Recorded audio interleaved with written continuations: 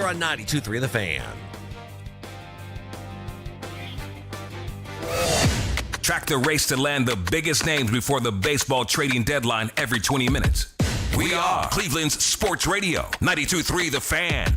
Talk sports with guys in the know. It's embarrassing. I mean, are they not embarrassed? It's time for Baskin and Phelps. Cleveland's Sports Radio, 92.3 The Fan. You're one game up in the wild card. You're 3 games back in the division. Today's the trade deadline. Is it time to get busy? Welcome to Baskin and Phelps. Jeff Phelps. Jake Volnick in for Andy Baskin this morning. How are we doing, Jeff? Couldn't be finer. Did you get up okay this morning? Jeff I did. Set 7 alarms? No, I've actually... Usually here, during the night, and you're going to bed at 3 in the morning, waking up at 11. No, we're on a better sleep schedule now. I moved in with my girlfriend. We're in an apartment. Oh, no. I have a dog. TMI, man. I got a dog. I have to be up early. I got to take him out. Plus, if you're saying you moved in with your girlfriend, you're cutting down your chances. Don't tell everybody that. I'm doing fine. I'm doing all right. I'm glad you're here. Good to have you with us. We're going to talk Browns today. Stunning, we know. First day in pads. So that's always a big deal. Again, football folks say, doesn't matter until they put on pads. Well, they're putting on pads today. So let's see what happens. Scott Petrak from the Chronicle Telegram will join us at 11 o'clock. Jadeveon Clowney says thanks, but no. Todd Monken will have his press conference. That's in the noon hour, probably around 12:45. Stick with us for that. But trade deadline in Major League Baseball today. I don't want to give up top prospects, like my favorite prospect if you're the Guardians. For instance, Ralphie Velasquez. Mm-hmm. Is he your best hitting prospect? Well, I don't want to trade him then. But if you have a guy 2 or 3 down on the pecking order, fine. I'm okay with trading prospects because you don't have major leaguers who other teams want, unless they're arms. What would you do today? Would you go for it, or would you sit back and think that this team doesn't have enough to compete, even if you go get a bat or 2? See, that's the problem I run into. You can go for it. This team shouldn't be selling. As you said, they don't have major league just about anything to sell unless you're talking about arms and a full-blown, like, get rid of a Gavin Williams, Tanner Bybee move, which we know they're not going to do. Correct. So you're kind of in this awkward in-between. You should add to this team. You're competing for the division. You're right there in the mix. I would be happy if they gave up something. I think maybe there's a couple of names of guys who could be available that aren't widely available, that probably don't get moved, that I would say, hey, I'd be okay moving on from top prospects for. But in most of these cases, there really aren't the big name free agents. We haven't seen a ton of massive names moved outside of, I mean, obviously Tarek Skubal gets moved to the Dodgers, right? Like, that's huge. But other than that, it's kind of all of these mid-tier players. They should add something. They have roster spots to clear up. Jeff, I like David Fry. I don't like David Fry enough to be on this roster right now. Like, David's a nice guy. He's taking up a roster spot and not helping you very much. Yeah, I mean, when you're a platoon right-handed hitter who can't hit lefties and don't play the field very well, I start to question what it is that you provide to the team. Not sure what they're thinking. And I do think there's a possibility they bring somebody in that, David's the guy who takes the hit. Mm-hmm. I would not think it's Gabe Arias. I would agree. Gabe can do a lot of things. He's hitting better. Could they make a move with Rhys Hoskins? If they do, I'm the president. I don't know if you know of the Rhys Hoskins fan club.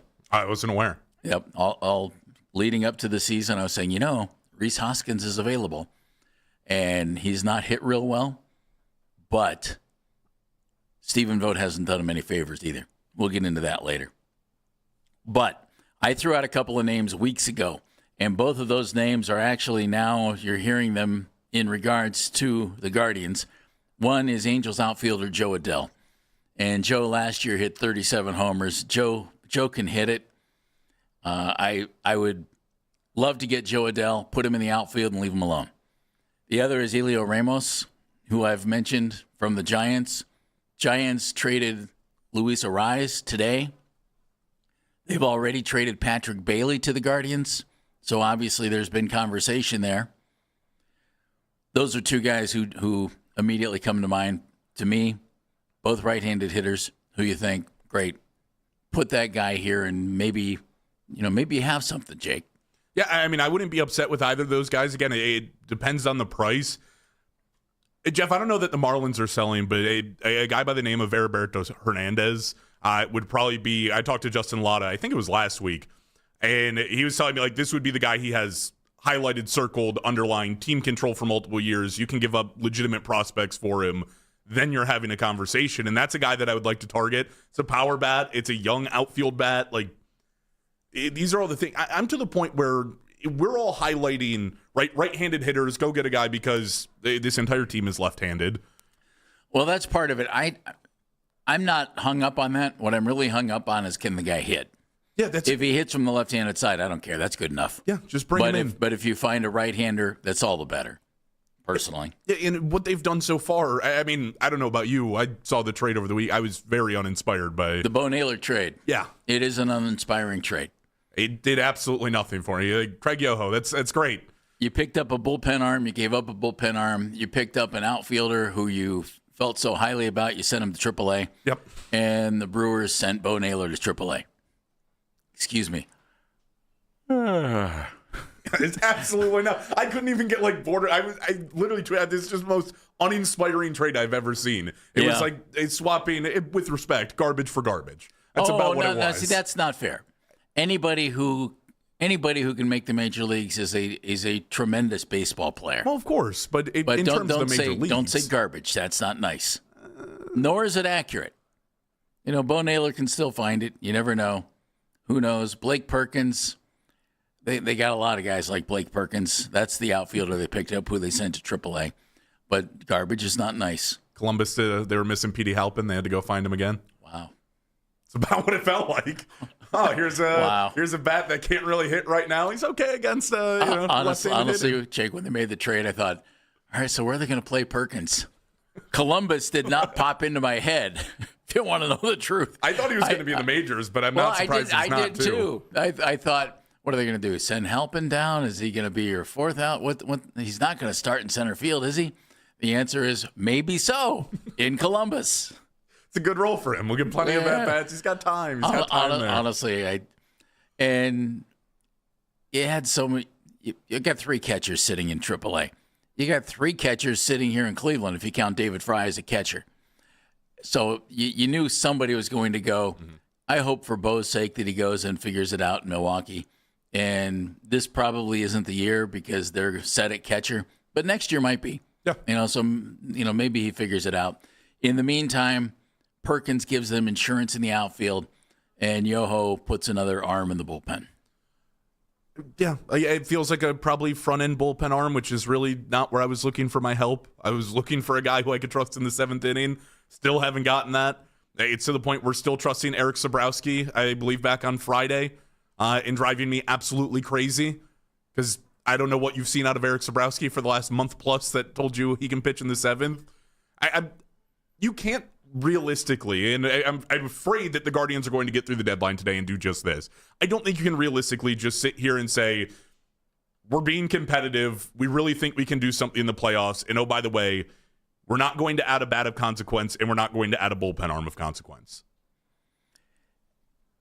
Think about what the Dodgers gave up for Tarek Skubal. Now, he's a free agent at the end of the year, so he is a rental. Mm-hmm. However, arguably the best pitcher in baseball in the last several years, and they gave up not even their top prospects. I got to watch River Ryan pitch with my own two eyes. And that's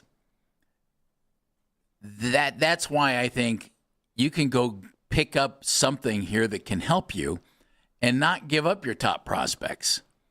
I mean, the Dodgers got Skubal and didn't give up their top guys. And luckily for the Dodgers, that might be a deal they can actually retain, where it's being sold as a rental. That's, of course, the team that can actually keep Skubal around, put him on a long contract. But, sure. There shouldn't be a reason. And he's from California. Right. And rumors are out there that was his preferred destination to land anyway, and I'm sure Major League Baseball will be very excited to hear that he got there. But we continue to sit back, and it's just it's this entire whirlwind of watching them do a whole lot of nothing and watching a lot of interesting names pop off the board. And it's not to say they have nothing left to do, but for a team that we get around the trade deadline and I think a lot of times are left with well, that was rather unimpactful. That wasn't that interesting. It's kind of lining up today to feel like any move that they do make, you feel like, oh, that wasn't as impactful as I needed it to be. It wasn't interesting, and this team's going to double, triple down on what they walked into the year doing, which was, oh, we're going to believe in the young guys, which, by the way, Jeff, I liked. I was on board. Very seldom people were into, oh, just let the young guys play, let them figure it out. I was in for that, but once you get to August and you're still saying we have a chance to win the division, the American League is never going to be this week again, should probably be the time that you're looking at and saying, at least try to make the team competitive. This offense, it's putrid 2 out of every 3 days. I'm watching them put up 0 or 1 run. It feels like 2 out of every 3. It doesn't feel good. You're a young guy and you just used the word putrid. Yeah. Thank you. That's a Three Stooges word, you know. Is it? That was well done by you. Well done by you. If you're looking for a guy to control a little bit, Joe Adell, and again, these are the names I threw out weeks ago. Joe Adell of the Angels, arbitration eligible again next year. So you have him under team control for the rest of this year and one more. And again, labor situation in Major League Baseball, who knows what's going on. He can go to free agency in 2028. And Elio Ramos of the Giants, team control through 2029. He can't become a free agent until 2030. And young outfielders, power guys, why not? I'm picking up the phone and I'm trying to make a call, and I'm seeing what's there. Jeff, I'll literally take anything. Like anything that gives this offense any sort of life. Now, Blake Perkins isn't doing it for you? No, that didn't really get me excited watching him hit like 157 this year. That's not exactly what I had in mind. I was thinking maybe a guy who could either put the ball out of the yard or consistently hit above 240 would be nice. A nice little addition to the lineup, something to give them any sort of life. It just feels like, I mean, even since we look back to Jose coming back, this team, they've had a good day or two since then. It just feels like the offense has been in a funk. They haven't been able to get things going, and it's, again, even the guys who you've seen perform this year, I don't know that they're guys that you consistently trust. They're guys that Major League Baseball fans around the league, the rest of the league would tell you they probably don't trust. Like, listen, I'm like number one Angel Martinez fan. Like him a lot. I do too. I don't know that the rest of Major League Baseball is going to tell you that's a guy they believe in for the rest of the year and just to put him out there every single day. And he hasn't hit real well since coming back from his injury. Just about not at all, actually. It's been. I don't even know that. Does he have a hit on the board yet? I think he's got at least one. I think he does. He started out 0 for 18. I don't know if it went further than that, but it wasn't good. The clear runway thought by the Guardians at the beginning of the season. Let's talk about that next, because here with the trade deadline at 6 o'clock tonight, that's less than 8 hours away. That clear runway looks like it has some potholes. Jake Volnick's in for Andy. I'm Jeff Phelps. We're on the Fan. You know the feeling. It's 2 a.m. You're awake, running the numbers in your head. Payroll's coming. A client hasn't paid. Costs just went up. And you're thinking, how am I going to make this work? That's where LendSeek comes in. That was me. I had payroll in 3 days and money tied up in receivables. I couldn't wait weeks for a bank. I went to LendSeek, and within minutes, I saw real funding options. They were clear, upfront, no games. By the next day, the money was in my account. Payroll went out. Crisis over. LendSeek uses AI to match your business with the right funding, up to $5 million in as fast as 24 hours. With LendSeek, it's not just funding, it's knowing you're covered when things get tight. If you've been in business for at least 1 year with at least $500,000 annual revenue, apply today. No upfront costs, no prepaid penalties, because in business, waiting isn't an option. Start ready, stay ready with LendSeek.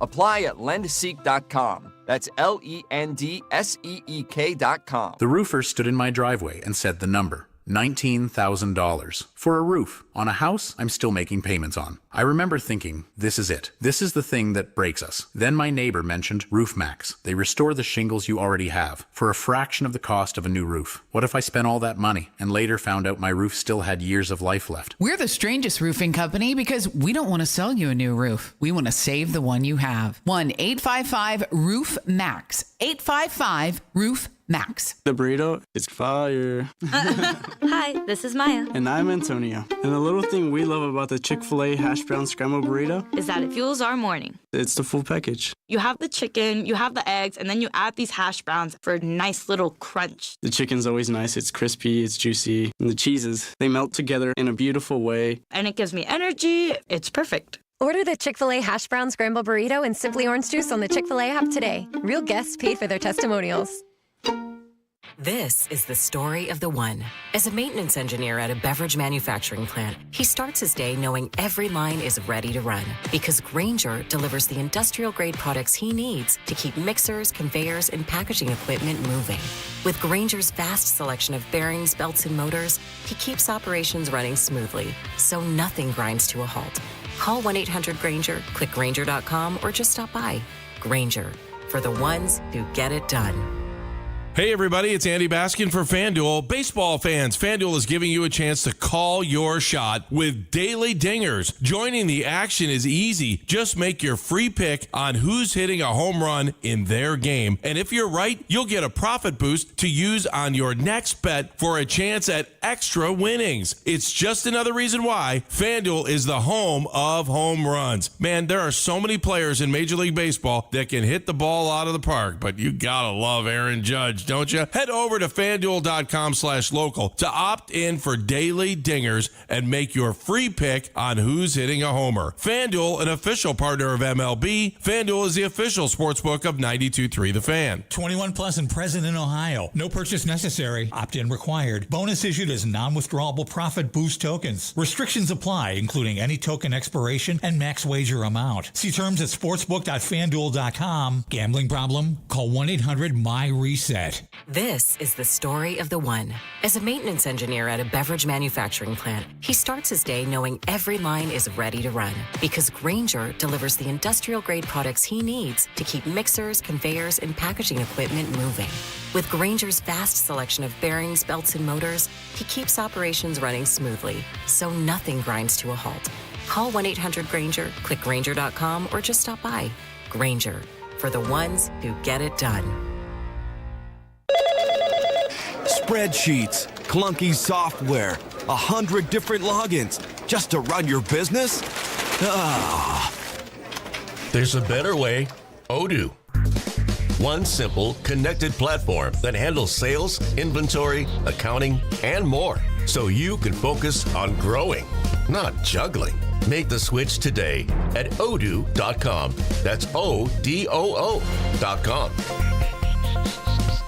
Hey everyone, Boomer Esiason here. If anyone knows about diehard sports fans, it's me. I get to live and breathe the excitement of the season all year long. Now for advertisers, that passion matters. It's exactly why sports radio performs for brands. People who listen to sports on radio via streaming or on sports podcasts are nearly 3 times more likely to consider a brand that supports their favorite team. So if you are interested in reaching sports fans, we have the playbook for you. Check out our comprehensive ebook, State of Audio, Sports Fandom. Check out stateofaudio.com. 92.3 The Fan, 2020 Sports. Now, before the start of training camp, Browns quarterback Deshaun Watson had a passing camp down in Miami. Shedeur Sanders among those taking part, along with some receivers. Watson, what's carried over from that camp into training camp here in Cleveland? I think the biggest thing that has been carrying over is just the relationships that we built. The time, not just on the field, but just off the field, hanging out, going to dinner, and just being around each other has been great. So you can see the chemistry and the bond between the team is definitely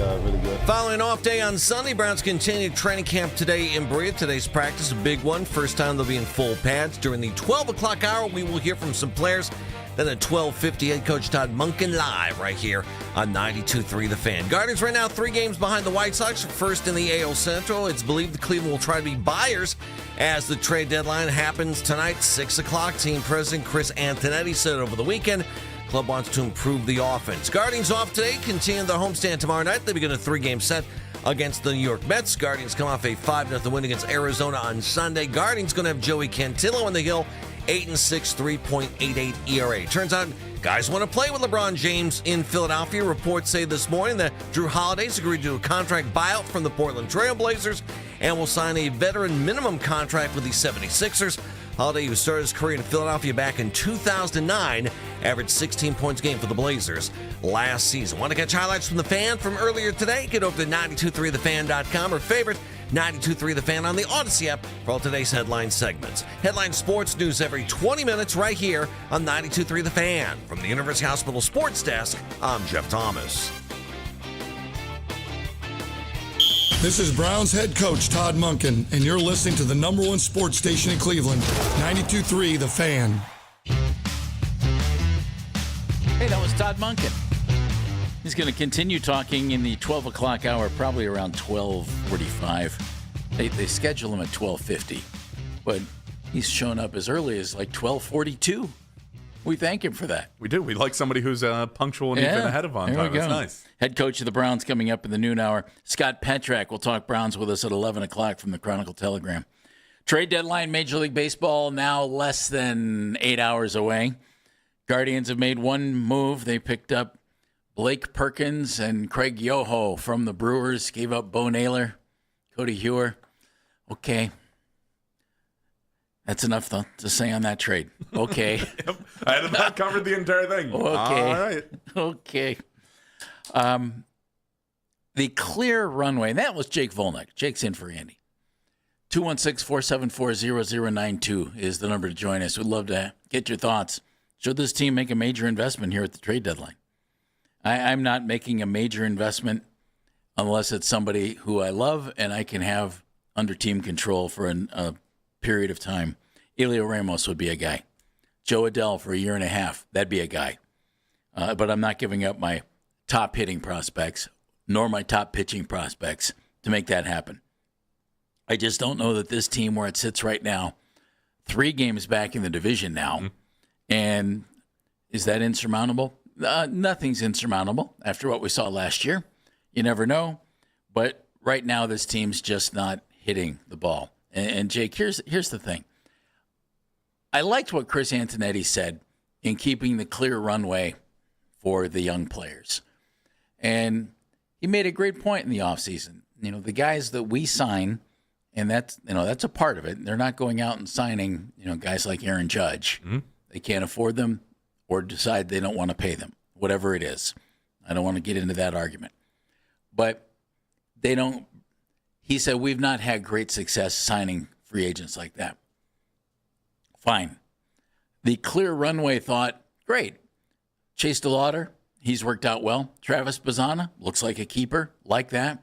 I like Martinez, young guy getting at bats, not hitting real well right now.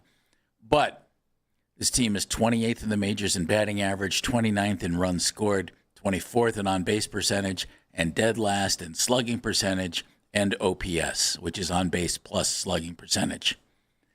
The clear runway hasn't completely worked because even though these guys are getting at bats, the team isn't producing the way you want the team to produce. Yeah, and I mean, look at the guys who have helped raise that average. I mean, like you said, DeLauder and Bazzana are both fine. Obviously, they're better than fine. Yeah. They're rookies who could be big time down the road.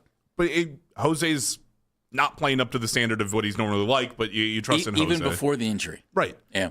And then the other guys who you look at who are bringing up the average, bringing up RBIs, bringing up OPS, it's like Austin Hedges Patrick might be your biggest. Bailey and Austin Hedges. Like, those were not the two names. And one, Bailey was not the clear the runway for the young guy. That was a very early trade decision that has worked out well for them, especially in the pitching department. And then Austin Hedges is, signing $4 million contracts to come back every year until he decides he wants to hang up his cleats. Like, those should not be the guys who I am adding around. There does come a point, and I think looking around the trade deadline is probably that point where you go, the team's still really competitive, and all of the things that we expected probably to work out have already worked out at this point. You want to cringe? Yeah, probably. Sounds like a fun time. It's only 10:26. Why not get me upset? Austin Hedges is 2 points away from being the leading hitter on this team. Which, by the way, he's been great. Like, this isn't about him. Yeah, he's worked at it. Good for him. He's hitting 277. Chase DeLauder's leading the team at 278. Austin Hedges is all. No, Austin, doing a fine job. Fine job. You've been terrific this year. He's 2 points away from from leading the team in hitting. And Austin Hedges at this point is playing, 2-3 days a week? That's about where it caps out for him? Yeah, it's about right. That should not be the guy. And listen, it's a lot less at-bats. Would the number be lower? Would you feel better about Ed DeLauder and his security in the team batting average lead? Yeah, you might.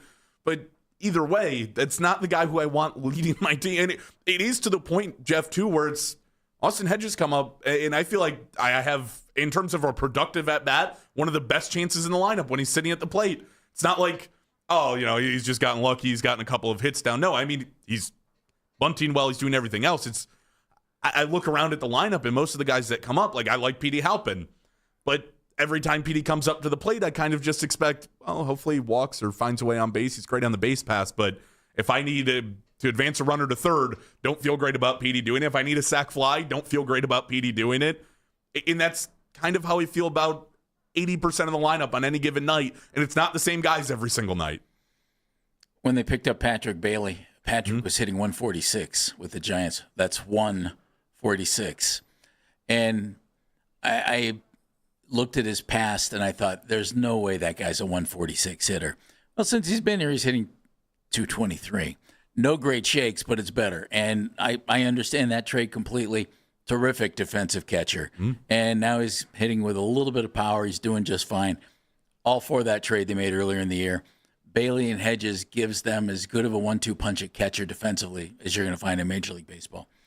But the clear runway thought obviously hasn't worked. There's something else, and I admire Stephen Vogt for doing it and trying it, and this isn't working either.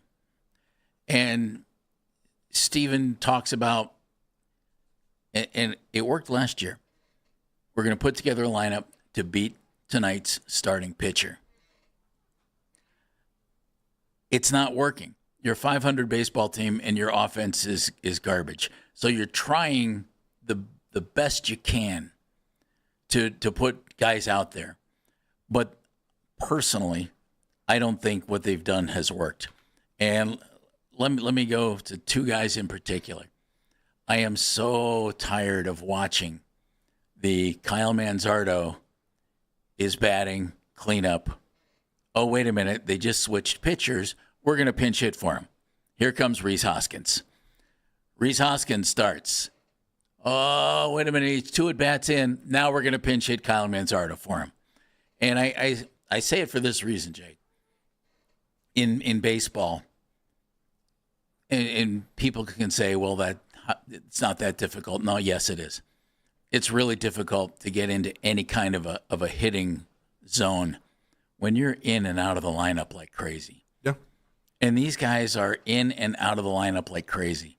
And they are 2 of the 3 guys on your team that actually have a track record of hitting with a little bit of power. Hoskins, a lot more so than Manzardo. Manzardo last year had the 27 homers, but that was kind of his mini breakout year. Hoskins, when he's healthy, has averaged 28 homers a year. In 3 of the last 4 games where Hoskins played, he didn't play yesterday. In 3 of the last 4 games for the Guardians, Manzardo pinch hit for Hoskins. So you're pinch hitting for your cleanup hitter with the other guy who is your cleanup hitter on given days. And to me, this just screams, why aren't they both in the lineup? And I know Chase DeLauder is part of the reason why, because you don't want to expose him in right field all the time. But here's the thing in this last stretch that just drives me nuts. In the last several games, okay? Let's go back to last Thursday. It was game 2 against Cincinnati. Manzardo pinch hit for Hoskins. Both went 0 for 1, but Hoskins had a walk. Then on Friday, Hoskins was 1 for 1 with a walk. So he had been up twice, and he got on base twice. And, they're going with splits. Well, his splits career-wise are about even. This year, he's better against right-handers. But you pinch hit for him anyway when they brought in a righty. Manzardo went 0 for 2. And his splits are nearly identical against lefties and righties. And then on Saturday, Hoskins was 1 for 2 with the 2-run homer in the first inning. And you pinch hit for him. After 2 at-bats, he struck out in the second at-bat. Dude had a 2-run homer in the first. Hey, here he comes. He got a 2-run homer. Let's leave that bat in there. He's seen it today. Pinch hit for him. So in 3 of the last 4 games, you ready? Yep. Hoskins was pinch hit for. In those 3 games, he was 2 for 4 with a home run, 3 RBIs, 2 walks, and only 1 strikeout. Why are you pinch hitting for him? He's had a rough year. Yeah, of course. But he's doing something he's never been asked to do. Come off the bench. You're pinch hitting for him. Manzardo's the same way. In 3 of the last 4 games, he's 2 for 6.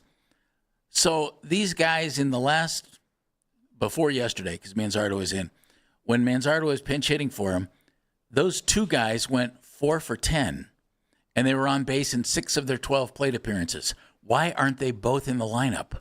And this is the thing, and I think it all wraps back to this, you have a clear path for the young guys, right? And I don't have a problem with Rhys Hoskins being in the lineup. He's obviously played well more recently than he has over the course of the year. But he's been so disappointing this year.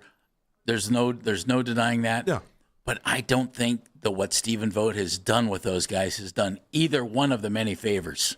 And that's either one. That's where I look at it and I go, okay, how much of this is about, let's make sure we get Kyle Manzardo at bats, right? Like, he's a young guy that we invested in, we traded for, we want to see work. But he was really good last year.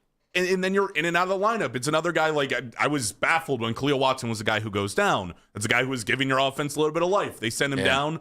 Your argument's not every day at bats. You keep Petey Halpin. He's in center field almost every single day. Petey's playing a lot. And Petey's not doing anything for your offense. And it's like they lean into, well, we have to pitch well and we have to play defense well. They're not a good defensive team. I mean, they commit errors on a regular basis, and in a time in baseball where it's almost impossible to get it actually marked down as an error. They're racking up multiple in games. They're losing games defensively multiple times since the All-Star break. But they go through and it's time to clear road for the young players. Well, Kyle Manzardo's a young player. You're not giving him an opportunity to hit both sides of the plate. You love the platoon. Khalil Watson, young player. You've blocked him with Petey Halpin. You've blocked him with basically anybody you can put up and put in the position. Like, the runway's kind of over, right? Like, it's August. There's no more runway for the young players. Now it's try and win a playoff spot. Right. So either commit to the young guys, pick a couple, let them go if they're not working, though. And clearly, I think most of the guys you've tried this year just haven't worked the way you wanted to. At some point, you prioritize results. And again, if this is a year where I'm looking at a Yankees team that's going to win easily 100 games and the American League feels like it's closed, or you're battling for the 3rd spot and you're 10 games over 500, and the American League is just absolutely loaded. There's nothing scary in the American League. Even looking at the Rays, who are a good team, probably the favorite, if not the Yankees, probably a battle between the two to come out of the AL. I don't look at either of those teams, and I know you got swept by Tampa, but I don't look at either of them and go, oh, what are you going to do there? Like, you got swept by Tampa because you couldn't hit the ball. They put up 0 runs. They got shut out twice in the sweep, and they gave up 4 runs across those 2 games. That's not a repeatable type of thing. You can't continue to go out and replicate that. To me, this is so telling. In July, okay, you're into the season. Mm-hmm. I mean, you guys are supposed to be in the flow. And the way Stephen Vogt has managed these 2 guys in particular, Manzardo and Hoskins, in July, Manzardo hit 141 and Hoskins hit 140. And Manzardo had 71 at-bats, only 43 for Rhys Hoskins. I just think neither guy has thrived. Neither guy is even been mediocre the way he's been using them. So either get rid of them or try something different. This is where they bury Try themselves. something different with them. They bury themselves every time in doing this. They get a young player that they like the potential of. Hey, they did this with Gabriel Arias before he eventually got turned into a shortstop, but he's in right field. He's at third base. He's at first base. It's a young guy that you want to give at bats, but he's playing sporadically. It's like, if you want to make it about the young guys, great. Play Kyle Manzardo. If you want to try to win games, Kyle hasn't been great for you. Like, maybe just play Rhys. Maybe play them both consistently. Play them both. Right, like, find a way and figure it out. These are 2 guys with a track record of power hitting, and they're splitting them and pinch hitting for them. And if it was working, fine. It's clearly not working. Yesterday, Gavin Williams had a perfect game through 5. And then the you-know-what hit the fan. Should it or shouldn't have been an issue yesterday? We're going to talk some unwritten baseball rules next on Baskin and Phelps. Jake Volnick's in for Andy.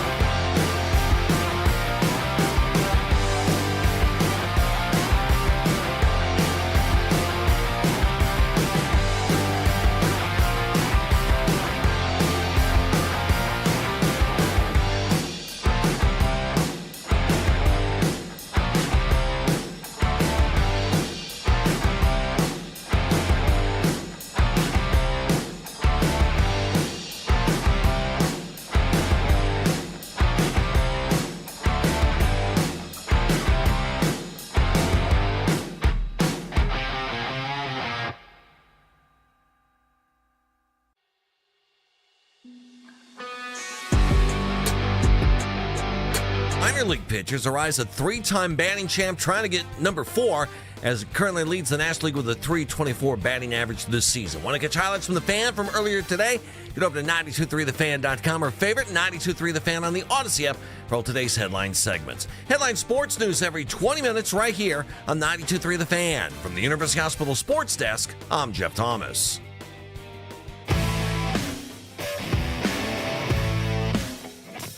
You can listen to The Fan anytime, anywhere on the free Odyssey app or by telling your smart speaker to play 92.3 The Fan. And now you can find 92.3 The Fan on YouTube, including the Ken Carmen Show with Anthony Lima from 6 to 10 a.m., Baskin and Phelps, 10 a.m. to 2 p.m., and Afternoon Drive with Nick Wilson and Jonathan Peterlin from 2 to 7 p.m., all live each and every weekday on the 92.3 The Fan YouTube channel.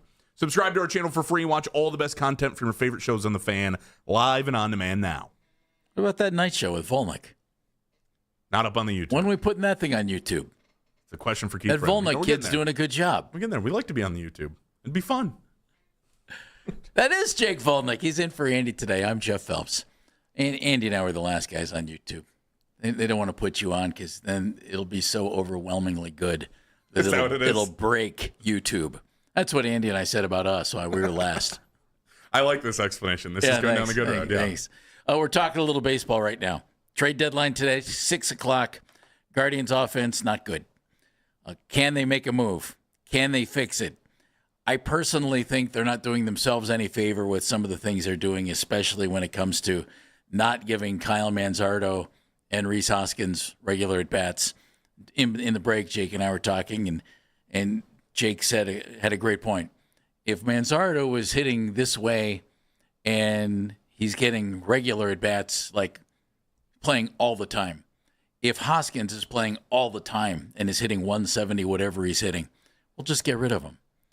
But that there's a big question. Well, you're not playing them both full time. What if they were playing and that it's just not working? It feels like a consistent theme with this team. Like, Jeff, what do you feel like you've learned about this team outside of DeLauder, Bazana, the pitching staff, and you know what Jose is going to be year in and year out? I don't know what I feel like I've learned about this team. I've learned there are about 3 or 4 young guys that I think, all right, I got to see more of them because I like him. Mm-hmm. Chase DeLauder, I love him.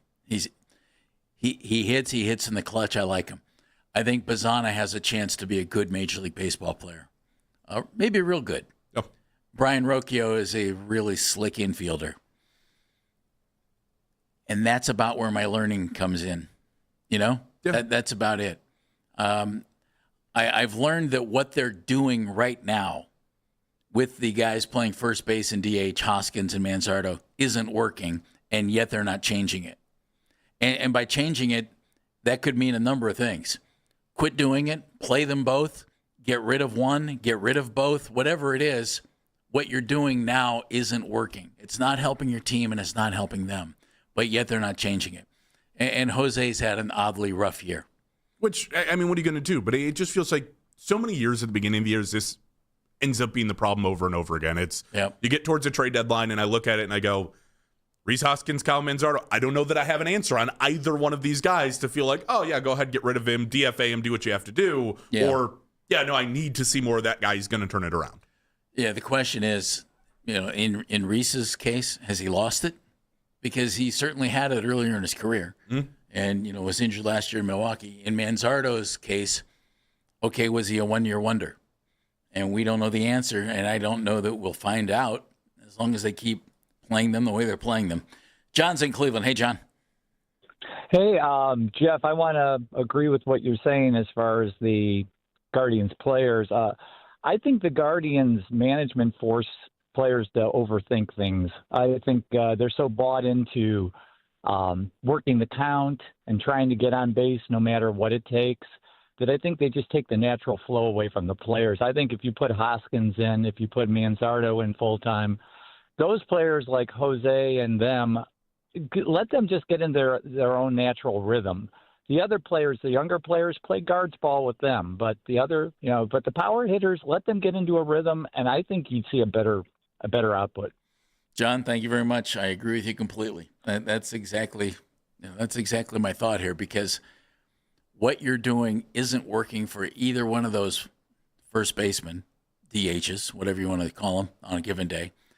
And as a result, Jake, it's not working for your team because your offensive numbers are terrible. These are two of the three guys, Jose the other, who actually they have a track record of hitting for power. 1 year for Manzardo, but still, you did it once. Maybe you could do it again. And when you're as young as he is, I'd like to see, do you do it again? Right? Yes, absolutely. Absolutely. I would have those guys in the lineup all but one game every week. You want to rest somebody? Fine, rest them. One game. That's all you need. Bill is in Parma. Hello, Bill. Hey, you guys. Good morning. Good morning to you, sir. Really enjoying the discussion on baseball. Again, I'm sad to see this weekend where the Detroit Tigers are a quadruple a farm club for the Dodgers. Isn't it just that rough? bothers me. This is what's wrong with baseball, that the Tigers develop a ball player like that, and probably into his prime, they have to get rid of him. And if baseball doesn't solve it on this strike that they're going to have, I don't know if it's watchable in the future. You've got to level the playing field. Everybody knows it. All major sporting fields have it that way. But anyway, looking at the Guardians, what bothers me is I was listening to the Tampa Bay Devil Rays broadcast the other night, and they made a statement that the two best hitters on the Devil Rays are ex-Guardian players. One's Camarero, and the other one, yes. Yeah. And he's almost leading the league in hitting. And then there's an all-star catcher that's with the Astros that was an ex. I just don't think they've missed on their evaluations, Bill. No, I'll give you, Jeff. I'll give you another one, and I will say to myself, the sample size is small, but Bizarro, he is not a number one draft pick, the number one draft pick. We're seeing now that he is a maybe a 3-star athlete. And you be number one. You better be a pitcher that can throw 100 to 105, or you better be a 5-star athlete. And this guy can't field, can't throw, but his power is going to be questionable. Hopefully he'll be a good hitter, and he looks like he's got speed. Well, that's not the number one guy. And Bill, obviously he can play in the majors. You think that, I think I that. agree with that. But I agree with that. When they drafted him, I thought, wait a minute, you got all these big power hitter type of guys behind him: Nick Kurtz, Jack Caglione, Charlie Condon, who's not made it up yet. And That's right. and I just think I agree with you on that. And my hope is that Travis can continue to improve his defense and maybe end up playing in the outfield, maybe not, but it's a tough one. I think about Jackson Holliday, who was a number one overall pick by Baltimore. That's right. And he hasn't done it either. And I just think, if you're drafting a shortstop, 6'2", 200-pound shortstop or whatever, or somebody you think is going to be phenomenal, great. But Bazana is so limited defensively. He's a second baseman, period. Yeah. He can't play short. He can't play third. But I'll tell you, Jeff. But I like him. I do too. I pay money to go see him play. Yeah. Now that tells you something. But the pitcher, Gavin Williams, oh my goodness gracious! It's hard sometimes just to watch pitching. But I tell you what, I could watch him pitch every day. That guy is lights out. Isn't he fun, Bill? Oh my goodness, he's a throwback. Yeah, he really is a throwback. But anyway, you guys did a great job today. I really appreciate it. Thanks, Bill. Bill loves his baseball. I do too. I like watching Gavin. I like watching Travis. I don't even. And listen, it's easy to sit here and go, okay, well, they didn't draft for power. There's multiple reasons on why you draft Travis Bazana. Yeah, I know. I like Travis too. Yeah, it's just good player. I wonder, for instance, Angel Hanau is coming up through the system. He's a middle infielder. Okay, well, you have Rocchio and Bazana. What are you going to do? And Jake, I've mentioned on our show for some time, somebody has to move. And a move either means position or team, because you want those three guys all deserve to be in the majors. Mm-hmm. So somebody's going to have to move in some way, shape, or form. Yeah, and right now, the best guess would probably be Brian Rocchio. You question think so? I would say so. He's played really well this year. I wouldn't doubt it, but he's also shown to be a career 220 hitter for the couple years he spent before. And is it a guys breakout? get better. He's had a better year this year. If you want to be an analytical nerd, the underlying metrics do not show a massive increase in hitting as much as the average and everything else does. Underlying metrics and all that stuff are one thing, and they're obviously very important. Mm-hmm. And there's also just going out and playing every day and looking like a Major League Baseball player, and Rocchio does. No, he does. He looks like an everyday player. It's just whether or not you now can be better than just an everyday player. Well, no, that's true, which might be why you see if Travis Bazzana in spring training can play left field. It's not the worst idea. I don't hate it, but also they don't have a really good track record right now of putting prospects who have never played the outfield into the outfield. May I point to Cooper Ingle at the moment. Angel Martinez. Angel Martinez has worked. Good. Cooper Ingle, not great so far. Anthony's in Cleveland Heights. Hello, Anthony. Hey guys. So on the by the way, just to get it out of the way on the bunt real quick, you get on base in any legal way possible. Period. I agree. We're going to get into that in a little bit, Anthony. We had a lot of folks who called, so we decided to let you guys talk. As far as Jeff, I generally agree with you almost invariably when it comes to the Guardians. The one thing I'm disagreeing with you on is the use of these players. The irony here is I am, as a Guardians fan first, I am fully cognizant of just how limited this offense is. And it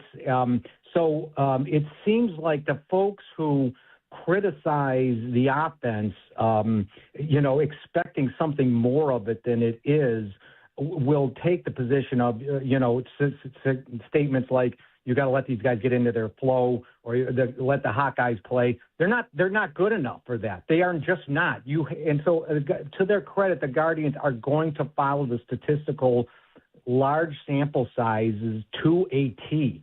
So I understand Reese Hoskins is not good enough. But Anthony, that's not worked either. Nothing has worked. By platooning the power hitters, that hasn't worked for either guy.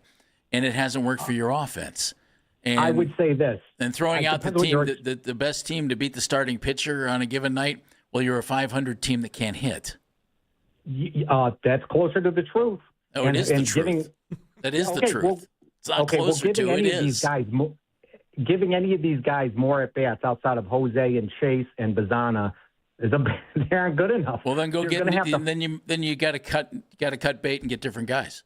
I would agree with that.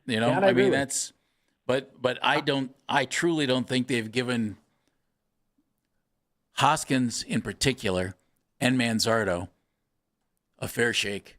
I really don't. And if they had, as Jake said, regular at-bats and they're playing every day and they're doing this, well, then you got your answer. Get them out. It's too, Jeff. I mean, you go through and look. Like, they love the platoon, lefty against righty, righty against lefty. Both guys this year technically playing at reverse splits. Yes, which is, so why go lefty-righty? Yeah, like, wouldn't you rather just see, and listen, if you stop platooning them and you play them every day, do those probably pull out more to Reese Hoskins hits lefties better and Manzardo hits righties better? Probably, but aren't you seeing right now if they have reverse splits that it's not really working the way that you're playing them? And maybe, again, let them struggle against one side. Let the young guys especially struggle against one side and see if they figure it out. They were doing the same thing. Like Khalil Watson's not allowed to hit against a lefty. He might not be able to hit him, Jeff. I'd rather figure that out whether or not he can't hit him in the major leagues. Because if he starts to figure it out, you have an everyday player. If not, I at best have a platoon player or a guy I just don't trust. And right now I'm just staring at it going, limited at-bats. They're hitting better against the other hand. And yet they only put them in, it feels like, in moments where it's, oh, well, Kyle Manzardo lefty up, got to get Reese Hoskins in, and vice versa. We're going to talk more Guardians throughout the day. Why? Trade deadline tonight, 6 o'clock. If anything happens, trade deadline-wise, whether it be with our team, whether it be with other teams, you'll get it right here on The Fan. So stick with us. We'll have all the baseball trade deadline stuff as it goes down. One trade already today, Luis Arraez going from the Giants to the Philadelphia Phillies. Scott Petrak covers the Browns for the Chronicle-Telegram. Today, for the first time, he'll be covering them while they're wearing pads. Get excited. Full uniform. Get excited. Petrak coming up next on Baskin and Phelps. This is an Odyssey Sports Minute. 12 years after picking Jadeveon Clowney with the first overall pick of the 2014 draft, the Texans have brought Clowney home, signing him to a one-year deal. And Clowney's going to join an absolutely stacked defense that features Will Anderson and Danielle Hunter. And if this defense in Houston stays healthy this year, and they get even average quarterback play out of C.J. Stroud, the Texans could make the Super Bowl out of the AFC. I'm Nick Costos.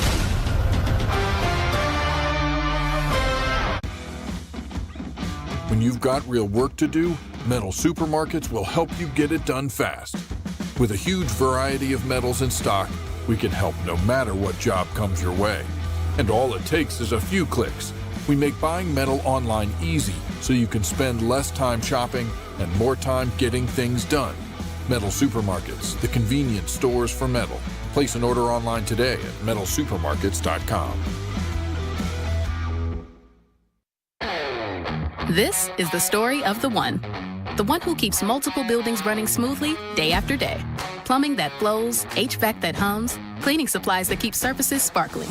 That's why she counts on Grainger. With easy reordering online and 24/7 support, Grainger helps her keep the products she needs on hand.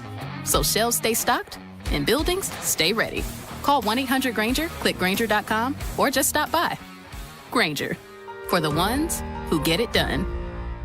I scream. You scream. We all scream. Because Wendy's famous small classic Frosty is just $1 for a limited time. More screaming, happy screaming, summer screaming, dollar small classic Frosty screaming! But please don't scream in the drive-thru. It hurts the employees' ears. Get a $1 small classic Frosty for a limited time, only at Wendy's. U.S. price and participation may vary. A la carte only, not valid for delivery. Limit 10 per transaction. Price may be higher in Alaska and Hawaii. The best time to recommit to your gut health goals? Right now. Take charge of your gut with Nature Made. Our clinically studied ingredients support digestive health. Digestive enzymes break down nutrients. Probiotic and prebiotic fiber nourish good gut bacteria. And super greens with probiotics empower daily digestive health. Try the full lineup of gut health support from Nature Made, the #1 pharmacist-recommended vitamin and supplement brand. These statements have not been evaluated by the Food and Drug Administration. These products are not intended to diagnose, treat, cure, or prevent any disease. Are you undecided about your future and overwhelmed by the options? Well, don't worry. You're not alone. Lorain County Community College has helped thousands of students just like you find their future career. From short-term training programs to transfer options all the way to bachelor degrees, our programs are designed to set you up for future success. Lorain County Community College. Your goals, your career, your future. Enroll today. Using chat or something to research your next home improvement project? Forget all the prompts. If you want replacement windows and doors without all the hassle, it's time to look up Window Nation. Homeowners love the one-day installation process, especially since Window Nation installers leave your home cleaner than when they started. This month, you could get 50% off all window styles, plus 0 down, 0 interest, and no payments for 2 full years. Visit windownation.com to get the windows featured on HGTV's Designing Spaces. Window Nation, they're the real deal. Woo! Northeast Ohio, this is Mike Muddy D'Amato. If you got the car shopping blues, I got something you should know. For the very best deals, I got your new set of wheels. Woo! That's absolutely awful, man. It's obvious I got to keep my day job. Are you kidding me? There's only one place you should be. That's Nissan in North Homestead and I-90 Nissan. If you go anywhere else, you'll end up singing the blues. Right now, my sidekick, Teal, the Blues Man Belza, is a jammin' to get you up to $1,000 off a new Nissan. And Mr. Beale Street Belza is wailing on the APRs to get him as low as 0%. So ramble on over to Nissan in North Homestead on the North Homestead Auto Mile and I-90 Nissan in Sheffield Village. Why? Oh yeah, 'cause the deals are so good. BigNissan.com. Broadcasting from the 92.3 The Fan Studios, fueled by True North Convenience Stores. The Browns are back in Berea. Hear the news right here and read all about it on the Odyssey app. WKRK-FM and HD1 Cleveland Heights in Odyssey Sports Station, the radio home of the Cleveland Browns. 92.3 The Fan. Always live on the free Odyssey app. 92.3 The Fan, 2020 Sports. This 2020 is brought to you by Bookman & Son Fine Jewelers. No pressure when it's time to shop for an engagement ring at Bookman & Son, where jewelry shopping is made easy and comfortable. BookmanandSon.com. Browns back to work in Berea today as training camp continues. Today is the first day the team will be in pads. Shedeur Sanders, Deshaun Watson will continue to alternate first-team reps, as the expectation is the team won't be naming a starter until week 1. Todd Monken will be speaking to the media ahead of practice today, and you can hear that press conference live right here on The Fan around 12:50. Guardians managed to avoid a sweep at the hands of the Diamondbacks over the weekend, dropping 2 of 3 in the series. Cards are now 3 games back from the White Sox in the AL Central over the weekend. Team president Chris Antonetti said the club does want to improve the offense. They'll only have a few more hours to do so, as the trade deadline is at 6 o'clock. The team has the day off from playing today. They'll be back in action tomorrow to host the Mets for a 3-game weekday series. Around Major League Baseball, the Phillies have been active today ahead of the trade deadline. They've acquired lefty Brooks Raley from the Mets, as well as righty Caleb Killian and Luis Arias from the Giants. The Blue Jays have also acquired Jose Soriano from the Angels in exchange for Arjun Nimala, Eddie Micheletti, and Angel Rivero. You can now find 92.3 The Fan on YouTube. Subscribe to our YouTube channel and get the best content from our shows each and every weekday. That's 92.3 The Fan on YouTube. Headline sports news every 20 minutes on 92.3 The Fan. From the University Hospital Sports Desk, I'm Meredith Kane. We're your home for complete Browns coverage all year long. My dad was a coach, and my uncles were coaches. My whole family's in coaching. So from when you're a kid, you see, because you pull from everywhere, and then you just put it together and you go. It's not rocket science. We are Sports Radio 92.3 The Fan.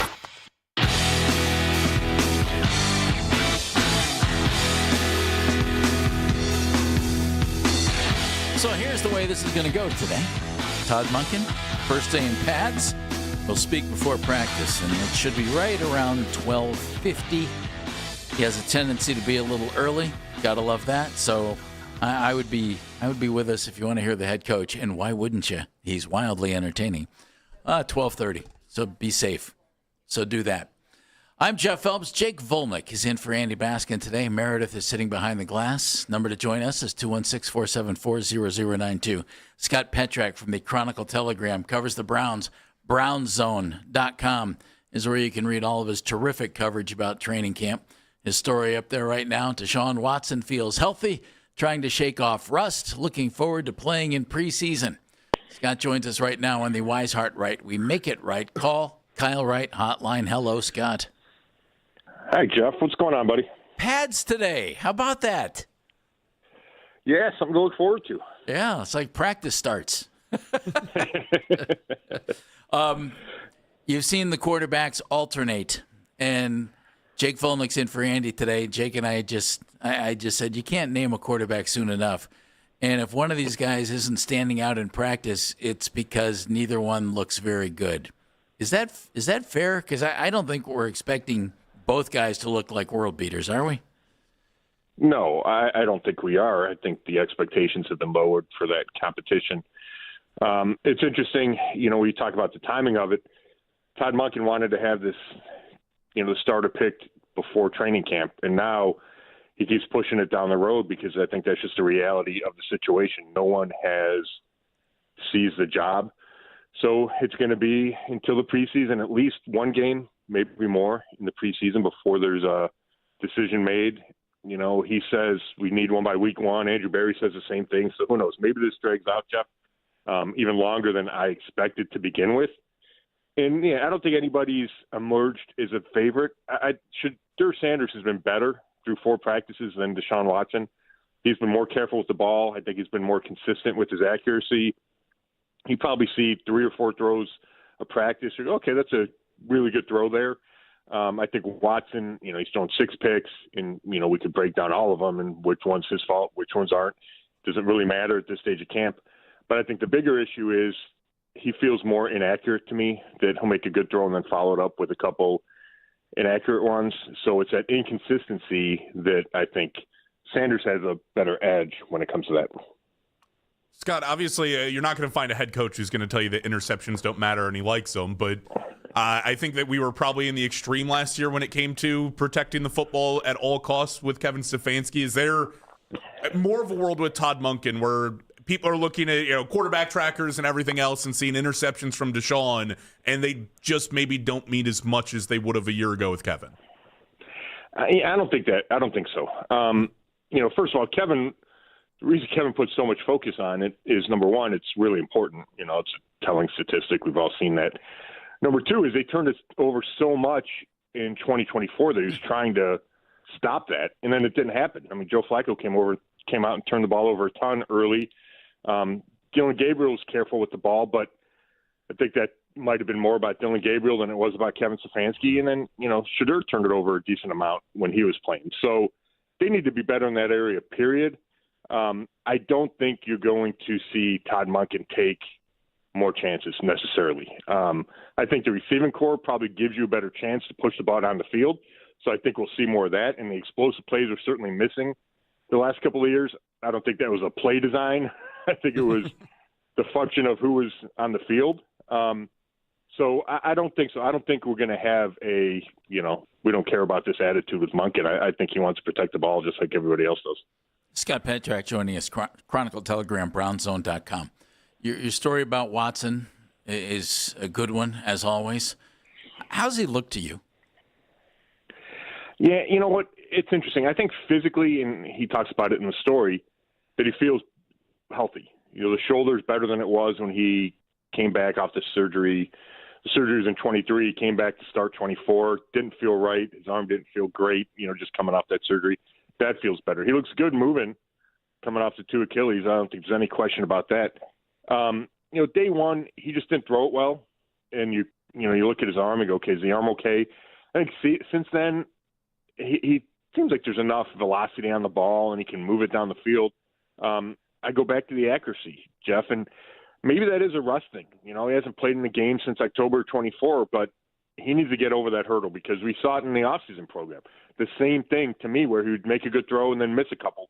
And that trend has continued into training camp. So maybe it is shaking the rust off, getting back into the 11-11 action. He said he needs to get in a better football shape because it's been so long. But it's that consistency where I think it's missing. The rest of it, the health and that, I think is okay. I think it's now, how does he produce? Does Shedeur look like a quarterback who has improved? Does he look the same as he looked as a rookie? No, I think you can see areas of improvement. And one of those is his feet. And I'm sure we talked about it last year. His feet when he got here as a rookie felt slow to me. Not that he couldn't run or couldn't escape. It was just in the pocket. Was there any urgency to the footwork? And Todd Monken has talked about that. He talked about it in the offseason and how he saw improvement with Shedeur there, and it helps his decision-making. And there was a play the other day where he got back in the pocket. There was pressure. There's been pressure all over the place in this early stages of camp. Does a quick move up in the pocket, sets his feet and makes a good throw. And I thought it felt really quick, all the movements and the thinking. So I do think you see that now. It's not all the time. It's not every play. He'll still hang on to the ball too long or go to his check down or be slow going through his progressions. I think slower than you'd want him to be. But I think there's certainly being strides made. And you've seen it from rookie year to the beginning of the offseason program. And I think that growth continues to happen. I have to ask you because people are asking about it now. No quarterback necessarily taking a massive lead early, and Dylan Gabriel's played relatively well. Should he be allowed and reconsidered into the starting quarterback competition? That's not allowed. Thanks, Jeff. Jeff took care of that for us. I think it's way too early for that. Again, he's going against the third teams and with the third team. So it changes the evaluation process. I just think there's a ceiling to what Dylan Gabriel can do, and I think the other two guys in the competition, the top two guys in the competition, exceed that ceiling of what Dylan Gabriel has. Now, he's a young guy. It's only year two. Maybe he proves me wrong. Maybe he works his way back into the discussion and starts getting some first-team reps, which he hasn't gotten. But I just don't – I need to see so much more from Dylan Gabriel before I'm willing to even entertain that thought. Scott, it was nice of Jadeveon Clowney to stop by for lunch, but I understand completely going to Houston. He lives there, his family's there. Okay, and that's where he started his career. That's fine. Browns lost out on a guy that they would have, as Andrew Berry said, we'd like to add him to the team. So they didn't. Are they looking for another defensive end? I mean, Joey Bosa's out there, Hassan Reddick's out there, Kyle Van Noy. edge rushers who are veterans who are available, or do you think they'll be patient and see what roster moves get made late in camp? No, I think they'll look for somebody else, Jeff. Now, Okay. the fit needs to be right and the money needs to be right, but the fact that they went after A.J. Epinesa in the offseason and he failed his physical, the fact that they wanted to sign Jadeveon Clowney shows me that Andrew Berry thinks they're one edge rusher short and probably a veteran edge rusher short to go with Verse and Alex Wright and Isaiah McGuire. They have, the undrafted rookie Logan Fano. They have June LaCora, who's played in this league and has had some success. But I just think if you watch the guys that he's tried to bring in, it just signals to me that Andrew Berry really feels that that's a need on this roster. So I don't think he's going to be patient. I think we'll probably see other veterans come in, or at least one guy that he considers. I just think that's what he's going to do. How about the guys that they're going to be going up against? Offensive line, obviously, no pads on for the rest of it. Pretty hard to get an evaluation on them. But now with the pads moving forward, how quickly do you think we can get a potential answer on what the starting five actually looks like? Yeah, it starts to get clear, right, with the pads. I mentioned the pressure that the defense is getting. They're getting a ton, and it makes it tough on the quarterbacks. And it's tough for the offensive linemen when they're not in pads. So I think the hope is that with everybody in pads, the protection is better. We need to see if that's true. If Jared Verse keeps beating Fano and DeJuan Jones, if Mason Graham keeps winning, we need to see that. But then as far as setting the five linemen, the first thing that makes it tough is Tevin Jenkins, who is, I would say, the presumptive starter at right guard, hasn't been out there the last few days we don't know the injury yet. But so I think that just adds to the uncertainty across the front. We've seen different people working in. We've seen KT Levinson get a lot of reps at right guard. I don't think we've seen a ton of Parker Brailsford at center yet with Elton Jenkins moving to right guard. So I don't think we're close to having that five-man line set. I mean, they're still rotating DeJuan Jones and Spencer Fano at left tackle. So I think we're a ways away from that. Put pads on, though. Maybe we see some separation there. I'll forever look at DeJuan Jones and think, could you stay healthy? Because you could be a Pro Bowl offensive lineman. And I wonder what happens when they put pads on today. What do you think? Yeah, it's going to be interesting. We talked to George Warhop, the veteran line coach, at the end of minicamp, and he was not ruling out DeJuan Jones for a starting spot. Like somebody said, "Oh, is he your swing tackle?" And he stopped it. He goes, "Hey, we're not going there yet." Now it's a little crowded, right? I mean, Fano, you don't draft him at number 9 not to play him. So I think it would be a big surprise if Fano's not the guy at left tackle. Now, Titus Howard, they traded for him and spent some money on him. Yeah. Could DeJuan Jones win that job and you try to slide Howard to right guard? Howard doesn't really want that. He said was told he's going to play right tackle, but things change. So, yeah, we'll have to see if the pads, let's see if Jones stays healthy. Maybe the Browns are trying to manage him because you start him week 1, he hasn't been able to get through his season yet. So they like the idea of him as a swing tackle, at least to start the year. I could see that. You also have the rookie Austin Barber getting some first-team snaps at right tackle. So I do think we'll get some clarity with the pads on. But right now, it's just a bunch of bodies out there, and they're working through who fits where and who's the best guy. Scott, thank you, buddy. Enjoy the team in pads today, and we look forward to your questions to Todd Monken in the noon hour. Thanks, bud. Thanks, guys. Scott Petrak on the Wise Heart Right, We Make It Right. Call Kyle Wright hotline. And, of course, read Scott's coverage. It's great of training camp at brownzone.com. Jadeveon Clowney must have loved what was on the menu when he stopped in for a visit. Otherwise, well, we'll talk about that next. It's Baskin and Phelps. Jake Volnick's in for Andy. Training camp.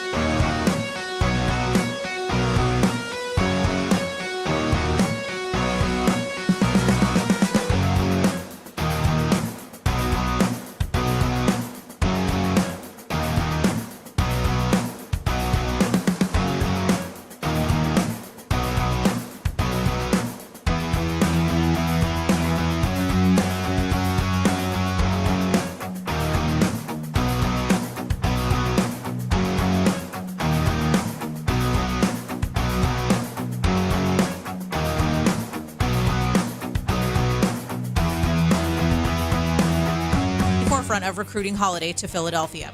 You can listen to the Fan Rewind weeknights from 11 p.m. to midnight, all the best segments from all our shows, and you can always listen on the Odyssey app. Headline sports news every 20 minutes on 92.3 The Fan. From the University Hospital Sports Desk, I'm Meredith Kane.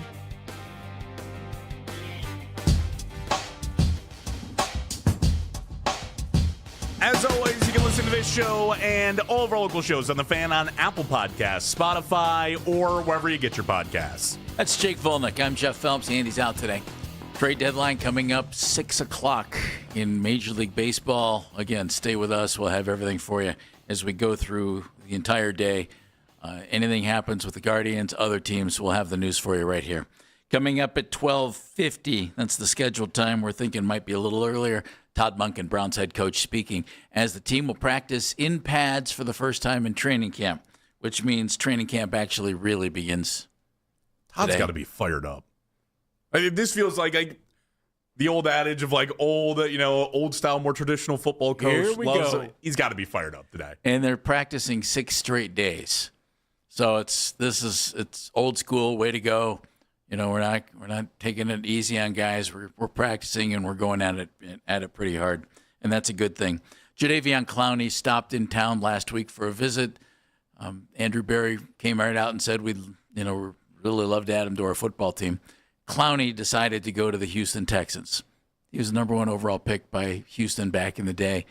Lives in Houston, family in Houston.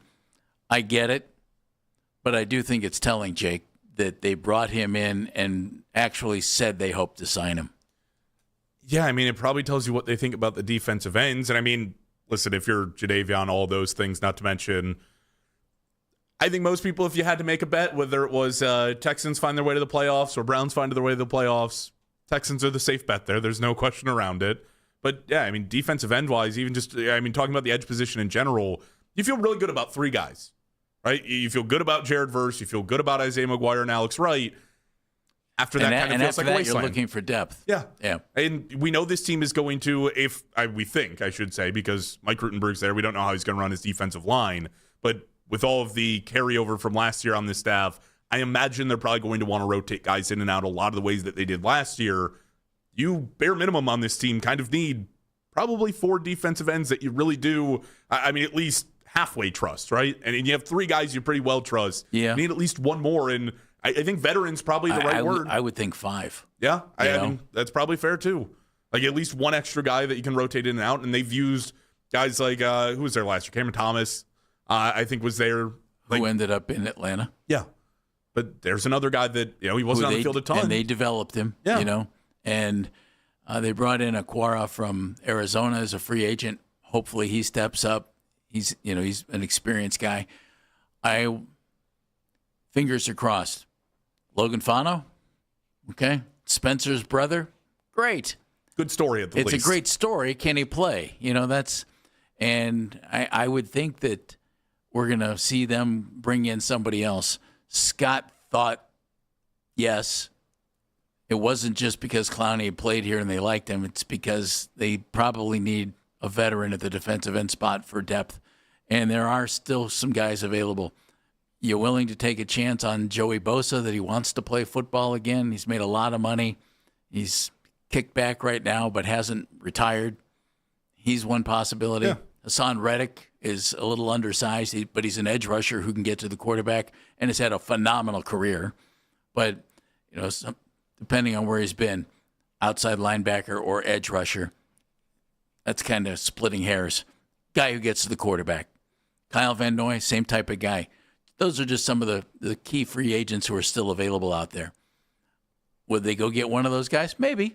Yeah, maybe. Let's see. The fact that Jadeveon was the name that they initially targeted, knowing that the way that things ended here in Cleveland the first time, but you think about the fact that it's a veteran, and since he left here, I think it's, I want to say 23 sacks in the last 3 years, I believe is the number, which pretty darn good. Like, that's a guy who gets after the quarterback. I mean, and you're talking about a developing and very good edge rusher in Jared Verse. Isn't part of this about not just making him look good, but maybe taking some of the pressure that he's going to get from defensive lines? Yeah. Because if you're slotting him in on this defense where we know Miles drew all the double teams, all of the attention went to Miles, and it helped free other guys up, well, Miles is great at that.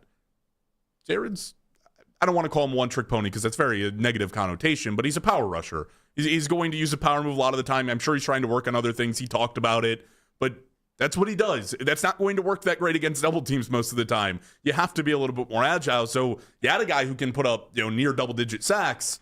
Okay, well, now I actually have to pay attention on the other side of the line. I know I have to pay attention to Malik Collins when he's back, Mason Graham trying to penetrate inside. You're more so, I think, trying to add depth and allow Jared Verse to actually become something instead of just where the offensive line puts all of their attention and hoping that Alex Wright finds his way to more sacks, hoping Isaiah McGuire finds his way into the backfield more. I don't even think it's a want for the Browns. I think it's a desperate need. Let me just throw out one thought on Hassan Reddick. Was good with Arizona and then ended up in the last several years, well, since 2020, Arizona, Carolina, Philadelphia for 2, Jets for 1, Tampa last year. So that's 5 teams in the last 6 years. But he did produce. Last 2 years, not so much. Didn't do much with the Jets, was dinged up, played in only 10 games. And last year played in only 13 games with Tampa, started 12 of them, but didn't do a ton. When he was with the Jets in 2024, listed as a linebacker, which is what he's listed as in his career. The Jets linebacker coach in 2024, when Hassan Reddick was there, was a gentleman named Mike Rutenberg. Does that mean anything? I don't know. Maybe they hated each other's guts. You never know. Possible. But if they got along and Reddick liked him as a coach, well, he's the defensive coordinator here now. So just keep an eye on that name. And I think it's more than just go add a name, right? Like, again, this is where I point to Jadeveon Clowney. You want a guy that has probably had production. This is not just go chase after somebody who could be something. Oh, no. I think this is go chase after a guy who knows how to get after the quarterback. Reddick's performed. Yes. Not so much the last couple of years, but previously, of course. Exactly. And if he had 12 sacks last year, he wouldn't be a free agent right now. Right. So that's something to think about. Just stay tuned. They'll be doing something at defensive end, whether it's picking up one of these guys who are still available in free agency or waiting to see who gets cut at cut-down day and maybe bringing in a guy or two. It happens all the time. They did make a move this morning, and they brought in a defensive tackle, Travis Bell, and they got rid of a running back, T.J. Harden. And Travis, you see these types of moves in training camp all the time. 6 foot, 310. So think Michael Dean Perry, but even heavier, apparently. But Travis played in the UFL last year. He'll be in number 66. Will he even make it to the preseason? You never know, but there's a little roster move today. Todd Monken has his guys in pads today. I told you he's got to be juiced up. This has to be good. You would think so, huh? I wonder if we see a different demeanor out of him today, if we see a different structure in practice. If you're alternating days still, this would be Deshaun Watson's day with the first teamers. Does Deshaun look better in pads against a defense in pad? I don't know. To me, in all honesty, so much is made out of they're in pads or not in pads or doing this or doing that, blah, blah, blah. Get out on the football field and play some football. And today's as close as they're going to get to that until they're actually playing another team. Yeah, I mean, and I think this is big, especially even if we talk about the evaluation of the quarterbacks, right? This is going to be an evaluation of Todd, but I don't know that I've ever met a single offensive lineman who tells you, I love when the pads are off. It's like, I can't do anything, okay? There's nothing for me. I have nothing to grab onto. There's no way to properly block. Yes, the defense is going to look really good, and of course, this defense is going to look really good, especially going against an offensive line who has basically no time playing next to each other. But this should be something to help. I imagine you see a little bit tougher of a Todd Monken. I imagine you probably get a little bit more, I don't even want to say that Todd goes out there and screams, but a little bit more disciplinary, probably a little bit upset. Todd goes out there and screams today in Berea. I'm going to imagine with a purpose. But I imagine he's been screaming a little bit, even not in pads. Yeah, I have to think so too. But I think today, although his voice has held up remarkably well. It did go out that one day, didn't it? I think pre-training camp. He's going to be shot. Yeah, pre-training camp, he was done. That's pretty bad. I mean, not like for anything other than for Todd's voice. The fact that you're screaming enough to lose your voice during OTAs. But that's what coaches do. I know. He's not screaming because, they stink. He's screaming because that's what coaches do, especially old school coaches. Just raise your voice. Todd, by the way he talks, I don't think he's got much of a voice to lose. He's got to be careful out there. If we get into this today and it's like Todd Monken actually can't speak, no voice again today, 12:45 shot, I'd be like, I think Todd needs to get a better regimen going on saving his voice somehow. The one guy that is getting a lot of praise in camp is Denzel Boston, the wide receiver taken in the second round. And I loved the idea of Denzel Boston, so much so I wanted him instead of Casey Concepcion when they drafted in the first round. The fact that they ended up with both, I think, is outstanding. I think that's one of the best draft moves that Andrew Berry has made. Draft moves and actual player productivity don't always go hand in hand, so we have to see how that goes. But I love the idea of a big wide receiver who can go up and high point the ball, make plays, give the quarterback, whoever it is, a good red zone target. And I'm really anxious to see what Denzel can do. Hey, we were just talking about pads being on. Isn't this a great move for Denzel? Like, I mean, you play with no pads as a 6'4" receiver. Obviously, you can still go out and high point the ball. This is your opportunity to be physical. Exactly right. Yeah, as opposed to, all right, I can't really hit you. I can't do anything because, don't want anybody to get hurt, especially me. But now he's in pads. We'll see what he can do up against, corners. And when they get into the red zone, can he muscle guys? What can he do? What kind of a weapon does that give the quarterback, whoever it is? I'm just really anxious to see what he can do for this football team. And, I mean, you're going to be going up against, obviously, incredible corners because that's what the Browns have in Tyson Campbell and Denzel Ward. But you're talking about guys who are 5'11" and 6'1". Like, Denzel has a size advantage over these guys. This should be legitimate moments where you find out very early in his career, okay, where do you stand in terms of – because that's something you can look at his college career. I mean, he went downfield a lot. He was great on 50-50 balls, good on contested catches. But I think even sometimes in the tape, maybe you lose something a little bit in the physicality. You lose something at the line of scrimmage when he gets pressed here and there. This is your opportunity to show the offseason was good, and I'm not just going to be a reliable target because I'm not going to be able to have physical corners against me. Denzel's going to be handsy, always is. Tyson Campbell's going to be handsy. You're really going to figure out probably in this process what Denzel Boston actually is. Is he a guy that when he gets free can make a 50-50 catch if it's overthrown, or is this a guy that I get down into the red zone, he's actually going to do something? I toss one up, he's going to give me something closer to Calvin Johnson than Cedric Tillman, which is a very wide gap, by the way. I'm not calling him either one guy, but it's a pretty wide gap. You're going closer to Calvin Johnson than Cedric? I hope. Well, I hope too, but are you going there or are you just hoping? Kind of just, I mean, if I had to take a bet, I would go there, but I'm more so just hoping at this point. I was opposite as you. I wanted KC over Denzel Boston. Did you really? I did. I think the offense needed like a playmaker more than anything. I don't dislike Denzel, and he's done a lot through the early goings, and I'm excited for him at this point. But I was KC first and had my questions about Denzel, but I hope everything we've seen up to this point translates when you get the pads on. I don't see why it wouldn't. Again, he's a monster of a human. There's no reason why, even if you have Denzel Ward on you, if I'm throwing the ball up to you in coverage, you should have a pretty good shot to come down with it. I wonder if Denzel Ward has ever had another guy named Denzel on his team. Now you have me thinking. I know. And I wonder how many people were actually named Denzel before Denzel Washington hit it big and St. Elsewhere, and then certainly bigger in films. Yeah. I can't think of another Denzel that's played for the Browns. I can't either. I'm sure we're missing somebody. Probably. But I off the top of my head, I can't think of one. I'm not ready, and I have my fingers crossed, and I'm hoping for him like crazy because I just like him personally, and everything I've ever heard from the guy, we had him on the show one time. I'm pulling for Cedric Tillman. I think Cedric has some ability, and I think his path to a starting job got derailed by the concussions. Mm-hmm. And when he had decent quarterback play, he was pretty good. He really was, whether it was Joe Flacco or whether it was Jameis.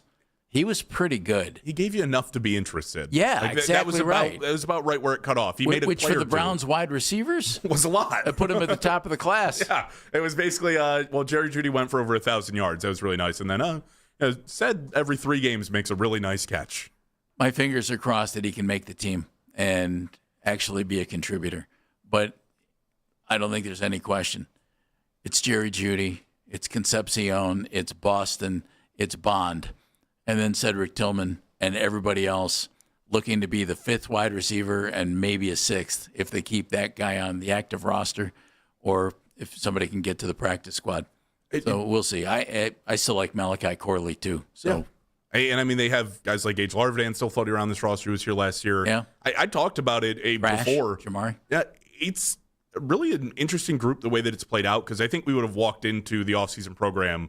We were hyper fixated on the wide receivers. It was so bad last year. We Should needed have to been see it because they were. Yeah, you just said it. They were so bad. And then we got as a to group. Training camp right now.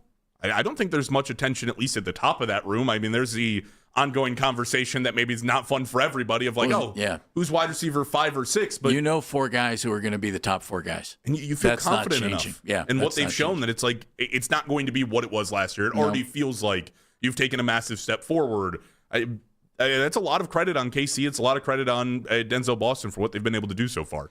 Todd Monken coming up in the noon hour, right around 12:40 to 12:50. You'll hear the head coach of the Browns. Can't wait for that. We're going to talk some quarterback. We're going to hear Shedeur Sanders. We're going to hear Deshaun Watson coming up in the noon hour. But next, headlines right here on Baskin and Phelps. Mr. Hero offers a variety of chicken choices, making it easy to chicken out. Go classic with the Chicken Philly, chicken, bacon, and ranch.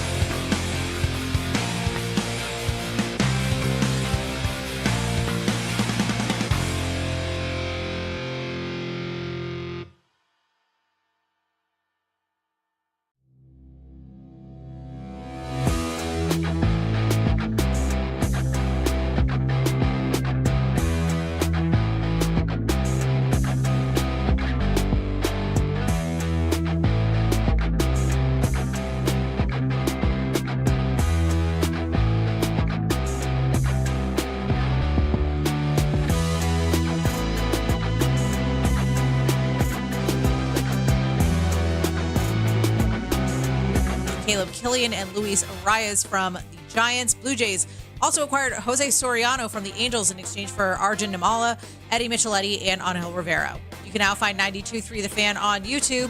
Subscribe to our YouTube channel and get the best content from our shows each and every weekday. That's 92.3 The Fan on YouTube. Headline Sports News every 20 minutes on 92.3 The Fan. From the University Hospital Sports Desk, I'm Meredith Kane.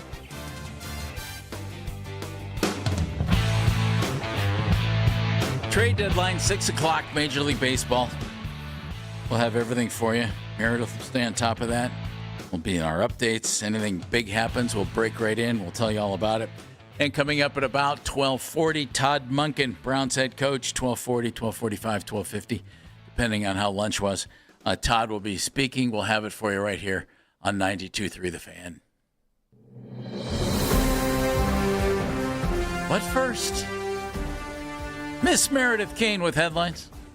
All right, gentlemen, so let's start with the biggest headline from over the weekend. That was Tarek Skubal to the Dodgers. That was the big blockbuster trade that we got. And there were a lot of rumors happening that the Tigers were looking to shop Tarek Skubal, and unfortunately, it was the Dodgers. So do we think the Dodgers are trying to force a lockout, or do you think they're just are they just like speed running their spending? And they're like, we're just going to spend as much as money as humanly possible because after 2027, we may not be able to do this again. There are two things that if you're not a Dodger fan, there are two things that are wrong with the Dodgers. Number one, they spend like absolute crazy. And number two, they develop like absolute crazy. So they have the best of both worlds. And they use it very, very well. And I can't sit here and say that the Dodgers are what's wrong with baseball. You could make the argument that the Dodgers are everything that's right about baseball. To a degree, right? I mean, I think they highlight the problems more than the problem. Well, they put them into focus, don't they? Yeah, they sure do. Yeah. Like, the Yankees might be everything that's wrong with baseball. That's a team who does not develop particularly well. Not as well as the Dodgers, that's for sure. Yeah, and then, again, the Dodgers put a salary floor in baseball. The Dodgers are still going to be They successful. develop like crazy. Yeah, and they're really good. They're aggressive. They know how to make moves. Yep. And I mean, a trade like this, Jeff, we talked about it a little bit earlier. It doesn't feel like they really had to give up a whole lot. Like Detroit got players that are now in their top 30 in the farm system, but it wasn't the top prospects of the Dodgers. I mean, they probably didn't feel much of a way about this. I'm sure they were pretty happy to go out and get Tarek Skubal, who they'll probably put under another contract before we get into a lockout and feel pretty good about. I wonder if that will be the case. I have to. You don't risk losing him during the lockout period and not being able to give him the contract and have everybody else come fight for him again before you do, right? Yeah, I wonder if Skubal wants to be a Dodger. You know, there is that. Yeah, there was the rumor that's where he wanted to end up this year. I have to imagine part of that is go get me paid in a place who can definitely pay me before my contract maybe gets cut in half with a salary cap. He is from California, for whatever that's worth. So two other names from the Tigers that have been brought up in trade rumors is Casey Mize and Gleyber Torres. Any interest from you guys for the Guardians for either of those players, and what would you be willing to give up for them? I think Casey Mize is an interesting guy, but I think our rotation is set. So I don't know who I wouldn't want in this rotation to make room for Casey Mize. You might say Ciccone, but I like Slade a lot, and I think he just needs to get the ball every fifth day. If they went out and got a move, I'd be hesitant about Mize. If they made a move for a starting pitcher right now, I'm not going to say don't make the team better, but if that was their big trade deadline move, I'd be like, kind of feels like you dropped the ball and missed the whole point on this, right? Yeah. You need offense, you need bullpen, and you go, you know what, we're just going to try to make sure that nobody scores runs in a game, and we're just going to advance that ghost runner from second every 10th inning. That's going to be our goal. Doesn't feel great. No, and I don't. Where would you play Torres? That's the thing. You know, I don't like. You probably just bounce him around the infield as much as you can and give guys rest days and DH spots and everything else. I don't know that I would do that. I don't know that I would love it. I definitely would not be. I'm looking for a power hitting outfielder, so that's where I'm putting my resources. All he's played so far this year has been a majority of second base and then DH. Well, if you want to move on from your current guys who are DHing, then you're going to need somebody else at first base. So, and DeWater's going to have to play a lot of outfield. Which you're trying not to do. Yeah. So we can go through all of the trades that have happened since the Skubal trade on Saturday. The White Sox getting righty Luis Castillo. They got him from the Mariners. Yep. Outfielder Nolan Jones was a part of that trade. How about that? Yeah. There So now he is out in Seattle. The Braves getting former Guardians outfielder Lane Thomas and Bailey Falter. They get him from the Royals, who got Lucas Braun, Carter Holton in exchange. Pirates getting Camilo Doval from the Yankees in exchange for Omar Alfonso and Luis Cruz. Brewers getting Bo Naylor and Cody Heyer from the Guardians. They got Craig Yoho and Blake Perkins. So those were all the trades that happened on what was Saturday. Was August 1st. That was Saturday. We got the guy with the coolest name. That's true. Craig Yoho. Yoho. All-time name. Are you surprised to see the Mariners selling? They're 55 and 58 right now in the year. They're 3 games back in the AL West. Can we say changing rather than selling? I wouldn't rule out the fact that they could still compete. They definitely could go out and make a move. I mean, Castillo's definitely a bigger name. Yes. And that is a team who has very strong pitching staff. So maybe they survive without him. Yeah. Maybe they try to transition it into some more bats. But until I see that, I'd be a little stunned. That's basically really close to where the Guardians are sitting right now. They're only a couple of games better than the Mariners, same games back from being able to win the division. I just don't think that they've packed it in. No, not yet. You know? Definitely not. I mean, they'd have to give up like Julio or Cal to actually make you feel like they did that. That Cal's not great. Not right now. He's had a rough year, hasn't he? It's been bad. Wow. That's rough. All right, here are your Sunday trades. The Cubs getting in Kevin Gausman from the Blue Jays. Rays getting Freddie Peralta from the Mets. Yankees getting Luis Garcia Jr. from the Nationals. So those were your big trades from Sunday. I thought Chris Antonetti made an interesting comment, and I agree with Chris completely on this. He was asked about pushing the trade deadline even further back, because this is as far back as it's been in a while. Mm-hmm. And they have pushed it back from when it usually is, in mid to late July. But he said, you know what, I'm not in favor of that because I don't like the idea of a team playing all season with one team and then being able to completely change it, like with a month and a half to go, something like that. I agree with him completely on that. Yeah, I don't think you can push it much farther back. By the way, Luis Garcia Jr., that's probably a guy I would have sold the farm for. I would have sold the farm for that guy. That's a tough. See, that's. Sorry, guys. I could see the Nationals needed bullpen help so desperately. Yeah. They got 4 bullpen guys in exchange, and that was something they very, very desperately needed. Yeah, but have to give them to the Yanks. Sorry, I'll call them next time and be like, "Hey, don't trade to the Yankees." Not to downplay the role of bullpen guys. Those guys pitch an inning, and you get bullpen guys in most every game. Guys don't play or pitch 9 innings anymore. But man, give me a guy I can play every day who's going to play all 9 innings and is going to hit and produce in my lineup, and I'll find guys who can pitch an inning for me. Yeah, I mean, listen, Washington's not a bad hitter's ballpark. I'd say it's pretty good. He's also walking in at 283, 23 homers, and 76 RBIs right now. Yeah. And gets to play at Yankee Stadium. Yeah, I would say give me the first baseman who's at 23 homers by the beginning of August. I would take that. The Yankees' offense is nearly as poor as the Guardians' offense. So he'll definitely help them. I would say he definitely beats out Rhys Hoskins and Kyle Manzardo's flip right now. I would think that's the case. All right, we already talked about the Phillies trades today. The other 2 trades that happened today, the Blue Jays acquiring Jose Soriano and the Braves getting Brent Suter. So those are the other 2 big trades that happened today outside of the Phillies trades that we talked about in the first hour. Okay. And other than the Guardians move over the weekend, they have not done anything yet. They've got 6 hours, 9 minutes, and 25 seconds to do so. 15 seconds to do so. So that's where we're counting down on that.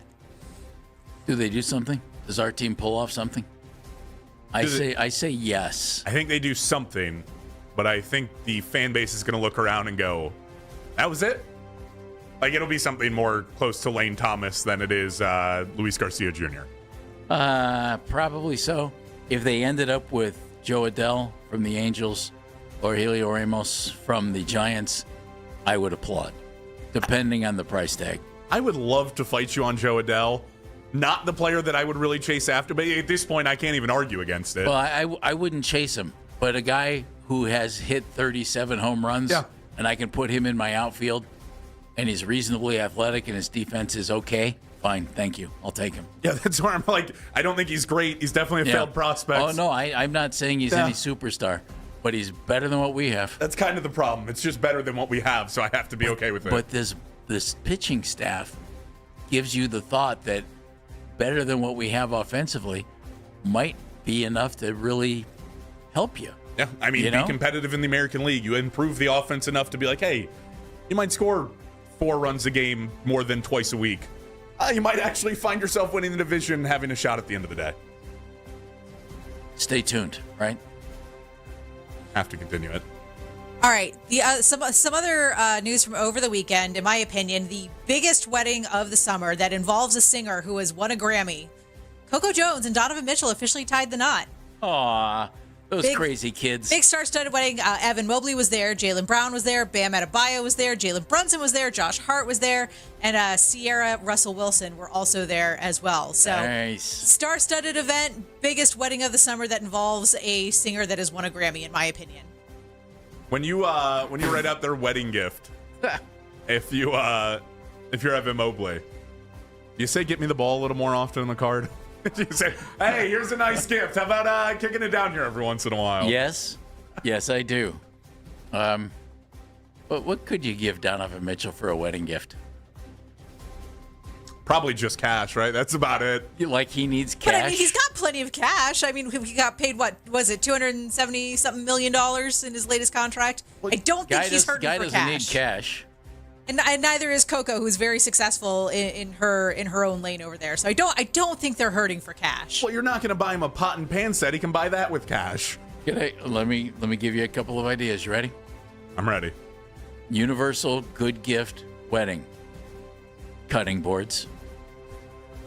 That man can buy any cutting board he wants. This is my problem. And that's the hardest. And that's the hardest thing, right? Like, what do you get for somebody who either already has everything or has the ability to get everything? Nobody that's where hates you do money. something and go cutting boards. I mean, I would be happy with cutting boards as a gift. That's an excellent present. Clock. Listen, Evan Mobley's on a max contract. Who buys a clock for themselves? Nobody buys a clock for themselves. I did once when I was decorating my new apartment. I went to a home goods store. I got a very nice wall clock that I'm very happy with. Who buys a clock for themselves? I can say I've never bought a clock. Never bought a clock. See? That's what I'm talking about. They're just always there because someone buys them for you. I'll tell you what, though. Good cutting boards and you're set. Life advice from Jeff Phelps.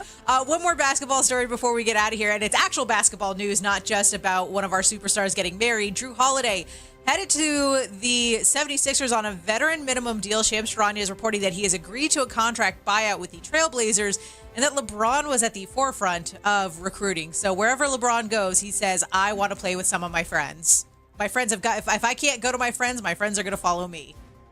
Drew Holiday was my test case for what would this team look like if you brought in Drew Holiday, who's a real point guard, and James Harden wasn't back, and all of a sudden Drew Holiday's running the offense, and Drew's no spring chicken himself. He's like 35, 36.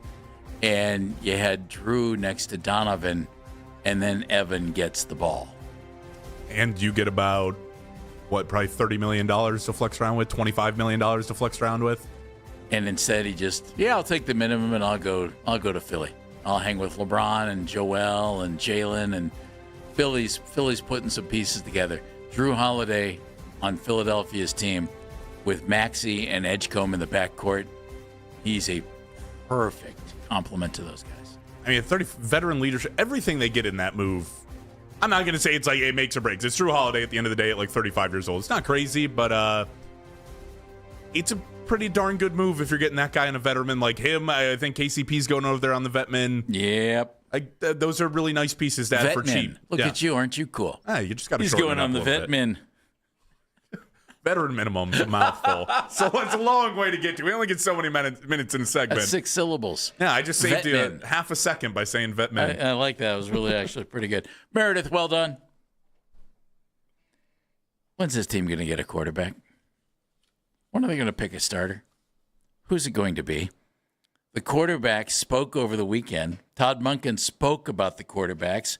We will listen and discuss. Next on Baskin and Phelps, Jake Volnick in for Andy today.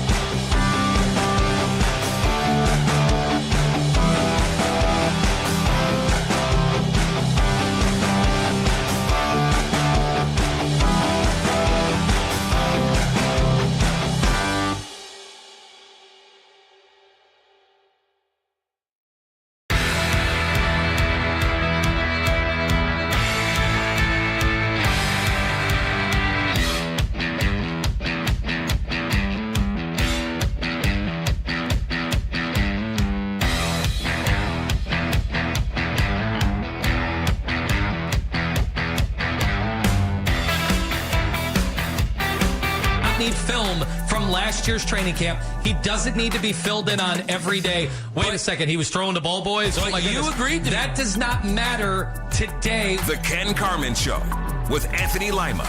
Weekday mornings starting at 6 a.m. We are Sports Radio 92.3 The Fan.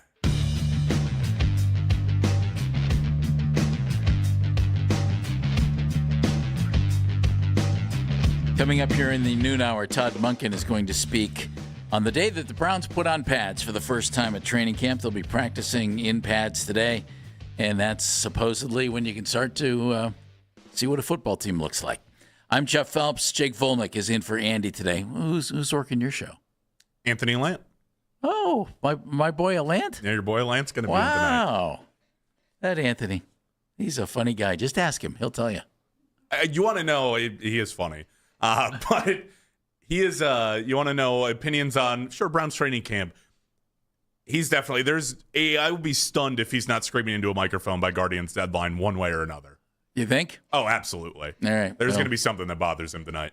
There's always, that's Anthony. Something always bothering him. So that's a good thing. So listen to Alant tonight. Anthony's, we have some really good young guys who are up and coming working here at the station. You're one of them. Appreciate it. And so is Anthony. So good to have him with us tonight. Todd Monken speaking about 12:45. And somewhere right around then, they say 12:50, whenever. Just be listening. You'll hear him live. But he also spoke over the weekend, as did the quarterbacks. So for the first time here in camp, Shedeur Sanders spoke, Deshaun Watson spoke. To be honest, I want to hear Dylan Gabriel speak. And why? Hey, Dylan. How's it feel to be a buried guy? In accordance with the radioactive 1927, it's back. Equal time for Dylan Gabriel. Yeah. I missed that. That was a fun bit. Even back then, you kind of knew. Anywho, it's been real clear. It's Shedeur Sanders or Deshaun Watson. Todd Monken laid that out. Those are the two guys fighting for the top spot. If it ends up being anybody other than either one of those guys, we're all going to be stunned. Yeah. All going to be stunned. If it ends up being anybody who's not on this team right now, we'll be more stunned. The only reason I even throw that out is because if you have 4 quarterbacks in camp and none of them impress you, what do you do? Anyhow, that might end up being the case. Monken on Saturday talked about evaluating the quarterbacks, how they're doing so far, where they might stand. Here's what he had to say. At this point, when you're installing, when I'm scripting, I really am not scripting based on who's a quarterback. They each have a different skill set. So as of right now, I'm not evaluating any of them. I'm not making a decision on any of them until we get through all the installs and we get to where, okay, the practices are the same. We're scripting it based on who's taking the reps. That's part of it. And we're playing the preseason games and we're going against the Bill. I'll take that back. We are evaluating, but not to that extreme. Nothing's going to be decided over these install practices. We're just getting it in, letting the guys compete, see where we're at. That's all positions. And then once we get further along in pads, the full installs are in, we get to compete against other people. That's really when I'm going to be able to see it, because I haven't coached any of the 4 quarterbacks till now. I have not been around them. I don't have any preconceived notions of who they've been or where they're going. I just take it day to day, we install, and as we get further along, we'll have a better idea. That makes sense. On the other hand, you had these guys in OTAs and everything else, and you've had them, for some part of training camp so far.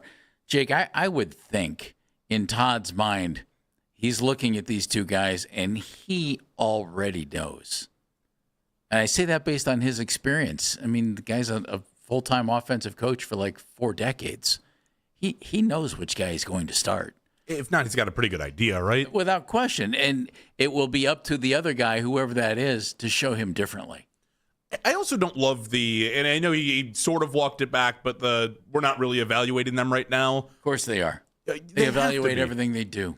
You're telling me that you have to get past install, which I think Todd says is about 8 days worth of install for this offense right now. So you have 4 more of those days. Yeah, that's still coming this week, even though they're in pads. Yeah, and then you're going to walk into legitimately a couple of weeks of training camp, and then you're straight into the preseason, straight into joint practices. You're going to make a decision off of 3 weeks worth of football? That doesn't sound like a very good decision to be made. No. I've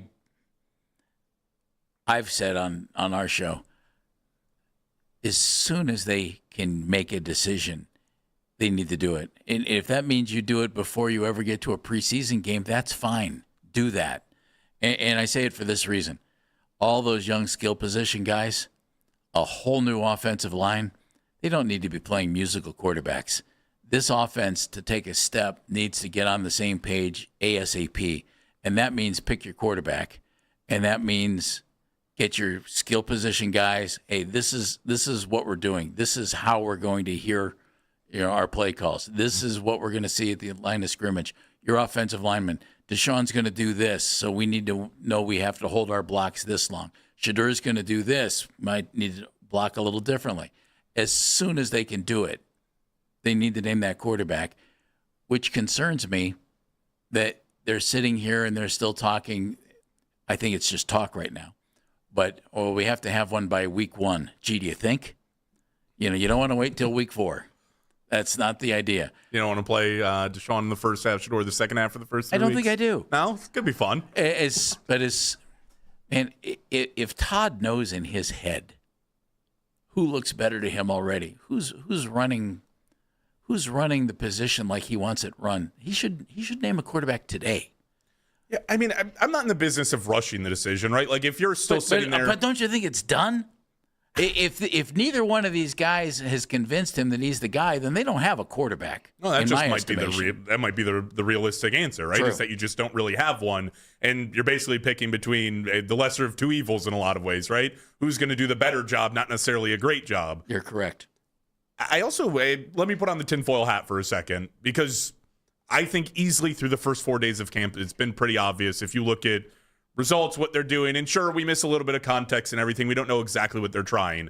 Deshaun's throws 6 interceptions across 4 days of training camp. It's not good.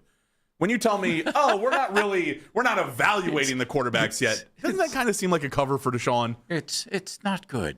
It's bad. I mean, it's downright bad. 6 interceptions in 4 days. If we walked out of the first 4 weeks of football and said that Deshaun threw 6 picks, Jeff, I imagine everybody here would be like, yeah, I should probably put him on the bench at this point. Yeah. Like, that's not good enough. So it's not, but I wonder how much weight interceptions in practice without wearing pads carries. Were they trying? We don't know what the play call was. We don't know if Deshaun put it in the right spot.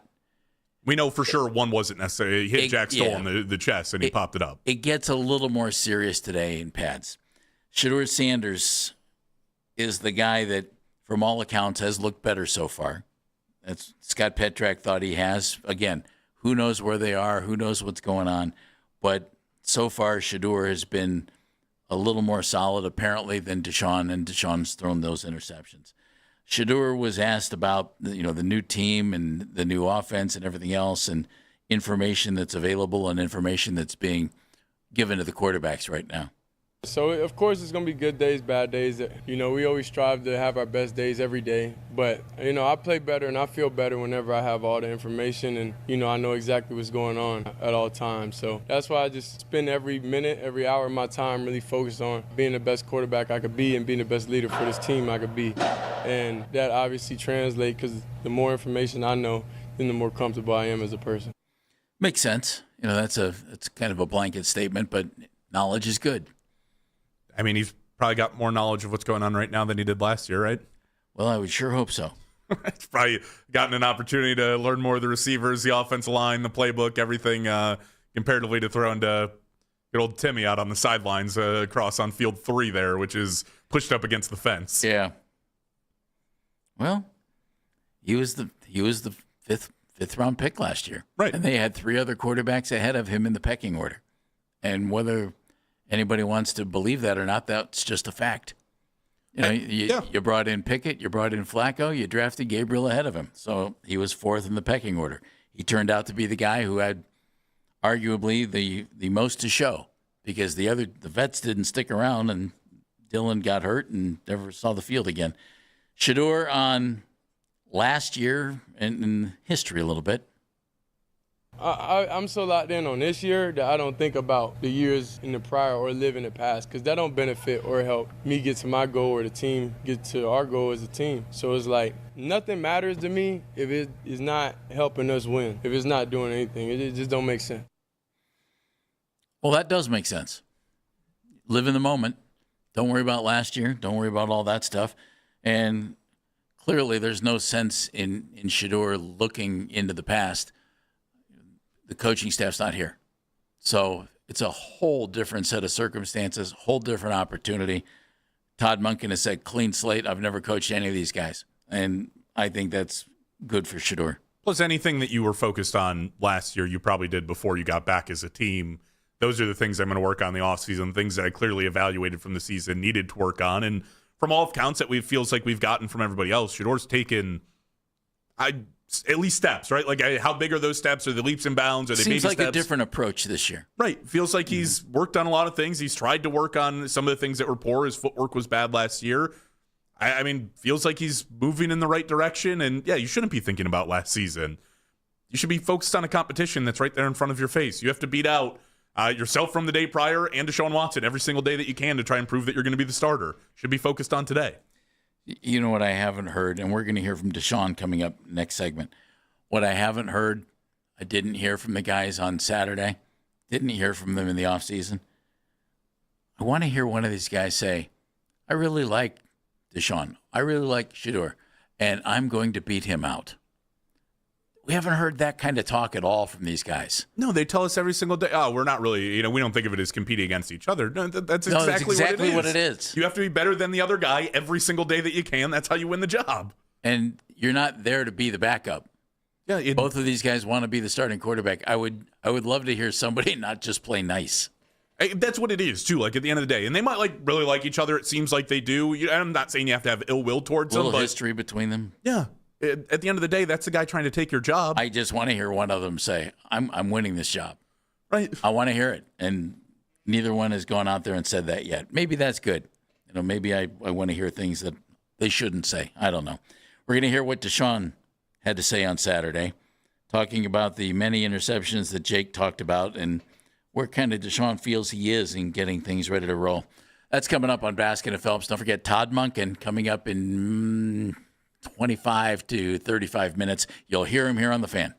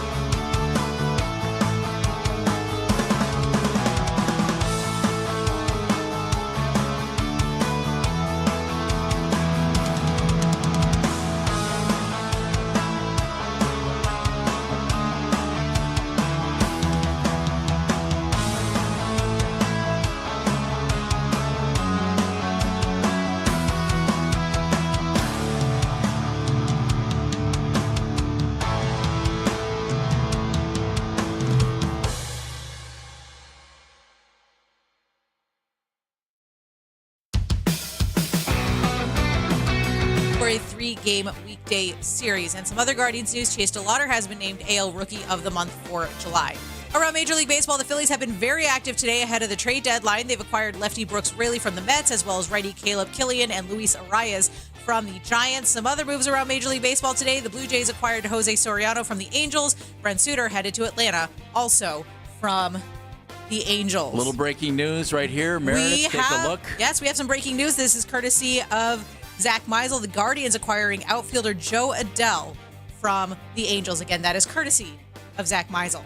You can now find 92.3 The Fan on YouTube. Subscribe to our YouTube channel and get the best content from our shows each and every weekday. That's 92.3 The Fan on YouTube. Headline sports news every 20 minutes on 92.3 The Fan. From the University Hospital Sports Desk, I'm Meredith Kane.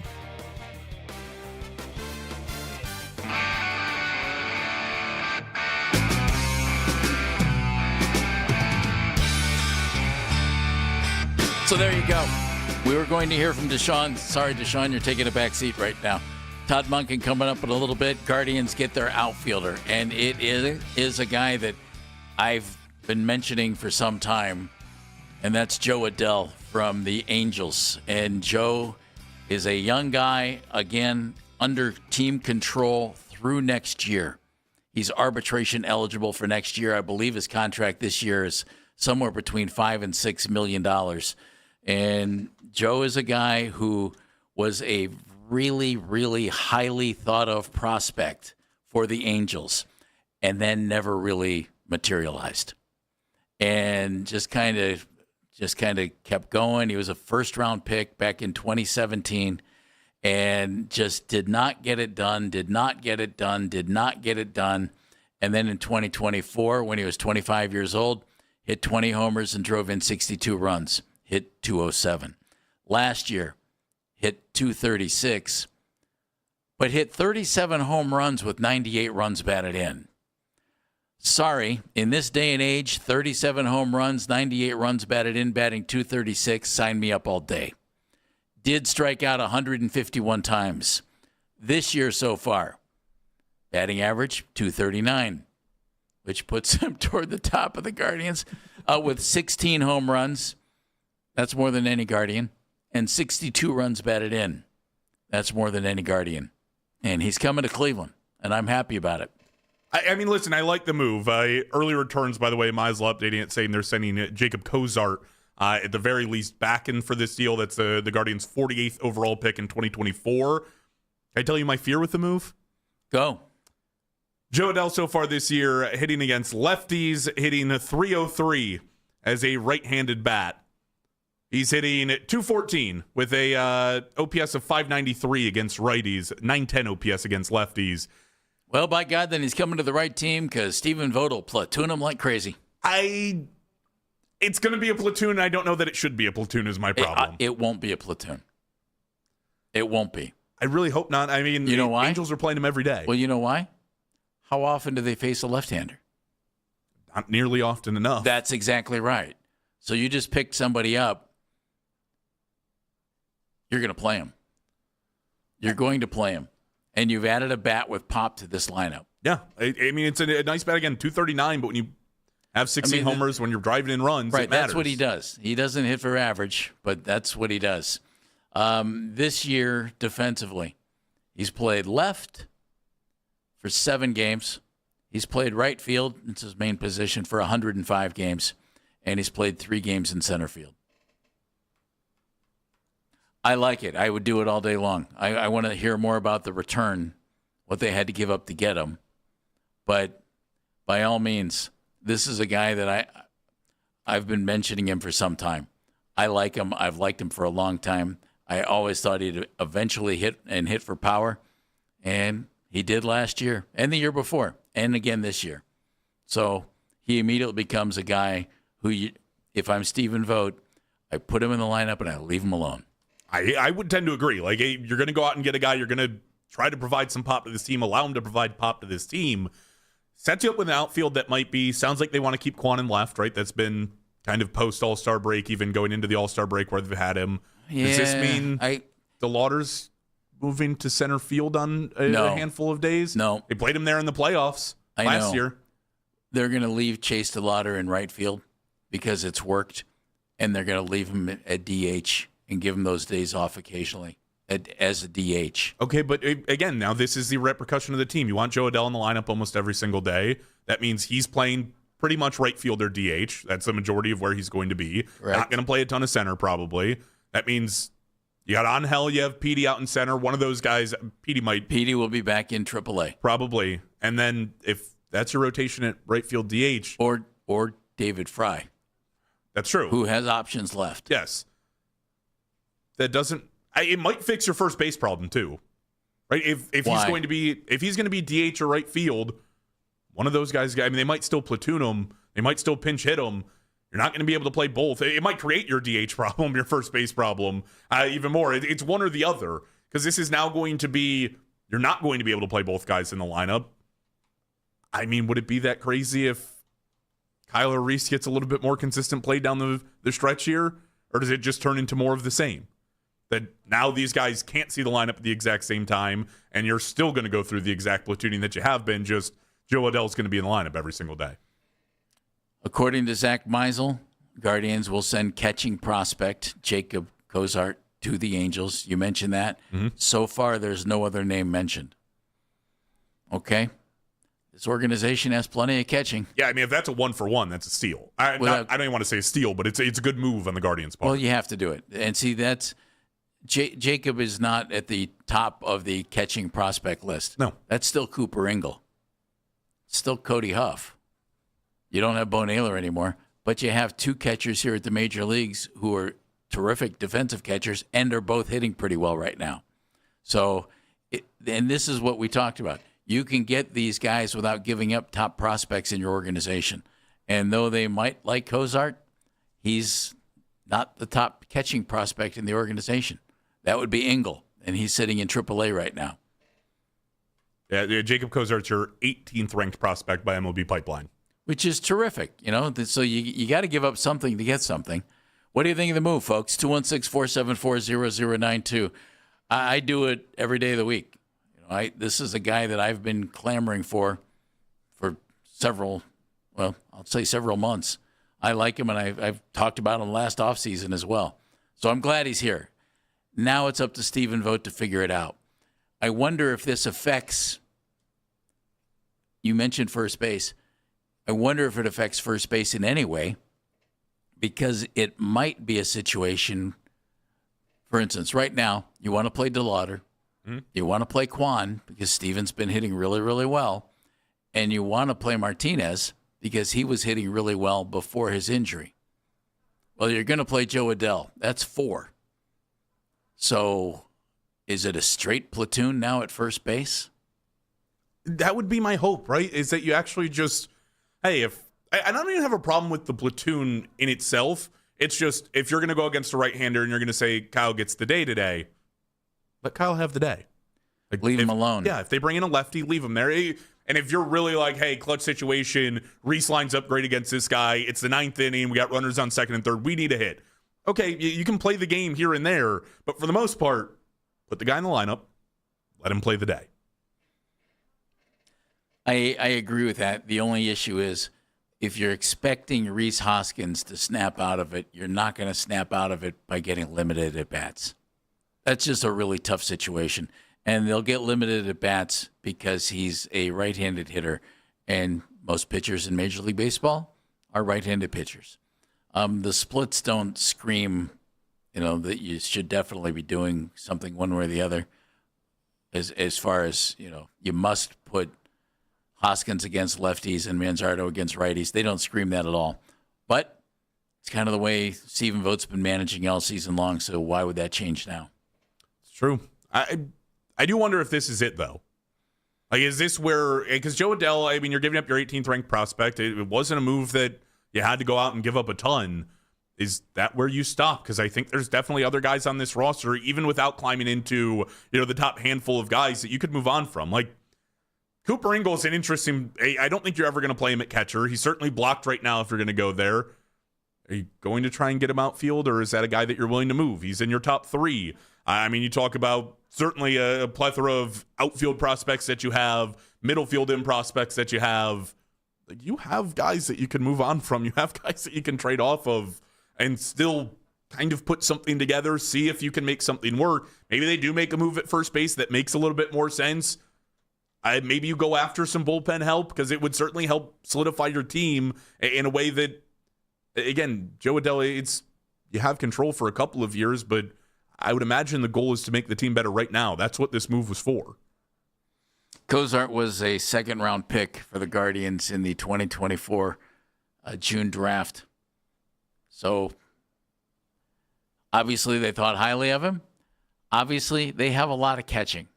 So, we'll see where it goes. He was playing at AA Akron, was doing a solid job, hitting .239. He had 10 homers, 44 runs batted in.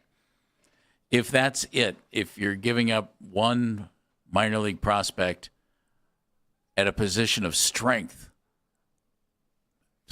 you do that every day of the week. There's no question. This is a move that they had to make. I mean, that's the perfect prospect to want to give up. Cozart looks nice. Maybe he turns into something. But again, you're trying to line up a window right now for the Guardians. Right? This is what this entire thing goes to. You talk about the current economic state in baseball. The Guardians need to spend money and develop talent all at the exact same time. Okay, well, you've started developing the talent. You started the clock on DeLauder, started the clock on Bazana. Now would be your time to start investing and seeing if you can get guys for a couple years of control. Catcher is set at that point. I imagine as this team's competitive, Austin Hedges got his bat underneath him. He'll probably be back next year. I don't know that he hangs it up. And if he does, defensive catchers in baseball don't exactly cost a fortune. You can find them. If you're just tuning in, Guardians make a trade. Joe Adell, this is according to Zach Meisel from The Athletic. Joe Adell coming from the Los Angeles Angels. He is a 27-year-old outfielder. He's from Louisville, Kentucky, and maybe his family's in Louisville, and they're thrilled that they don't have to go to Los Angeles to see him now. Hopefully, Joe's thrilled to become a Cleveland Guardian. He is under contract through this year and is arbitration eligible next year. Can be a free agent after next season. So, in theory, the Guardians have him for a year and a half. Can be a free agent in 2028. And again, he's 27 years old. He'll turn 28 coming up in April. They give up Jacob Cozart, a catcher who was in AA Akron, was a second-round pick in the 2024 draft. They get the power hitting bat they were looking for. Adell, 16 homers this year, along with 62 runs batted in, was hitting .239, which is his second highest batting average for a season. Last year, 37 homers and 98 runs batted in. What do you think, folks? Love to hear your thoughts on this. 216-474-0092. I like it. I do it every day of the week. I'm curious if there's anything more going back to the Angels, or if you were able to get them for a AA catcher. And I say that only in this regard. A AA catcher, when you have two starters in Cleveland you're really happy with, and two guys in Columbus that you're really happy with. Side note, basically in coinciding with this move, less than 5 minutes apart, Mariners not completely selling off. They got Taylor Ward from the Orioles. There's another name crossed off the Guardians list. That was a name that was obviously heavily talked about as well. Yeah. Yep. Okay. There's one other name that was associated with the Guardians, and that's Helio Ramos. I would think that Adell takes that one off the table. Right-handed hitting outfielder with power. You got one. So I would think that takes care of that. Bullpen arm next. Who knows what's next? Except Todd Monken. Browns head coach will be coming up momentarily, we would think, certainly within the next 15 minutes, but you never know. Stick with us. You'll hear the head coach of the Browns on the Fan. But the Guardians make a move. Joe Adell coming to Cleveland for minor league catcher Jacob Cozart. The preseason storylines from Berea go beyond the quarterback competition.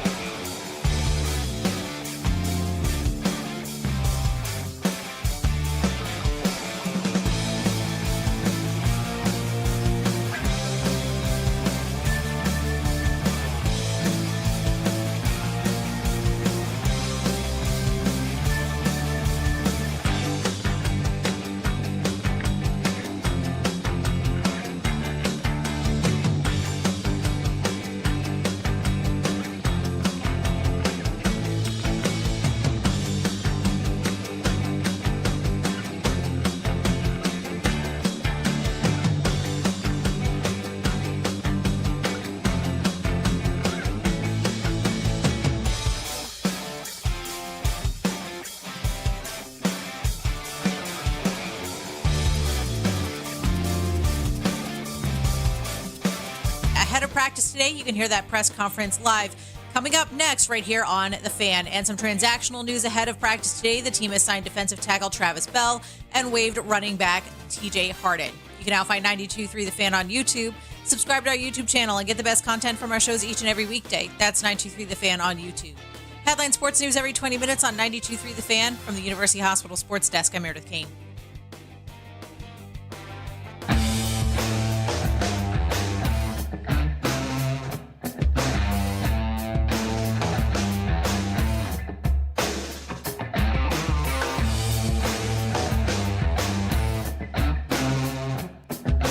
Joe Ryder and Lance Reisland's daily Browns training camp recaps on the 92.3 The Fan YouTube channel. Daryl and Coach break down all the storylines from each day's practice and, of course, your daily quarterback competition updates. And you can catch the recap each night on Overtime with myself at 8:40.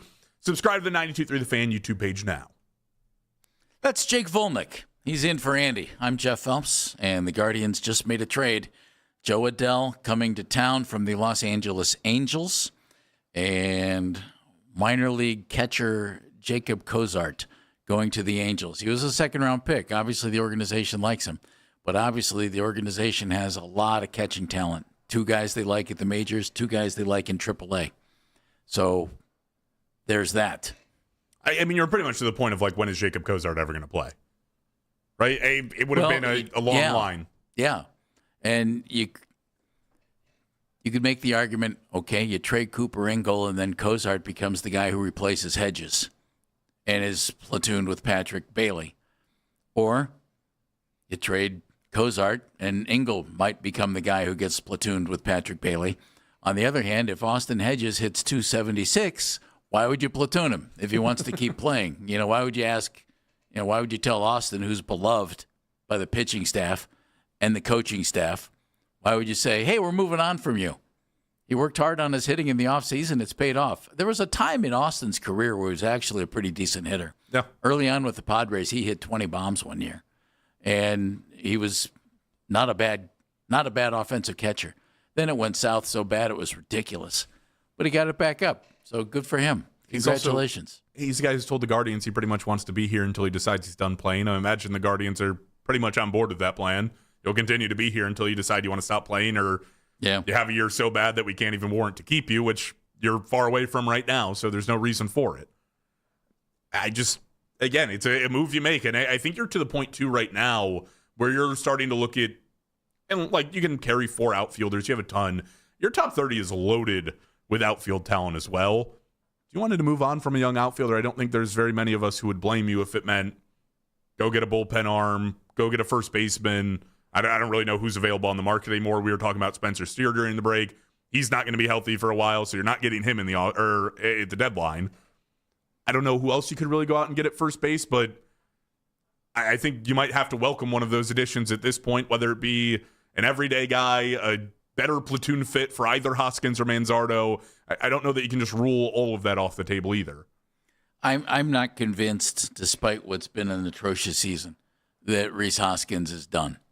I think the guy has just not handled this situation well at all. Not getting regular at-bats like he's had his entire career.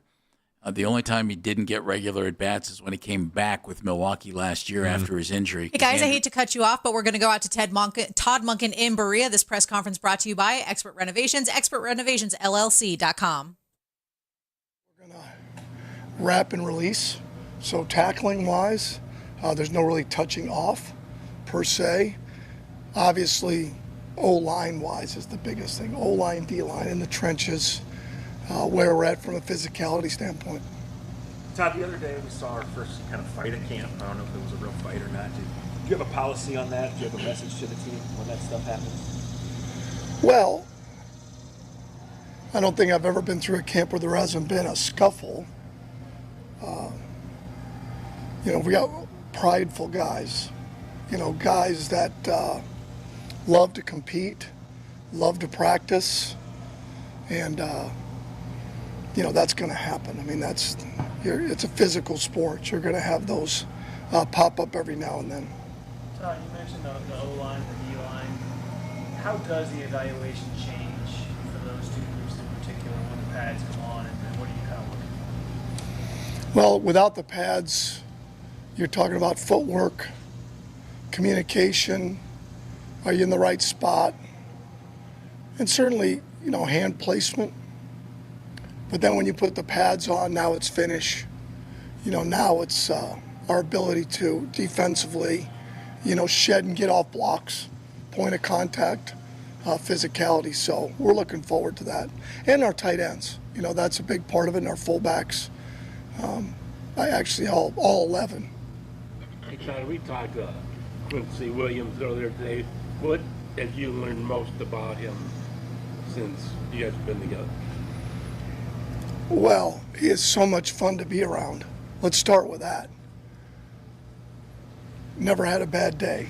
Maybe not around me, he hasn't. Loves football, loves his teammates. That's what I see every day. I mean, he's a special individual. People that are wired that way, that when you talk about energy, attitude, and body language, I mean, you look that up. I don't even know if that's probably not in the dictionary. But if you looked it up, Quincy Williams' picture's right next to that, because that's who he is. Todd, you talked about first 8 days or install.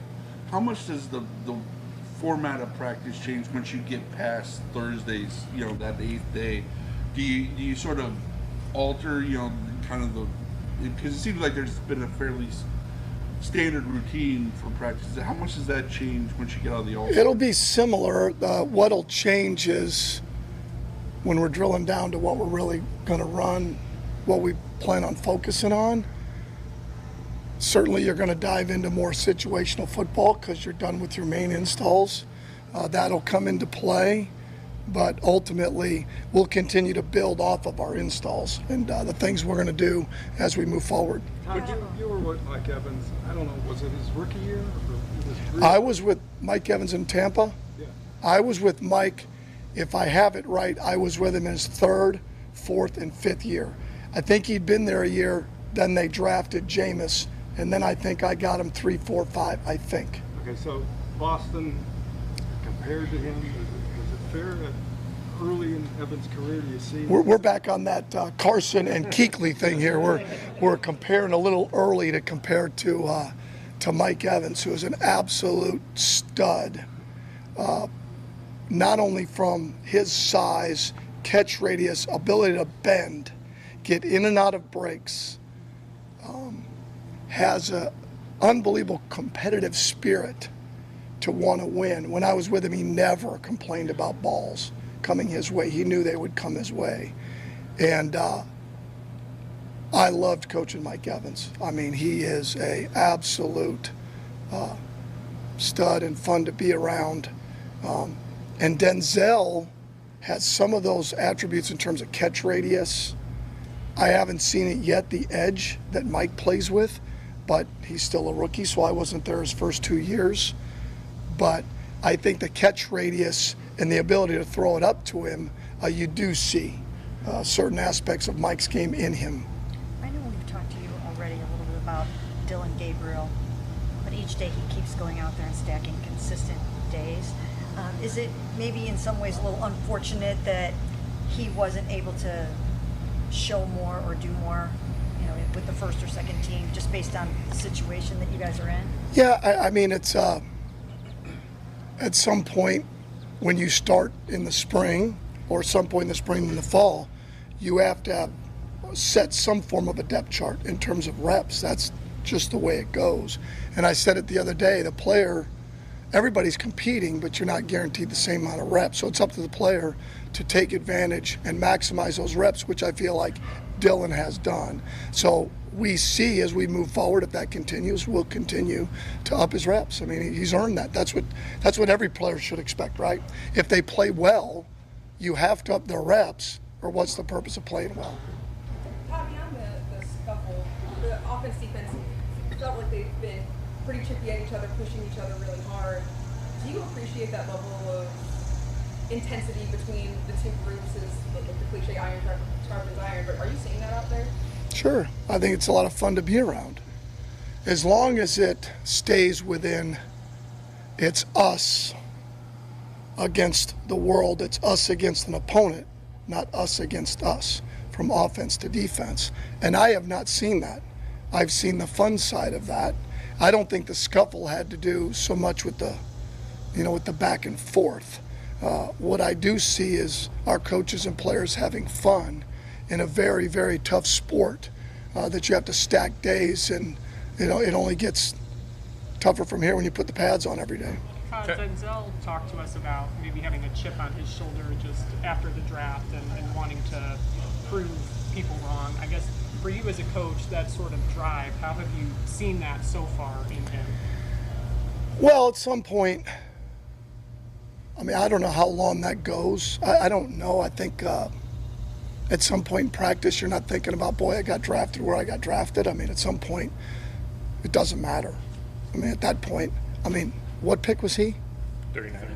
Holy cow, you're the 39th best player in a draft? That's pretty damn good. I don't know what to tell you, but I don't see it as that. I see it as there's a lot of really good football players out there, and you go with the 39th pick. That's pretty special. So if he feels that internally, I'm fine with that if that's what fuels him. But at this point, it's about being the best player you can be, fighting like hell to get to your second contract when it really matters at that point. How important is Mason? One more thing on Denzel. He told us that between the walkthrough and the meetings, that there are 2 3-hour sessions a day. My question to you is... What did he say? He said what now? Yeah. He said what? He said 3-hour blocks of meetings in the morning and at night.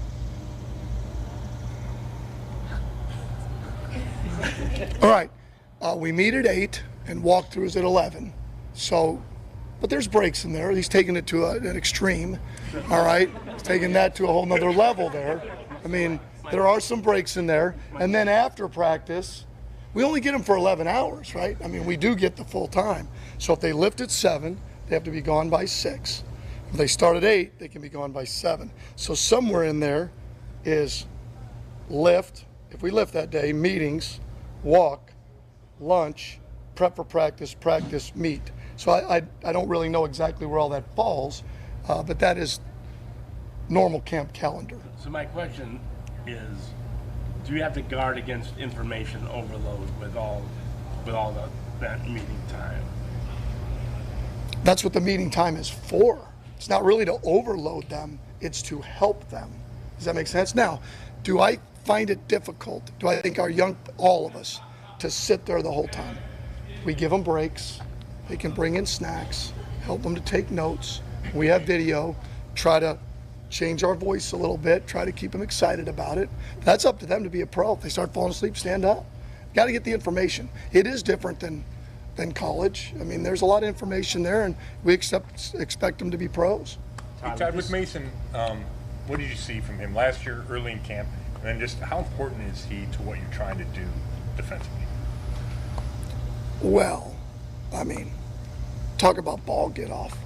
What I didn't know is I always saw him as maybe an undersized inside guy with great ball get off that's disruptive.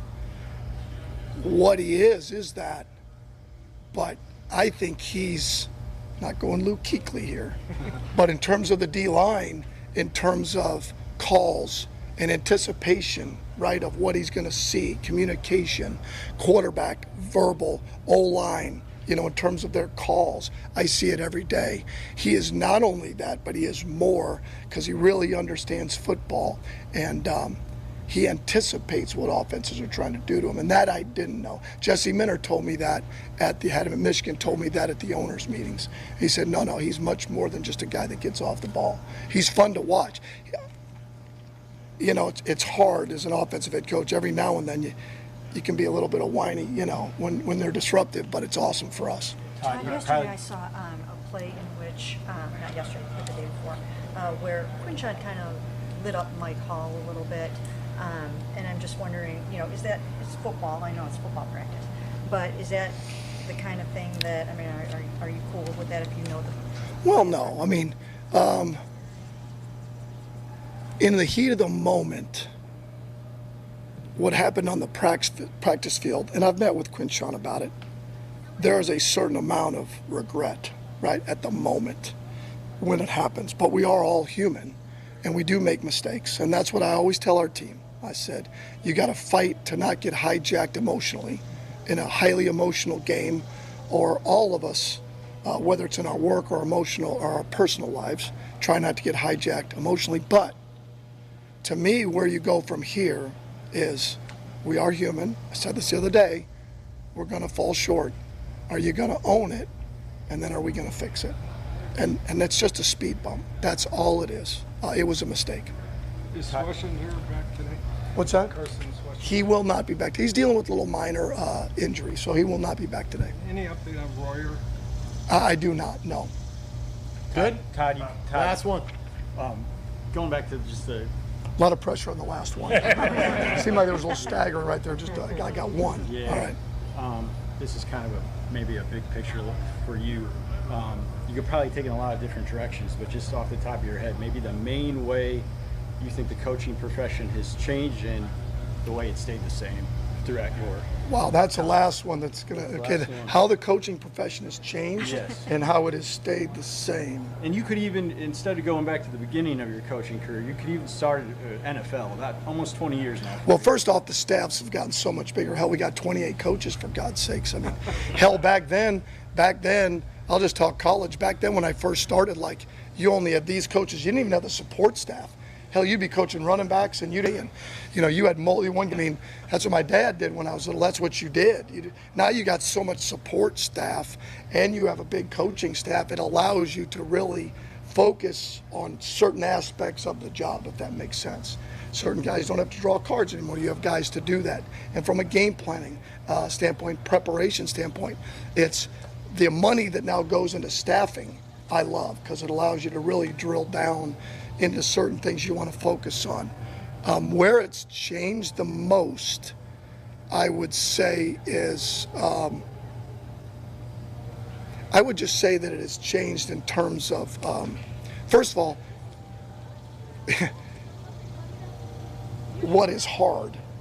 Like, everything's always hard. It's just a matter of what you compare it to, right? The old 3-a-days and 2-a-days, then 1-a-days, and then a day off, right? Like, of what it used to be, but obviously the training these days in terms of where our players' bodies are, but certainly in terms of, like, training camp has changed in terms of, getting them for 11 hours and they're out of here, which I think makes it a lot more manageable. But I like the time with the players, but that has certainly changed in terms of the amount of time you get with the guys, also in the off season, the amount of time you get with the guys. And so, but, staffs have changed, the sizes have changed, and then the amount of time you get with the players has changed.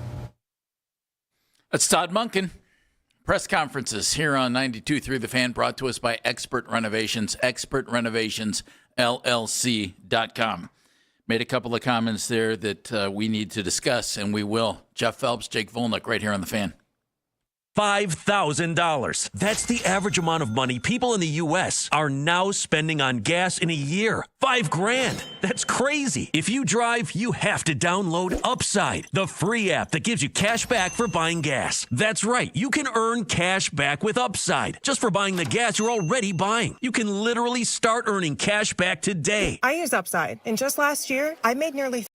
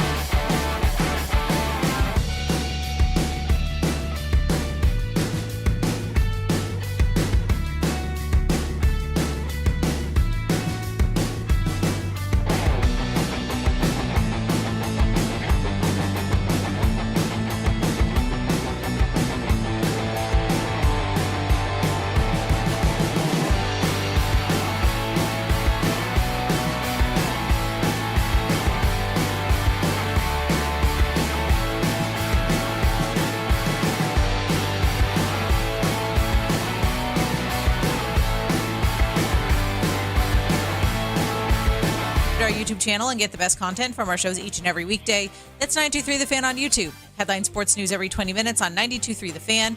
From the University Hospital Sports Desk, I'm Meredith Kane.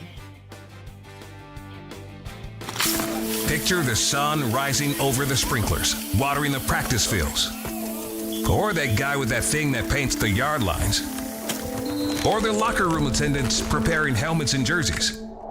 Cleveland Browns training camp is here. Come on, man, wake up! And so is your daily coverage from Berea.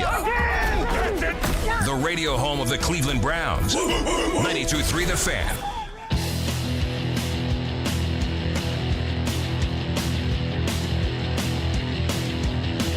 It's happening now. Todd Monken just spoke in Berea. Guardians make a trade. Oh, what a day. Right here on 92.3 The Fan. And the trade deadline still has another 5 hours to go. I'm Jeff Phelps. Jake Volnick is in for Andy today. We'll talk about the Guardians coming up at about 1:20. Let's talk about what Todd Monken just had to say. Number one, he talked about a conversation with Quinshon Judkins. And if you missed it on Saturday, and again, they're not wearing pads. They were running a pass play, and Shedeur Sanders is rolling out a little bit. Quinshon comes out of the backfield. Mike Hall was down. He had, from his defensive tackle spot, he went into an offensive lineman and kind of thought, all right, well, I'm done here. And his head was down, and Quinshon Judkins just laid him out. Flat onto his back. Laid him out. And was it a cheap shot? Yep, sure was. That's about exactly what it classifies. It sure was. And Monken talked to him about that. Interesting little Ohio State little thing there. Buckeye on Buckeye. Definitely feels a little... Wonder if they weren't pals or whatever. Well, would they have... They wouldn't have crossed over, right? Well, Judkins was there how many years? Just one. Just one? Yeah, and I think it was the year that Mike Hall was drafted by the Browns. It would have been... So this is Mike Hall's third year, and yeah, so that... But you got to figure they ran into each other somewhere. Probably at some point, right? There had to be a little bit of... And if nothing else, last year here. Right. So... But Mike Hall was vulnerable because his head was down, and it looked like he just kind of thought his part of the play was over, and Quinshon just decked him. If it's a game, you give Quinshon his props. Hey, dude wasn't paying attention, play's still actively going, go block him. If the pads are on, you probably go, don't do that to your own teammates, but also might get into the play and figure out what's going on. When no pads are on and they're doing walkthroughs and offense and defensive linemen aren't doing a whole lot, it's a big no-go. You know what I think is ridiculous, Jake? They're not wearing pads, yet they're still kind of hitting each other. Enough, yeah. You know, and I don't mean Quinshon here, but in practice without pads, there's still enough contact that you think, you should probably go put on pads. The offensive and defensive linemen should, basically just not move. Yeah. That's the equivalent, because there's probably too much contact for them to even warrant. You're still trying to get through the offensive line. You're still blocking. I imagine these guys walk away with probably just as many bruises on these days as they did if they had pads on, and they probably hurt a little bit less with the pads on. So there's that aspect of it. Todd asked about Dillon Gabriel, and he said if he continues to stack up more good days of practice, he'll get more reps. I'm not going to jump to any conclusion there. That's typical. Hey, you do a nice job, you get more reps. Right? There's nothing more there, is there? There's no way that Dillon at this point could emerge onto the scene, get into the quarterback battle late. Blow these guys away. Yeah, and just he hasn't had any reps at the ones. Even if, okay, you're getting more reps, then you need first team reps, then you have to play. He has had some reps with the ones, though, because he's been the backup guy to Deshaun. You know what I mean? Have they not been flipping out the defenses there too, though? Putting him against third team, fourth team defense? I don't believe so, because they've moved the fields and he's been with Deshaun. Yeah. So I think at some point he's gone up against, some first team defensive guys. Regardless, he and Deshaun have been a package deal, and Shedeur and Talon have been a package deal. We were talking about it. Todd, said over the weekend they're not really evaluating the quarterbacks that heavily right now. Yeah, I'm not sure how much we believe We're calling BS. Yeah. But even though you get 3-4 weeks right now to pretty much pony up and name your starter, and Dylan's going to prove it over the next couple of days, more reps, and then 3 weeks max, be able to show you that, oh, no, I should be the starting quarterback when I wasn't even in the competition 3 weeks ago. I just don't think that's possible. There's only one way it's possible, and that's that Deshaun and Shedeur look so miserable that Todd Monken is looking for answers. And we haven't had any reports that say that's the case. I thought you were going to say they got snapped in Thanos in Endgame or something. I thought that was going to be the only way it was possible. He was the only surviving quarterback on the roster. Give it time. you never know, correct? It's true. It is interesting. Could he play well enough to make it more of a backup conversation and yes, like a guy like Shedeur maybe? Yes. They take whatever value they can get out of him? Yes. Or you cut Deshaun. I mean, I don't know. Financial ramifications, still rough, not as bad as they were. Apparently, it's still bad one way or the other, whether you have him or whether you don't. It could also just be, more reps for Dylan could also just be trade value for Dylan, right? Without question. Here's the thing, Jake, in my estimation. The minute they traded Miles and they picked up the extra picks from the Rams, you're looking at a quarterback in 2027, or the distinct possibility that if you want one, you can go get one. Mm-hmm. And probably one who's more highly regarded than anybody on this roster right now. So if you're looking to 2027, then does it really matter who's playing quarterback this year? Yes. Yeah. You still have the season to get through, of course. Yes, and you keep your fingers crossed that somebody stuns you and shows you, you know what, don't take a quarterback in 2027. I'm the guy. That's possible. Is it likely? I don't think so.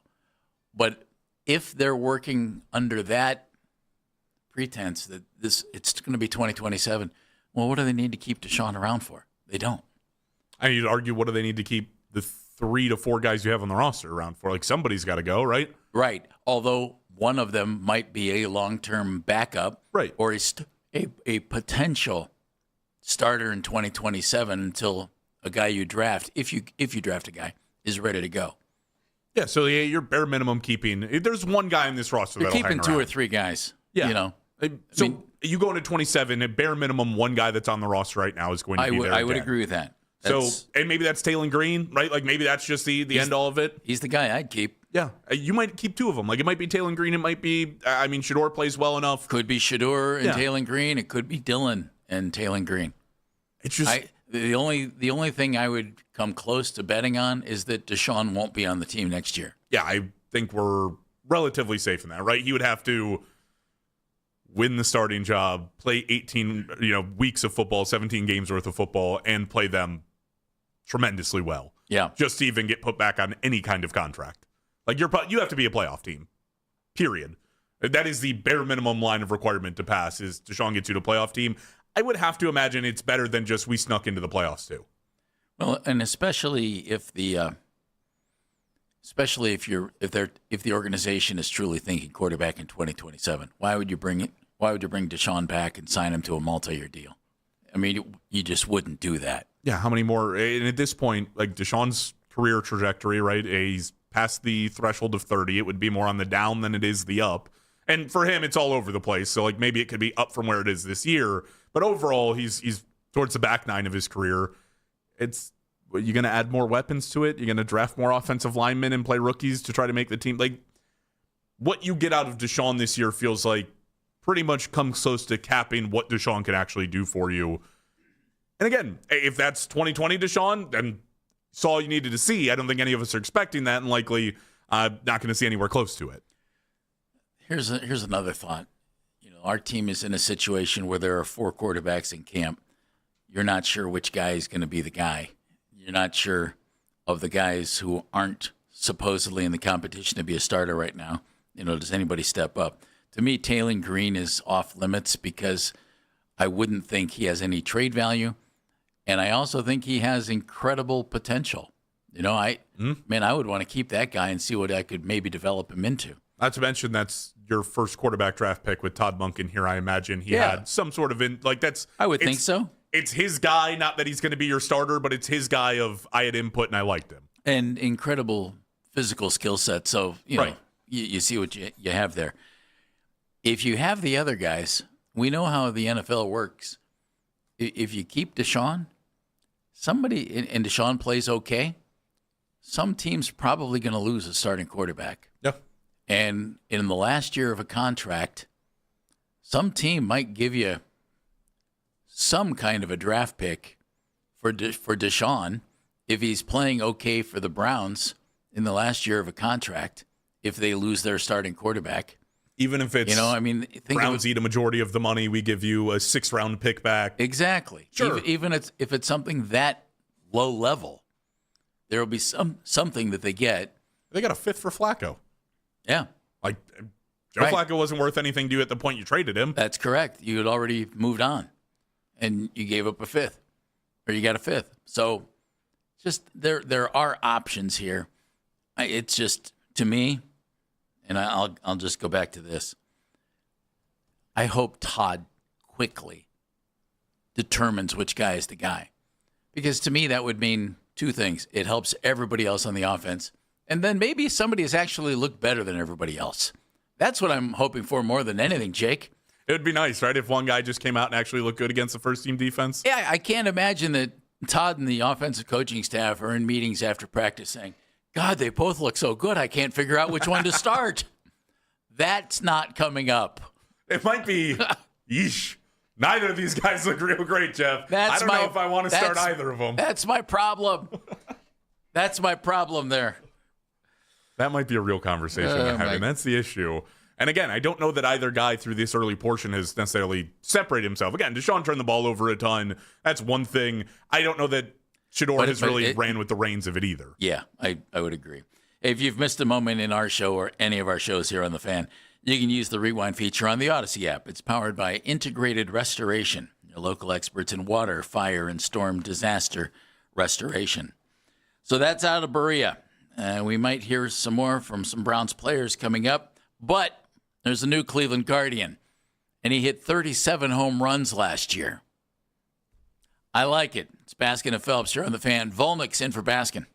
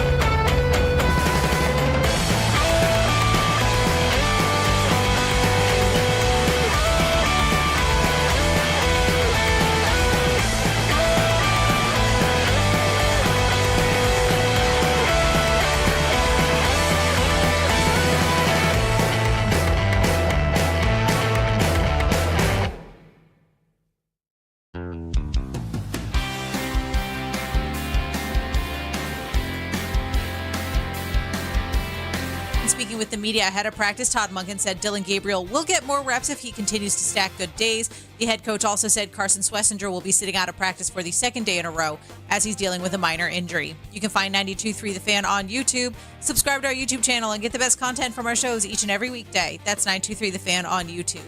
Headline sports news every 20 minutes on 92.3 The Fan. From the University Hospital Sports Desk, I'm Meredith Kane.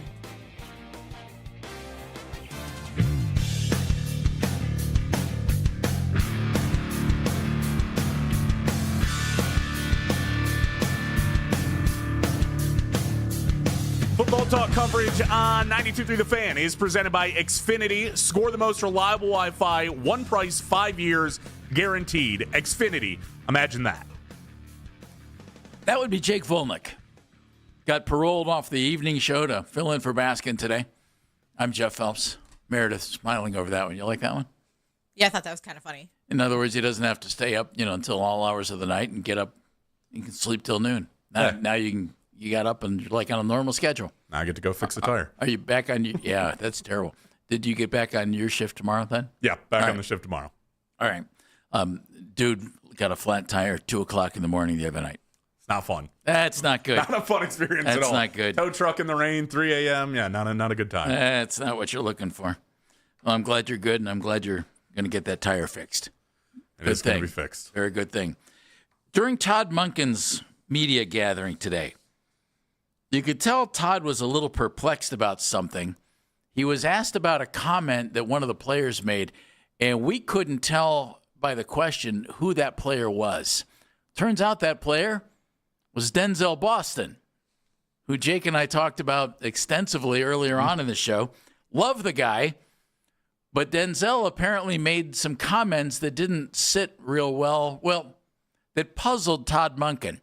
These are the comments that Denzel made about the Browns' schedule and how much work is involved here. The toughest part of camp, the meetings. Sitting in the meetings all day, you get a little drowsy and stuff. So I say that's probably been the toughest part. Out there on the field, that's just fun. Meetings start sometimes we have a 7 o'clock lift, and then meetings will start at 8.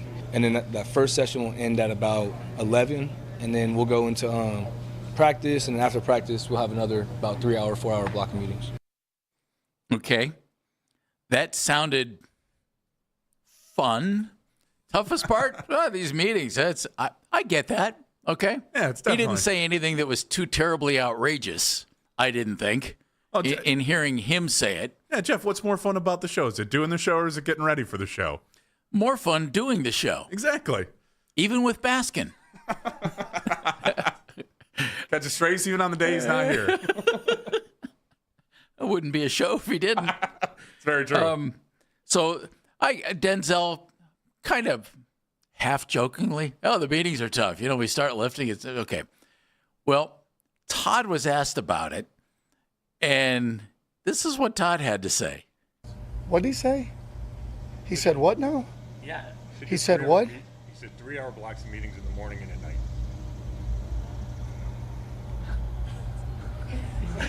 All right. We meet at 8 and walkthroughs at 11. So, but there's breaks in there. He's taking it to an extreme. All right. He's taking that to a whole nother level there. I mean, there are some breaks in there. And then after practice, we only get them for 11 hours, right? I mean, we do get the full time. So if they lift at 7, they have to be gone by 6. If they start at 8, they can be gone by 7. So somewhere in there is lift, if we lift that day, meetings, walk, lunch, prep for practice, meet. So I don't really know exactly where all that falls, but that is normal camp calendar. And also, they can pull out their little mats and take a nap and have carrots and some dip. It's really nice. Don't forget the orange slices. Those are crucial for snacks. Gotta have those.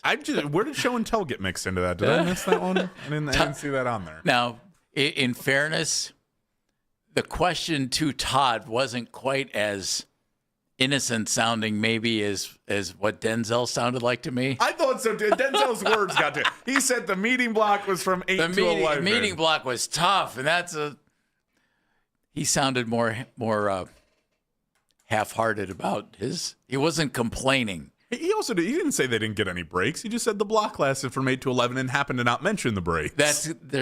I would think some of the PR staff might have to say, hey, Todd, here's how that went down. Don't get mad at Denzel because it wasn't that bad. I got it, man. That's the way the conversation has to. There's no way. Denzel's comments weren't that bad, and they seemed pretty accurate. No, but the question, the 3-hour meeting block, oh, my God. Also, I mean, Jeff, you had to sit in 3 hours worth of meetings. Might get a little drowsy, no? Might have to stand up during those, get a little break in, a little snack time. But can I throw out a word for you?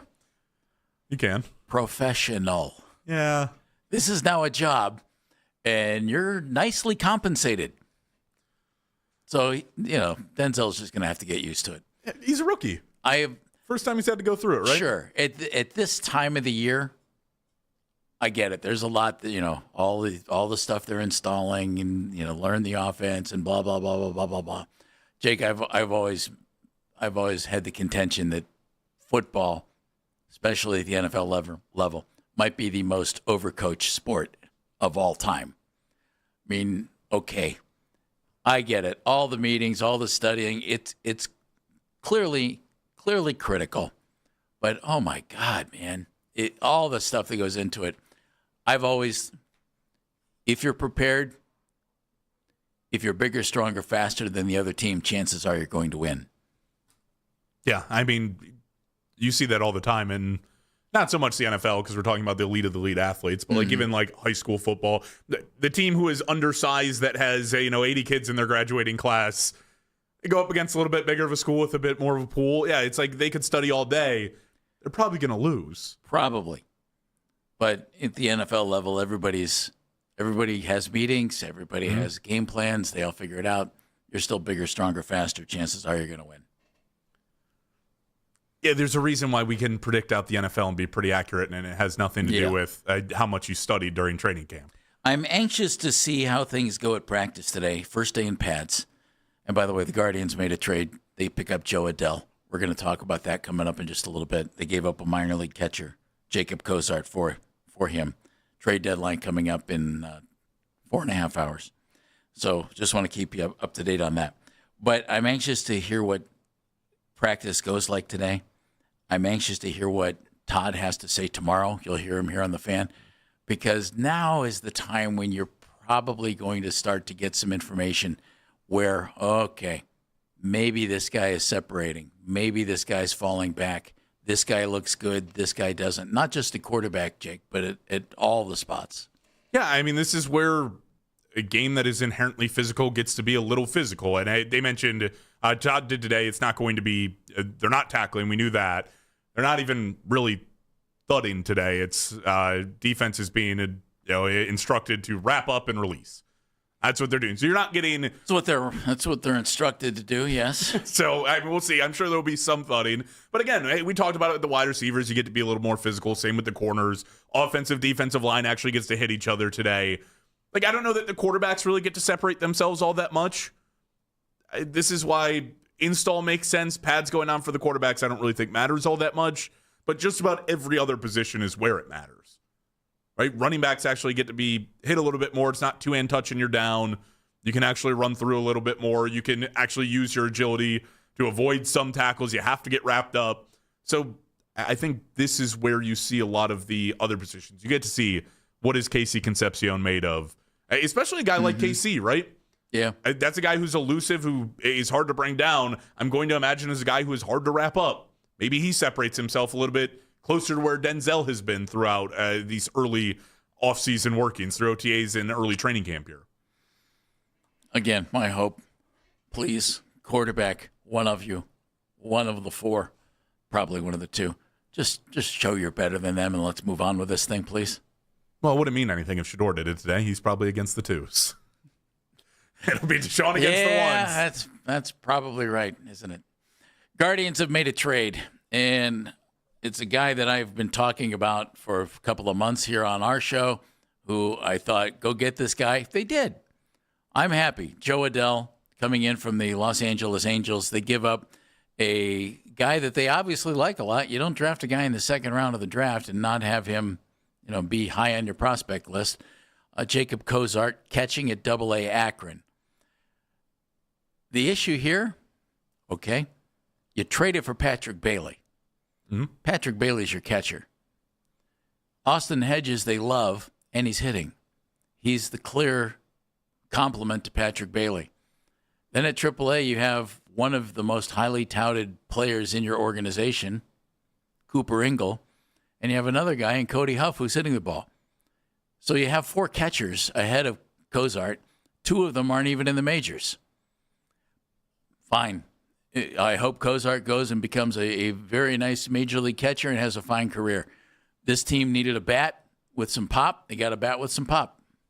I was telling you during the break, fans very excited. I'm getting texts to my phone. People are amped up about Joe Adell. And again, he's exciting. He's not the reincarnation of Bobby Bonds. No, he is not. So, but that said, 37 homers last year. Yeah, he's exciting. He puts the ball out of the yard. He makes some great plays. The ball explodes off his bat. But you look at maybe not so much the fan side of things and look towards more of people who cover the team a little bit more closely. Like I brought up Justin Latta, who said that he just wasn't all that interested in this. Like he thought it was a lot to give up on Cozart. And Jeff, I think we land in the same spot. Cozart could have been your number 9 prospect. It really wouldn't have changed all that much to me because there's not a clear pathway to get him to the majors anytime soon. No. You are trading future for the immediate. The team is trying to win now. And this is the way that baseball works. You give up prospects, and especially not your top-ranking prospects, because would I rather have that catcher 7 years from now, or would I rather have Joe Adell in this exact very moment to try and win games here? It is an indication that the Guardians are at least pushing forward to try and do something. All they've traded away are guys who are not at the major league level so far. And here's the thing. Even if Cozart comes through the system and gets really good, is he still going to pass up Cooper Ingle if Ingle's still here? And there's just no guarantee when these guys get to the majors either. That's exactly right. And they don't plan to move on from Patrick Bailey anytime soon. So this is exactly the type of trade that I was hoping they would make. You brought in a power bat who's under control.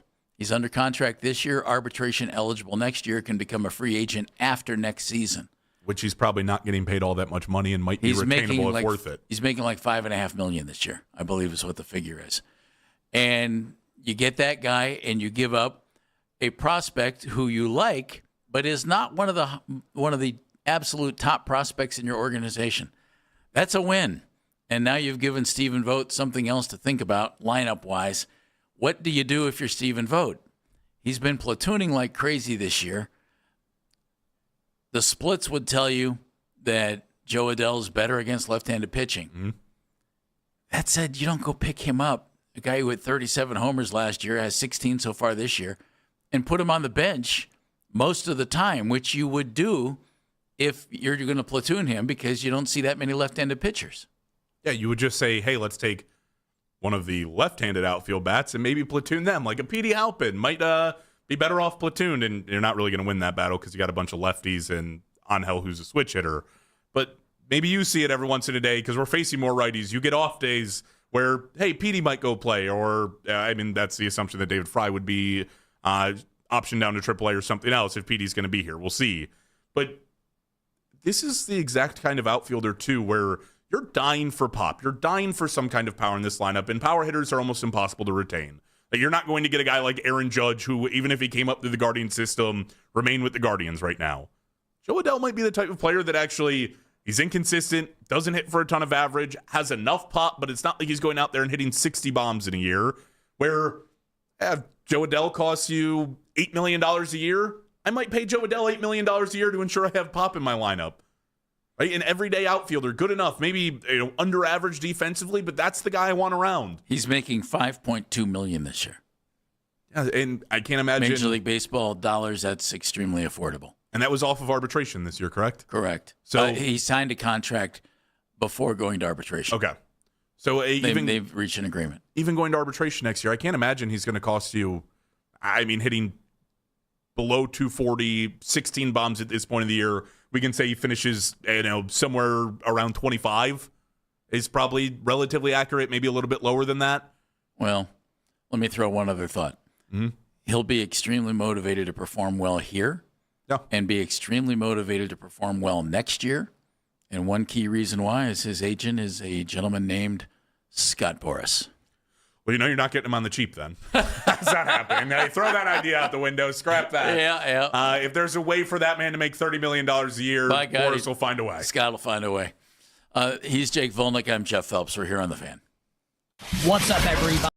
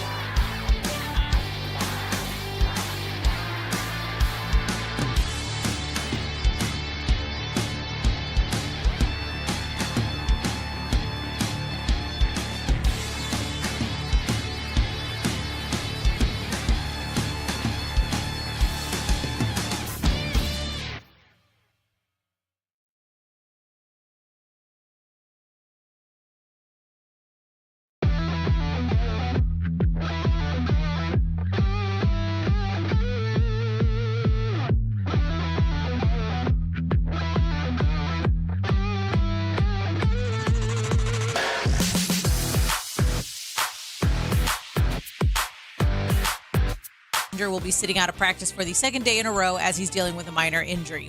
And around the NFL, Kenny Pickett will be starting for the Panthers in the Hall of Fame game on Thursday. Listen to the Fan Rewind weeknights from 11 p.m. to midnight. All the best segments from all our shows, and you can always listen on the Odyssey app. Headline sports news every 20 minutes on 92.3 The Fan. From the University Hospital Sports Desk, I'm Meredith Kane.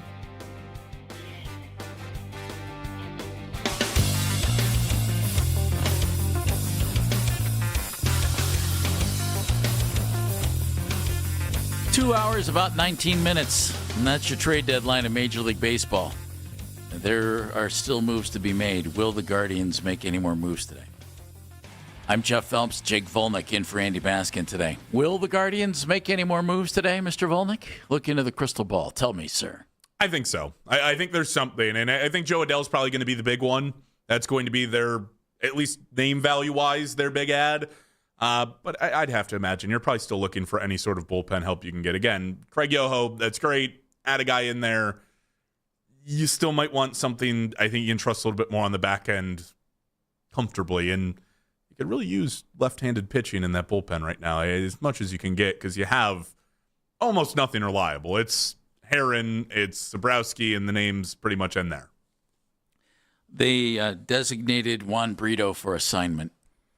So we'll figure out what that means. That means they can trade him. They have 10 days to trade, release, or if he doesn't get claimed on waivers, they could work out a deal with Brito and he could go to Columbus, but or could stay in Columbus, I should say.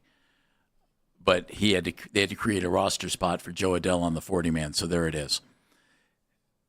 That said, you're Stephen Vogt. You just had Joe Adell dropped into your lap. How are you going to handle this? What are you going to do? And somebody has to go off the Major League roster. Mm-hmm. So 26, Adell makes 27. Somebody's going to have to go. Who's that going to be? Right now, at first base, you have Manzardo and Hoskins, as we know, and they've been platooning those guys in game, even much to our chagrin.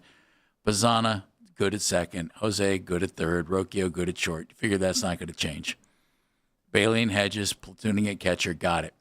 Outfield, Quan, Adell, and DeLauder. What's this mean for Angel Martinez, who made one heck of a catch the other day up against the screen in right field? DeLauder's got to play right field, right? Yeah. Would you think Chase is getting moved to center? I think it's either Chase going to center or you keep Angel there and you continue this DH rotation between Adell and DeLauder. There's no reason to look at – I mean, listen, there's going to be days where one of those guys isn't playing. Jose should get some DH days as it goes. But I would say your average lineup should probably look like that and then just play Angel in center and just keep going at the rate he was anyway. He's a fine center fielder. Again, he's not going to be a game changer out there, but he's fine. He's a solid center fielder, and you got to wait for the bat to come back around. It obviously has not been there since he's gotten back, but this is also kind of the Angel Martinez experiment. Feels like there's 2 weeks where he's hitting 600 and then 2 weeks where he's hitting $125. You just live with it and go through the ups and downs, and hopefully he figures it out as time goes on. But I don't know that's a guy I want to move on from right now. Fine on the base pass. Gives you a lot of flexibility, a switch hitter in the lineup. Angel's probably a guy that I want to try and tough it out and make sure he figures it out as fast as possible. Who goes off the team? David Fry, Gabe Arias, P.D. Halpin. Who should go, or who do I think should go? Who do you think's going? I think it'll be P.D. Halpin. I think it should be David Fry. I agree with you on both fronts. David Fry has options. David's not hitting very well. David's not playing very much. Send him down to AAA. And because he has options, you could send David Fry down. And if David can find what he found 2 years ago before he got hurt and everything else, when he made the All-Star team and he had that terrific first half of his season, he could help you down the stretch. Mm-hmm. I think it's legitimately I sort of think it'll be PD, but Jeff, when you line it up and actually look at, okay, who can play where? I mean, again, they've been pretty stout on the fact that they don't want to move Quan back around to center. He's hitting while he's in left. He feels comfortable there. Let's just keep him there and keep it rolling. Okay, well, you have Quan that'll play then just left. DeLauder, who's just going to play right and could play some center, as we've seen him do, but we know they're managing the injuries. in trying to avoid them. Adell's can play a little center, but not very much. He's going to pretty much be in right field, maybe a little left field. Who else is playing center? Like on days where Angel Martinez is not out there, you're either risking the health of Quan, risking the health of DeLauder, or putting Joe in a spot he's not great. I don't think putting Quan in center is risking his health. I know he's had some leg issues. Steven came up as a center fielder. He played center field in college. That's never been a concern for me. What was a concern was he wasn't hitting.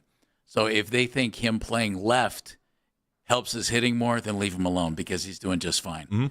The way this lays out to me screams something you just said. Adell, DeLauder, that's your rotation between DH and right field. It should be. And then Manzo and Hoskins become, if they're both still here at the end of the trade deadline, or afterwards. If they're both still here, it becomes a complete straight platoon at first base. Which I'm fine with, but I don't have a problem with platooning the two guys. That just... Well, I hate it, but you just picked up the right-handed power bat you wanted. Mm-hmm. That bat needs to be in the lineup, and that means you probably... Let's put it this way. The way this team is built right now, I would rather have Quan, Adell, DeLauder, Martinez in the lineup than both Manzo and Hoskins. Yeah. Only because Reese hasn't been able to hit this year. And again, I don't think they've done him any favors. And Manzardo hasn't hit like he did last year. And again, I don't think they've done him any favors. Both guys are worth having around. Both guys can provide a little pop to the lineup. You still want them both out there. And if Reese Hoskins ends up, and I know you're the president of the fan club, Jeff, so I apologize. I am. I'm. But if that ends up... We don't have a lot of attendance in meetings. If he ends up being the guy who kind of ends up on the back end of it or gets the short end of the stick. Or gets released. Yeah, just the way it goes, right? Like you're an aging first baseman who hasn't been able to put together the platoon/pinch hitter role. Sometimes when you can't put together that role and teams don't think you're consistent enough to be an everyday guy, that's where you kind of flame out. Well, if some team thinks they need a first baseman, I would think the Guardians might get a phone call. Yeah. And they might think, man, they've been jerking that guy around. He's not been getting regular at-bats. And when he's had regular at-bats in his career, he's hit. I could see a team that is first baseman needy making a phone call and maybe trying to pick him up for a lower-level prospect. It's not the worst idea. And, I mean, for the Guardians... But then who backs up first base? Well, Arias? Arias probably, right? He's still on the roster. He pretty much becomes a utility guy that's playing probably close to every day between giving guys rests. Well, we give Manzardo every day at bats too. Yeah. They still have decisions to make, so we'll see. But right now they will have to remove somebody, if I'm not mistaken, from the regular 26-man roster. Now somebody's got to go. I'm just crossing my fingers it's David Fry. And I like David. It's nothing personal. Yeah, he speaks highly of you. Yeah, well, he just stinks right now, so that's all it is. And I like Petey Halpin, but Petey's limited position-wise to the outfield. Yeah. David Fry can catch, play the outfield. Well, he hasn't caught it all this year. He can play, but he could. He could, in theory, as an emergency catcher. As an emergency. He could play first, can play third. Well, but he's not hitting worth a you-know-what. Yeah, I'll battle you on that, Jeff. Petey's also about the only pinch runner you have. Right? And he's a good defensive replacement. And he's good in defense. Yeah. So he beats out, I think, the utility of what you... Because you have a utility player. Arias is still your utility guy. And they showed that when they said, no, we're good on Daniel Schneemann, who was our utility Daniel guy. Down, yeah. So, which, by the way, I'm still not... Although Daniel wasn't hitting this year either. Forgive me if you've heard that before. Fill-in-the-blank Guardian wasn't hitting this year. I think I could do it with just about everybody except... You think? Maybe Chase DeLauder. I think he's about the only one on the roster that's actually complete. And Austin Hedges. And Austin Hedges. Both very safe from that proclamation, but just about everybody else, I think you could be pretty fair on there. The only thing I can see them doing, in theory, position player-wise, they appear to be set. And I say that only because we're sitting here trying to figure out how Stephen Vogt's going to play the guys that he now has. If they bring somebody else into this mix, well, then what are you going to do? The only thing you could do is maybe pick up a first baseman that could do more for you. I've seen Josh Bell's name thrown out there. Mm-hmm. But I don't know that the Twins are selling, right? Well, the Twins are right there. Yeah. Why would they move on from anybody? When I saw Josh's name thrown out there, I thought that doesn't make any sense because he's actually had a pretty good year, and the Twins are what, a game behind the Guardians in the wild card. Right. So why would they move anybody? That doesn't make any sense. I would think there's still a move to be made. Maybe another bullpen arm. Who knows? But just keep an eye on first base. I would hate to see Hoskins go because I think he's got better baseball ahead of him this year, and I don't think Manzardo's going anywhere. Nor would I want him to. No, I mean, he should get more of a runway. He should be able to play the game a little bit. I would say keep him around, right? There's no reason to – if you got something great back for him, you might consider it, but I don't really think you're getting anything great back for Kyle Manzardo right now either. Would you think about adding a starter?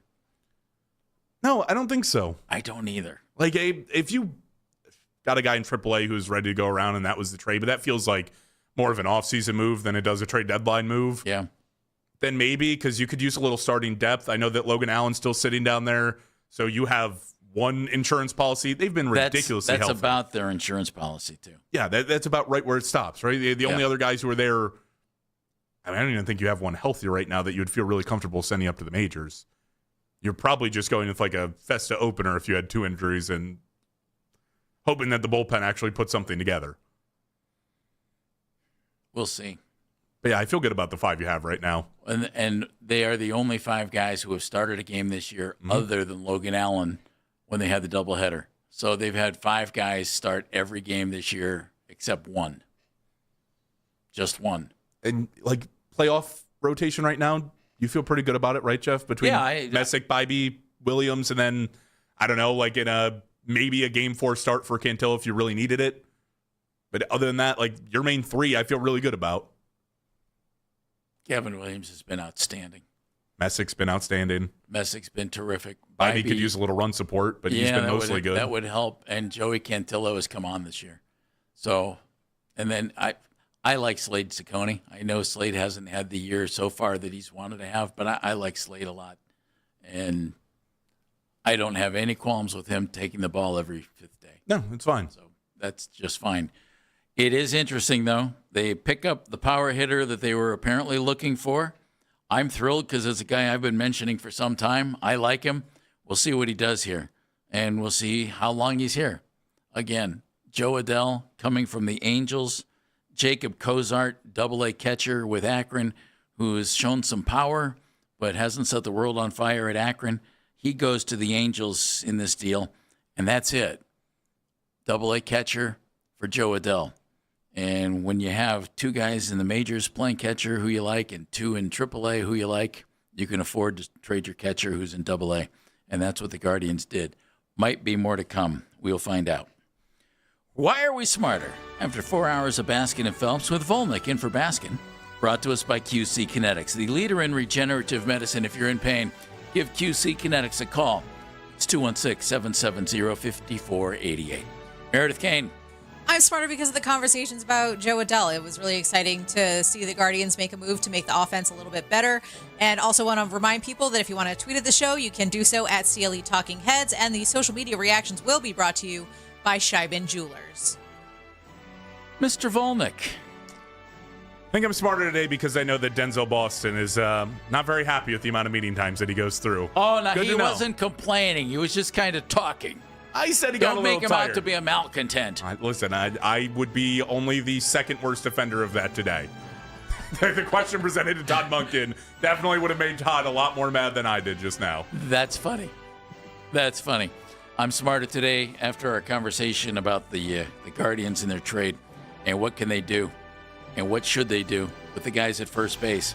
It changes a little bit now because the DH spot probably taken up with some combination of Joe Adell, Chase DeLauder, and Hel Martinez. Stay tuned. We'll see. Trade deadline coming up at 6 o'clock, so it's 2 hours and 4 minutes or so. The afternoon guys, Jonathan Peterlin, Nick Wilson, standing in the hallway, getting ready. I mean, these guys are pumped. Backpacks on and everything. They're ready to roll. So they'll have you all the way up through the trade deadline. Jake, thank you, buddy. Good to see you. Appreciate you. Good to work with you. I'm Jeff Phelps. We'll see you tomorrow.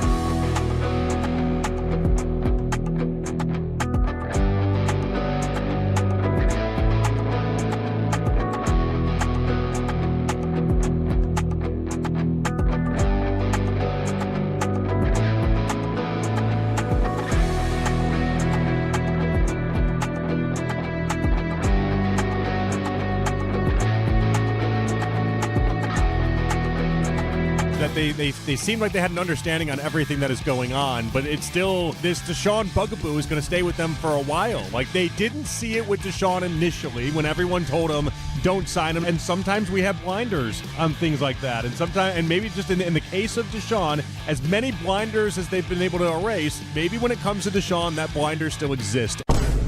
It's the Afternoon Drive with Nick Wilson and Jonathan Peterlin on Cleveland's Sports Radio, 92.3 The Fan. The show is back. Nick Wilson, Jonathan Peterlin, back on The Fan here with you for the next 5 hours. And what a loaded sports day do we have. I just went into robot mode thinking about what we got for you. But we got the Cavs on Peyton Watson watch. Finally, a Watson watch we can all get around and enjoy. And, of course, we got the Browns quarterback battle is heating up, believe it or not. And the Guardians, the trade deadline. Welcome to Cleveland, Joe Adele. That open, courtesy of Mac Robinson on the board. Yes.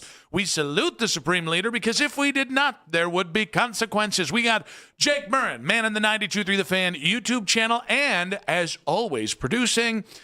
If you are there, just remember, all 5 hours live on 92.3 The Fan's YouTube channel. Like our videos. We love to be liked around here. And subscribe to 92.3 The Fan's YouTube channel. Ring that bell, y'all, except you, Cornlito. Suck it, Cornlito.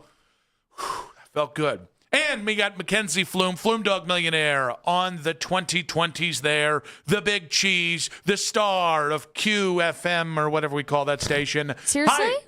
Seriously, not Stop now. It's the butting open. in at the very beginning of the show, This isn't Mackenzie. 440. Good God, you've been on that show for 5 days, and you think You you're don't going to have carte blanche Put some on this respect show. on my name. No, now we're going to I take can't respect even off. spell the damn thing. How about get a name we can spell, and then we'll talk. Hi, JP. Hello, how are you today?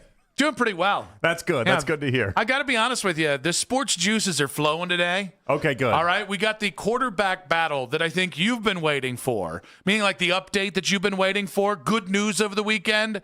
And listen, can we just, when the Guardians make a move for a legitimate power hitter, and there are guys who hit home runs because they're really good at launch angle. There are guys who hit home runs because they figured out the right ballpark for them, or they landed in the right spot. And then there are guys who are blessed with God-given raw power.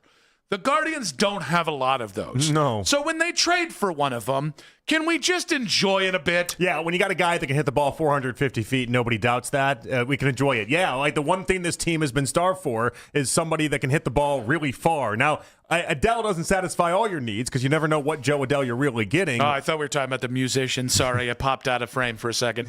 Okay, well, hey, good thing we have Mackenzie on the show. That's she can true. sing us all the Adele songs. Please don't. Yes, she can do all of that because she's a wacky morning radio host.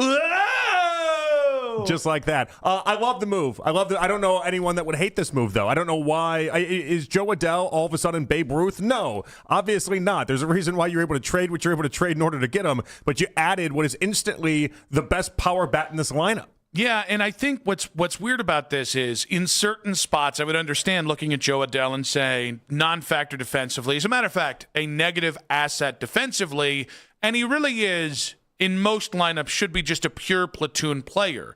This isn't most lineups. You are lefty heavy. You don't have any power to speak of beyond Gabe Arias, who I think has got about 10 home runs this year from the right side of the plate. So this is the thing. And again, like, well, they need to not turn him into a platoon player, though.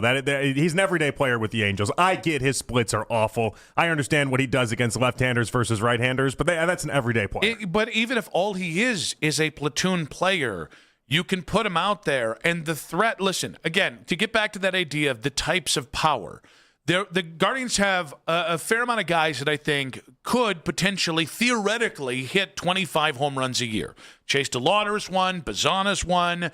Angel Martinez maybe, although he's cooled off a lot recently.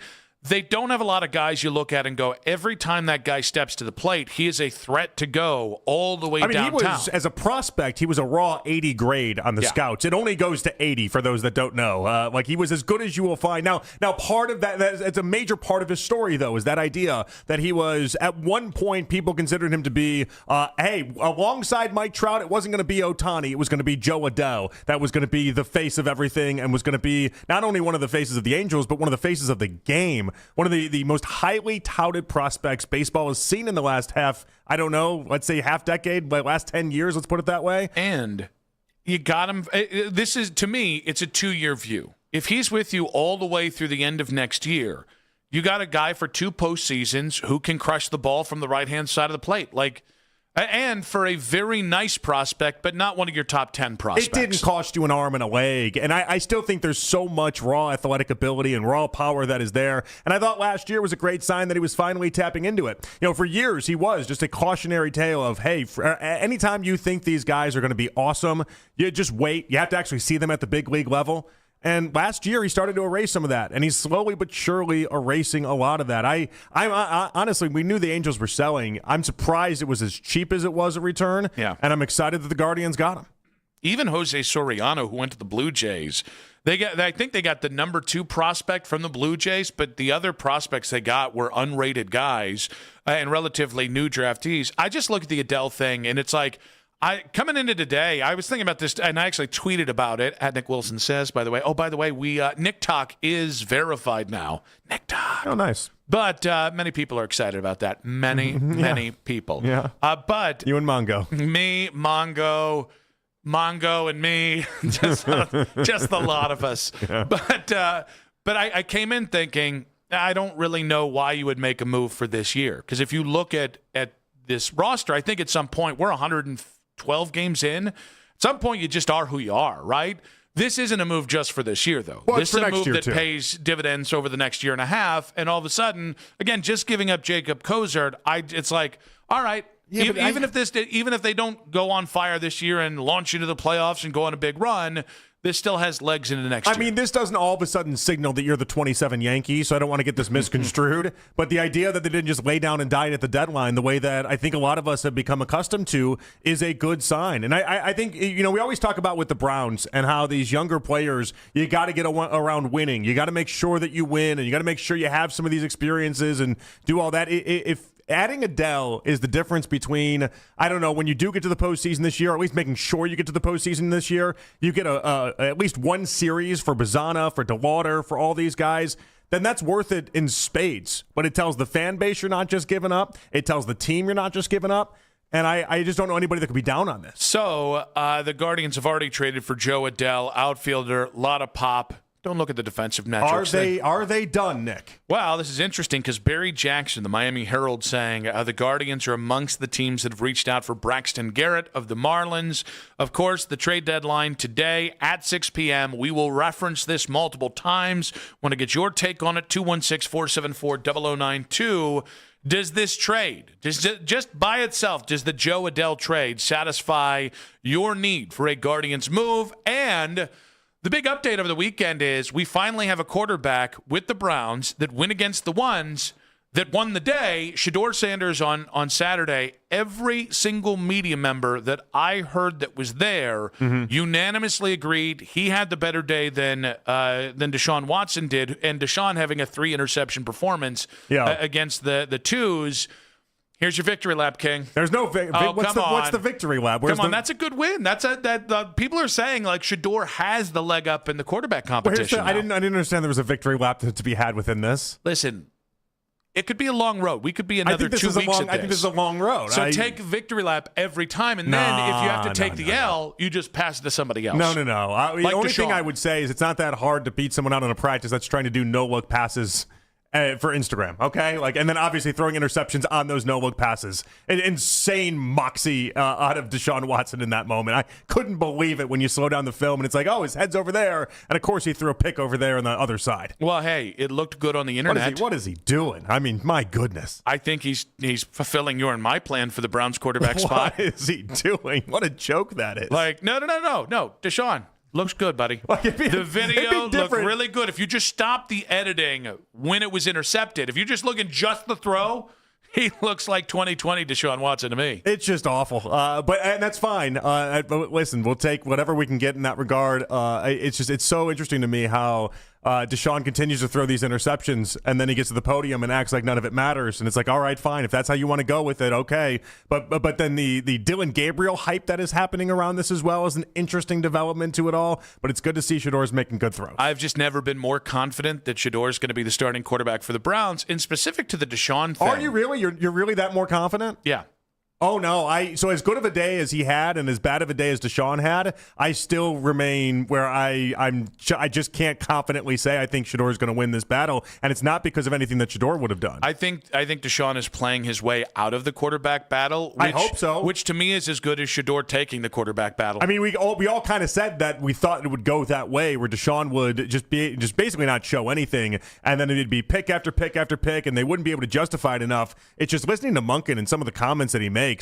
I don't think this is the plan that they had. I think Monken is very measured on this. He's not going to write a guy off. Again, they're not going to anoint Shedor as the starter until it absolutely makes sense to do it, until they have as few doubts as you possibly can have. But, for all the people saying, well, it's practice, interceptions don't matter. No, they do when it's a reoccurring theme. When you reoccur, he's a slow starter. Well, we're into week 2 of the camp. How does he look now? Well, and now we're getting pads on, so we're starting to get a little bit more. There's a lot of people like Coach Riz that they don't even want to judge this stuff until you get the pads on. And listen, even Monken the other day talking about, hey, we're only about halfway into the installs. Get all of that. But we finally have a quarterback that won the day, that went against the ones, and it happened to be Shedor. You cannot help but look at that as a great sign. And if you're like me and you don't ever want to see Deshaun play starting quarterback again for the Cleveland Browns, you cannot dismiss the interceptions just because, I don't know, Twitter might be mean to you or something like that. Whatever reason for hey, we're going to be measured about how. No, he's thrown a butt ton of interceptions. That should matter. We can't just explain those away because it, I don't know, benefits the Browns. Well, and we get to knock down that narrative that was starting to build of the idea of anytime you're up against the one defense, of course you're going to struggle. And people were using that as some sort of weird excuse in the meanwhile. So it's again, it was a good sign, all things considered. I like that. I like that your interpretation of it is that Shedor is grabbing this thing and running with it, even if Deshaun is falling flat on his face. Because I feel like there's a lot of other people that are making the suggestion that Shedor is doing nothing to grab it, and Deshaun is just falling flat on his face, and that's why. His name is Daryl Reiner, and we'll get to that. 216-474-0092. We got quick hits coming up at 2:40. Got Jason Stanford, former Cleveland Indians pitcher, now Guardians analyst at 3:20. Greg Rosenthal, NFL Daily Podcast at 4:20. We'll talk about the quarterback competition, the lead at 5, and, of course, at 6:20, the final edition of 32 teams in 16 days. Jim Costa, all cookies there. He's got something to say about the Tarek Skubal trade. And we'll preview the Lions season. And then Tim May of the Tim May Show. He's covered the Buckeyes for 42 seasons. We got one college team to preview. That'll be at 6:30 with Tim May. But 216-474-0092. At Nick Wilson Says, at Jay Peterlin on social media. Social media reactions on X, powered by Scheiben Jewelers, Cleveland's premier jewelry store. Is Deshaun throwing too many interceptions? You are going to hear what Deshaun had to say about his interceptions. And listen, one guy is neither impressed with neither quarterback, and I've said neither one too many times. That's in 5 minutes on 92.3 The Fan.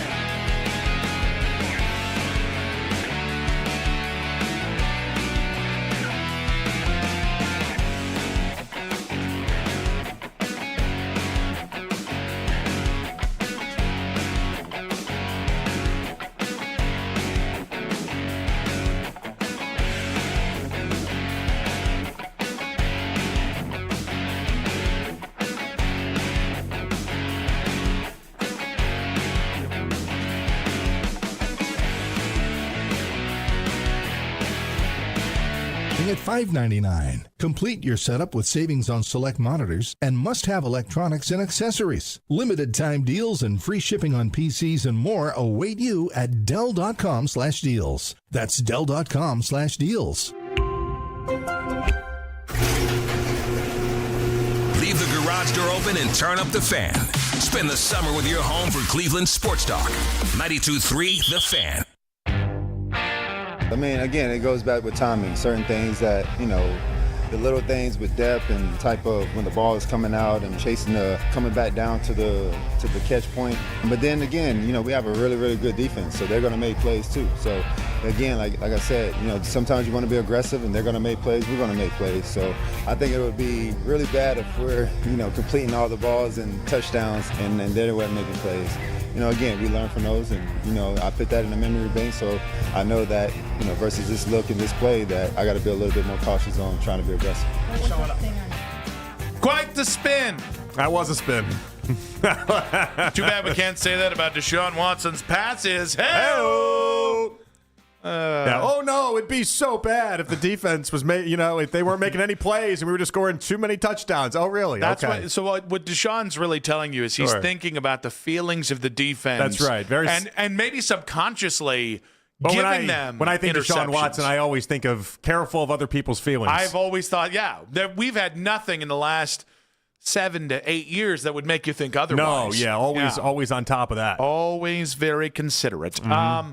No, it's interesting to me. Like, I understand that, their interceptions in practice. One of the common rebuttals with this conversation is, well, you don't know what they're being asked to do. I do know they're being asked to not turn the damn ball over. To not throw it into the defender's hands. I'm pretty sure they're not You see that similar jersey there? Don't throw it to them. That actually would be funny if one day they're like, Denzel needs practice. It's the interception drill. Yeah. Can you just throw him a couple? Like, he just needs more practice. He got one interception last year. We paid him a lot of money. We need more interceptions from Denzel. Just make it look real, make it look good, and just do that. And it's like, listen, if this was a normal year, which it will never be with the Browns until they start winning again. But if it was just a normal year, we're having a different conversation about the interceptions.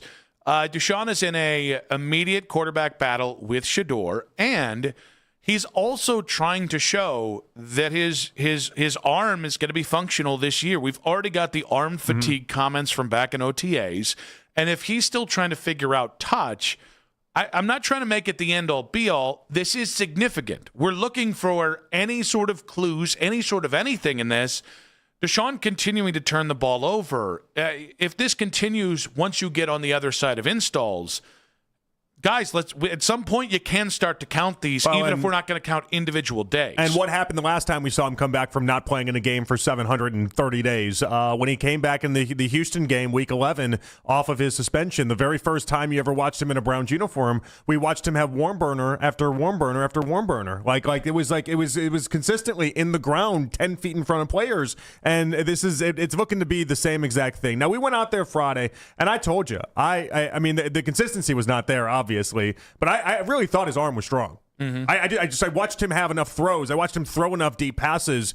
He was throwing the ball way further down the field than Dillon Gabriel was possibly dreaming of doing it. It's just it was all over the place. I see. Now that Dillon might be a threat again, you're going on the offensive. about Dillon. I just think the Dillon thing is wild. We'll get into it later, but it is wild to me. As far as I'm concerned, he hasn't thrown a ball more than 20 yards in these practices, but that's fine. That's fine. Who says you need to do that in the NFL? He's throwing it deeper than what he did with Stefanski. That is true. He's not just throwing to the line of scrimmage. Baby steps. Yeah. Baby Count steps your is all dubs this there, is. Dilly. Yeah. Oh, wait. Does he have to? Is it baby steps because he's got little Dillon legs? Yeah, he's a that's tiny probably little one. guy. It's hateful, but I sign up for that. Now we are, of course, talking about the latest on the quarterback derby, and I want to make it as clear as I can.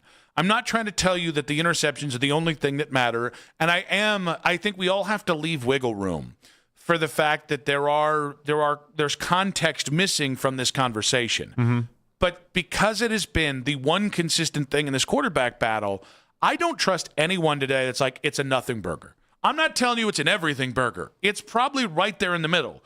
It does matter. It doesn't matter all, and it doesn't matter nothing. Well, a guy with accuracy issues has accuracy issues, and basically what's supposed to be the easiest part and the easiest setting is a problem. I don't know how it couldn't be. Now, while we talk about Deshaun Watson's too many interceptions in camp, Shedeur looking good against the ones on Saturday. Off to a good start already today, by the way. Yeah, was it the Concepcion pass? Yeah, deep pass to Concepcion. Yeah. That's what you like to see. I do love. So again, we're talking about like the theme of interceptions, meaning this has been the case over multiple days. You can have that conversation, and then it'll be like Shedeur has one pass to Denzel Boston. The people are like, oh, that's a hospital ball. Don't like that. It's like, so wait, I can't reference interceptions, which have been going on for Deshaun all camp, but you can reference one ball that you thought I could throw better.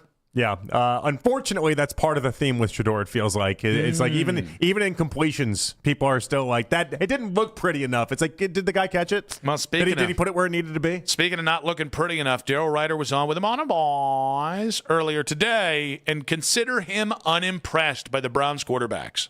Right now, honestly, I wouldn't give the starting job to any of these guys, but this is what they have. I'm thoroughly unimpressed by the quarterback play in camp so far. And hopefully it improves as the installation continues, which goes, by the way, until Thursday. And then Friday, the installation is done. And then I guess it becomes review and then really evaluate what these guys are doing.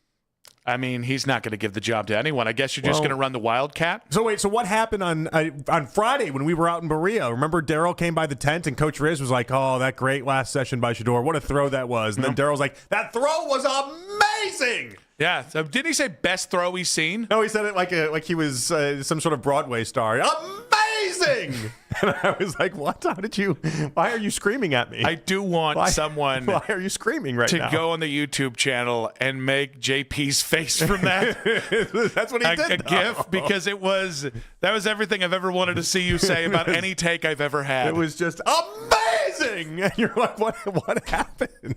Right. Why are you screaming at me? Why are you doing this? Hey, okay, so when he says it like that, you can't help but you store that in the brain. And you store that one in the brain. As are many things with Daryl, it was unintentionally hilarious because Daryl was in the middle of doing something else. So also, like, was he saying it just because Coach Riz then said it, so he had to feel like he had to contribute to the convo for some reason? I'm not entirely sure. But you never really can be too sure with Daryl. I guess all right, so again, it is worth noting that if I'm talking interceptions through what is 5 days of camp now, 6 days of camp, it's okay for Daryl to say he's unimpressed. I do think we need to have some distinction though between the different quarterbacks. Like if Deshaun is playing quite frankly bad play, and maybe Shedeur is just average or adequate.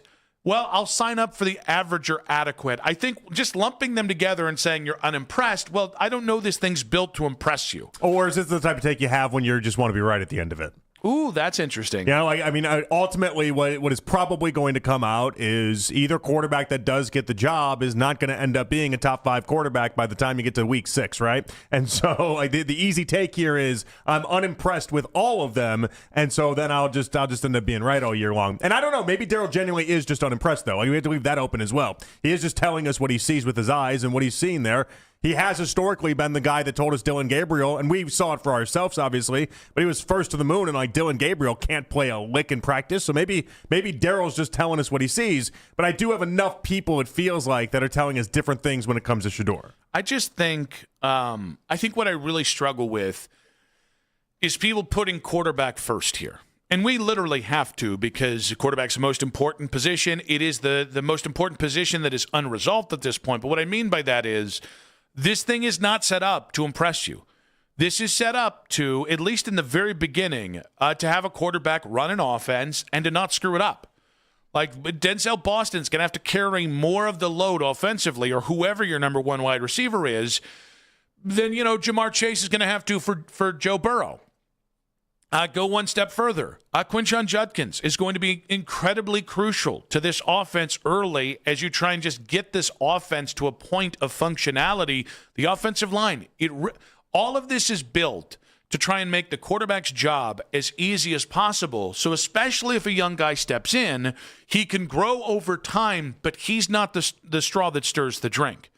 So, again, I think there's a lack of nuance in what Daryl says. If I'm just not impressed, there are levels to being unimpressed. But I also think, I don't know that this thing is set up that Shedor's going to wow you or Deshaun's going to wow you or Dylan Gabriel or anyone's going to wow you in this camp.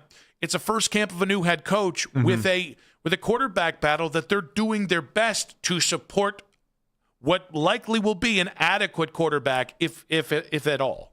Oh, and so what you described right there basically was a game manager in many ways. Like just don't turn the ball over, make the easy pass, and then get on with your day. Take the easy money, right? And so like if that's what they're going to end up being, that's fine. But then when it comes to like Deshaun, for instance, throwing all these interceptions, you are giving us the absolute opposite of what that model should be. So I do want to say, like, quarterback manager a little bit is overly simplified. Well, people always think that's a negative. You know, we had Sean Salisbury on last week. He was like the ultimate QB manager, so he's always very defensive about it. And he'd be like, no, it's not a bad thing. It's never a bad thing to be a quarterback manager, a game manager. Like, there's real value in that. But you look across the NFL, Sam Darnold, I think, is a great example of this. Sam Darnold in the playoffs was asked for one game, essentially, to take over, the NFC title game. He threw 4 touchdowns and was great. Go look at some of the other games, though. He wasn't asked to take over in many of them, and he really wasn't the focal point of the offense in a lot of them. So I think both Shedor and Deshaun, with their hypothetical value, and I say that because they both have to prove it, right?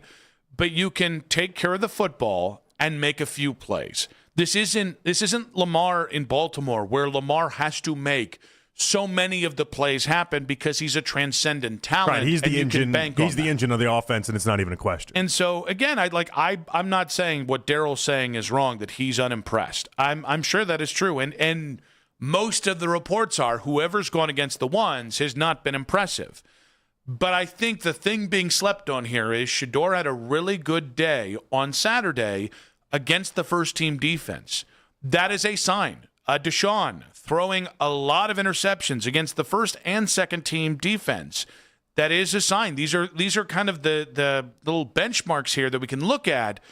And because we're looking for clues, I know we don't have the entire context. These are things that we can look at and go, at least with one player, there looks to be some positive momentum, and with another, there certainly looks to be some negative with Deshaun. Yeah, but you can see how easily this can flip too, and that's what's kind of interesting about how many days we have. You string together 2 or 3 good days, and all of a sudden it feels like the momentum and everything can all of a sudden change in the conversation, as evidenced by Dylan Gabriel. 216-474-0092. Daryl Ryder is unimpressed with his quarterback play. Is neither quarterback grabbing the job, or is it early? And you want to hear the dumbest conspiracy theory about sports? You're going to be listening to the start of Quick Hits in 5 minutes on 92.3 The Fan.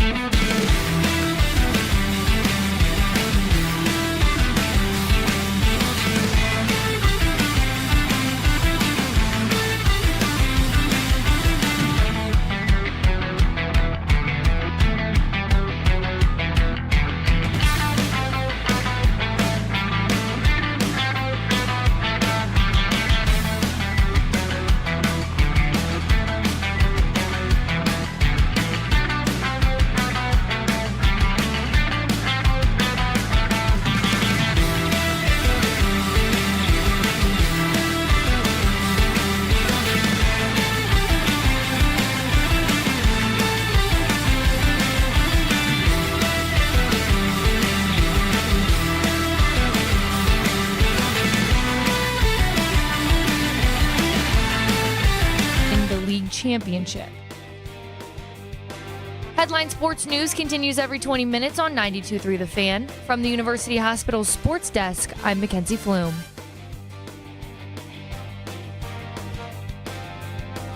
If you can't get to training camp during the week, let our team be your eyes and ears in Berea for breaking news all season long. Trust Cleveland Sports Radio, 92.3 The Fan. Nick and JP back on The Fan here. Jason Stanford, former Cleveland Indians pitcher, now Guardians analyst at 3:20 today. We'll talk about the Joe Adele edition. What should you make of these Guardians after about 112, 113 games this season? Could be 116. I don't know. Math is hard. Also, was it a no-hitter? Was it a perfect game yesterday? Well, no, that one we know. That one we know. I don't think that one we wasn't. did. That's not a guessing game. Many people who said they watched said they couldn't remember which one it was. No, yeah. I wasn't one of those people. I remembered exactly what it was. Well, However, some of the reports coming out of camp, Zach Jackson tweeting out, good day for Harold Fannin Jr. More good feedback, by the way, on Denzel Boston. And it's an up and down day continuously for Deshaun Watson today. So he is going against the ones today. We will have more on this as we continue on. But let's get to quick hits. From the latest news and rumors around the sports world Angel. To the sound bites you need to hear. Hurry. It's Quick Hits. All right. I don't really know how to intro this because when I heard it, I thought it had to be like a deep fake or something. I don't mind conspiracy theories. I understand sometimes they're true, and I understand sometimes people are just bat bleeping crazy. But in the era of conspiracy theories, I think Cubs star Pete Crow Armstrong might have finally delivered the one that's a little too far for me, and it's about Babe Ruth. What's an unpopular opinion that you have? This is going to be crazy. I love it. Babe Ruth never existed is one that I like. Oh my God. Wow. Really? He never existed. I heard some pitcher with the Mariners, Salcedo. You remember him? Salcedo, yeah, lefty. I think he did some podcast on Zoom when he was like going down the rabbit hole with somebody about how Babe Ruth never existed. And I was like, dude, that's awesome. Like, Wow. So you're going to double down right now? well, it's like we always talk about how like the game's evolving and people might as well have been like underhanding the ball to that guy, and he's regarded still as one of the best players ever, and you might as well dive further into it and be like, well, maybe he just never existed. I love it. All right. One, she's also stupid for having that. I love that. Isn't that Kristen Cavallari? Yeah, she's great. Oh, God.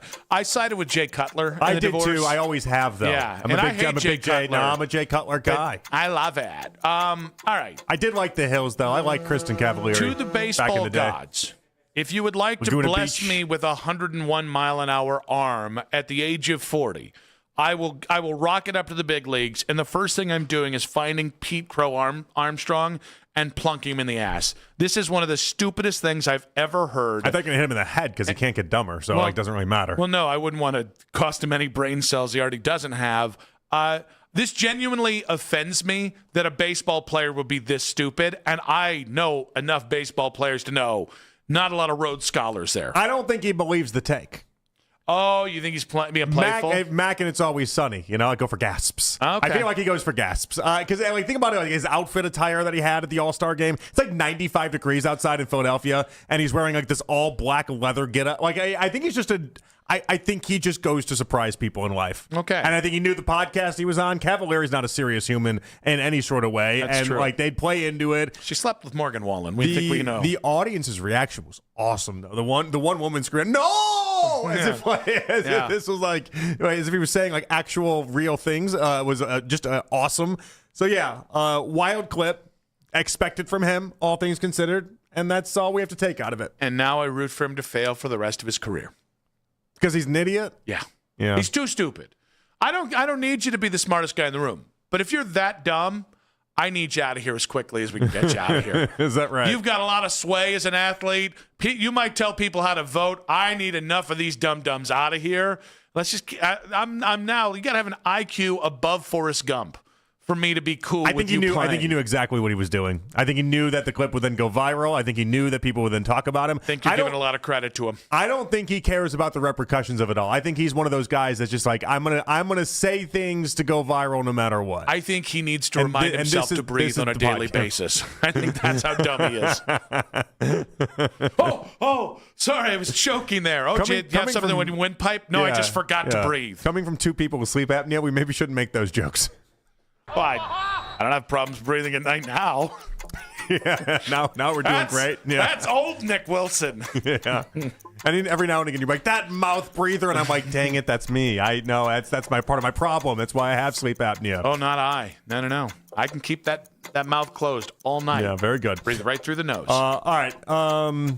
So I don't know where this came from, but it's been all day long and people have been discussing it. The Browns are expected to switch. I know it came from. Florio started the convo. Daryl's, by the way, confirmed it. The Browns are expected to switch from grass to turf in their new $2.6 billion stadium. Daryl's side of this, though, was the idea that they could, in theory, put grass in there at any point if they want to. That's like the big hang up. Well, okay, but how could they do it if they want to eventually down the road?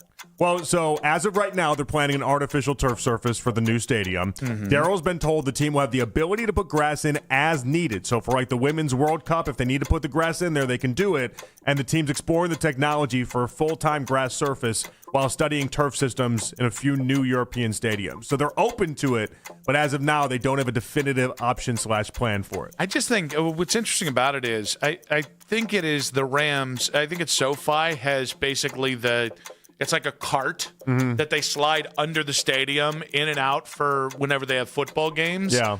I would imagine you could just do something like that, but I would imagine you would have to do that while building it and not like 3 years into Not it. like a last second, hey, Yeah. let's just toss this in there. Like it's a feature on a car. So the idea of like, we could do this down the road feels a lot like a little bit of a punt to avoid the feels like- blowback yeah, now. it feels like they're not going to do it. That's the reality. They're not going to do it. I did always think that the translucent roof, that like part of that hook and appeal was they could have real grass in there. Although I think I played with the idea that they were always putting turf in there. I'm not as upset by the turf grass wars as people are, though. I mean, I care about it from the player perspective. Players absolutely hate the turf. And they should. It's falling on concrete, basically. But this is part and parcel with not being able to do the retractable roof thing. And, again, that would have cost them an extra $1 billion and a bunch of other things. Omaha! All right, former Ohio State coach Urban Meyer is being roasted for these comments on why he failed as an NFL head coach. Struggled in the NFL, I think, so bad is that, how do you develop trust? Trust takes time, and maybe I was used to the college player, the younger person that would come over the house, that I would get to meet his family, and there's none of that at that level, and I tried to kind of keep doing, and it's not that way at all. It's grown men doing a grown man's job. So you lose trust now. You lose a locker room. You lose a team. You lose everything.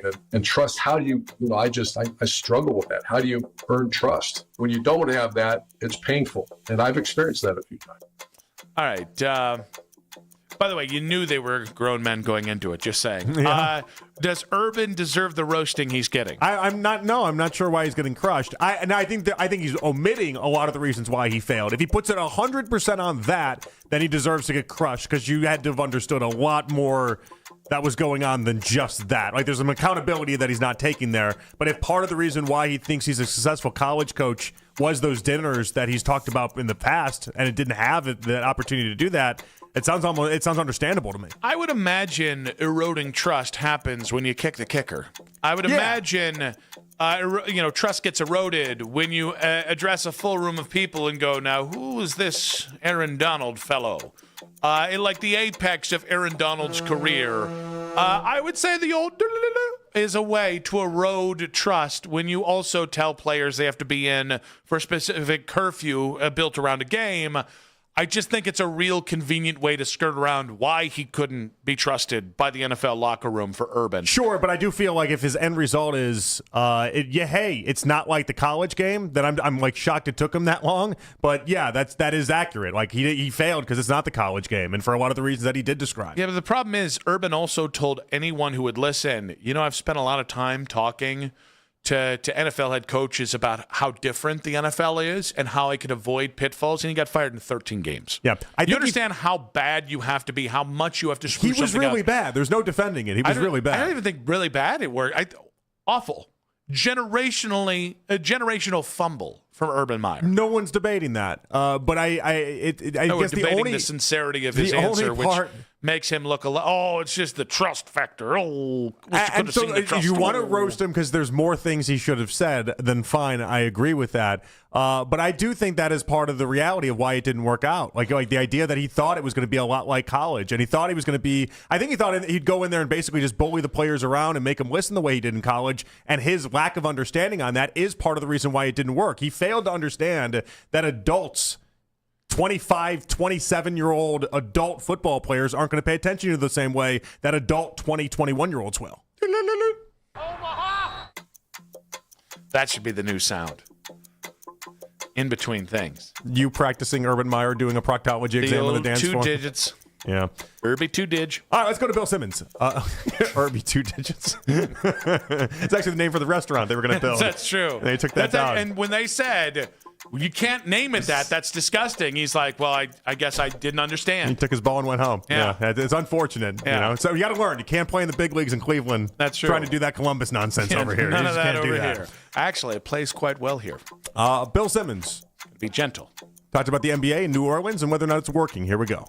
We still don't have evidence that the NBA works in New Orleans. And you could blame the owners. You could blame the city. It's not a big enough market, whatever you want to say, but it's just never worked. I don't think the franchise has ever been successful there. And we're going back to the 70s. They moved there. There's nothing you can point to and be like, see, no, for those 3 years, that's when it was kicking ass. It's just never worked, and I'm not sure they should have an NBA team. I feel way differently about Portland. Yeah, for some reason today, Portland's under fire, and a lot of people believe that Portland shouldn't have a team. It should go to Kansas City is one of the teams that gets offered up. Between Portland and New Orleans, which team are you removing if you could remove a team? I would do neither, but I sure as hell wouldn't move Portland. That is...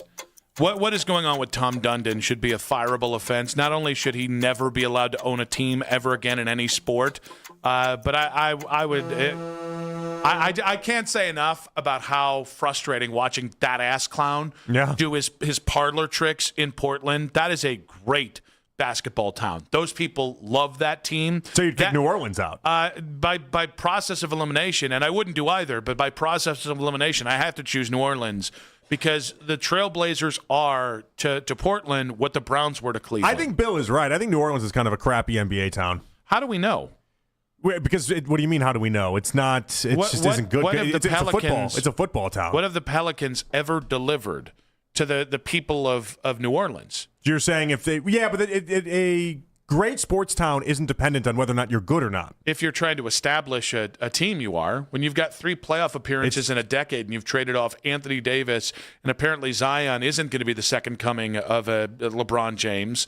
Like, what's actually happened on the court to convert people to being Pelicans fans? Yeah, but they never got there. I get it's a failure for them to be converted, but they never got there. Well, but maybe it's different if they had a lot of postseason experience, and then all of a sudden you could get those fans converted. But as of right now, they're not converted, and we're deep into this. Well, but you can't say that it won't work until you give people consistently I said a viable product. I said it hasn't worked. I didn't say it won't work. Well, but it hasn't Bill's worked. saying it can't work. That's what I'm kind of referring to. So I feel like look at Oklahoma City. You know what I mean? Like if you put a good enough team anywhere, if you have success, you can always make it work. Yes. That should be, but that's anywhere though. That's not special to New Orleans. That's basically anywhere. Well, but who said if you take the Pelicans to Kansas City and they're the same as Pelicans, they're not going to work I think how I judge a city is actually at your lowest. And again, failure to convert is one thing, but like when you're at your lowest, what does those stadiums look like? What does that fan base look like? And New Orleans at its lowest hasn't done it. 216-474-0092.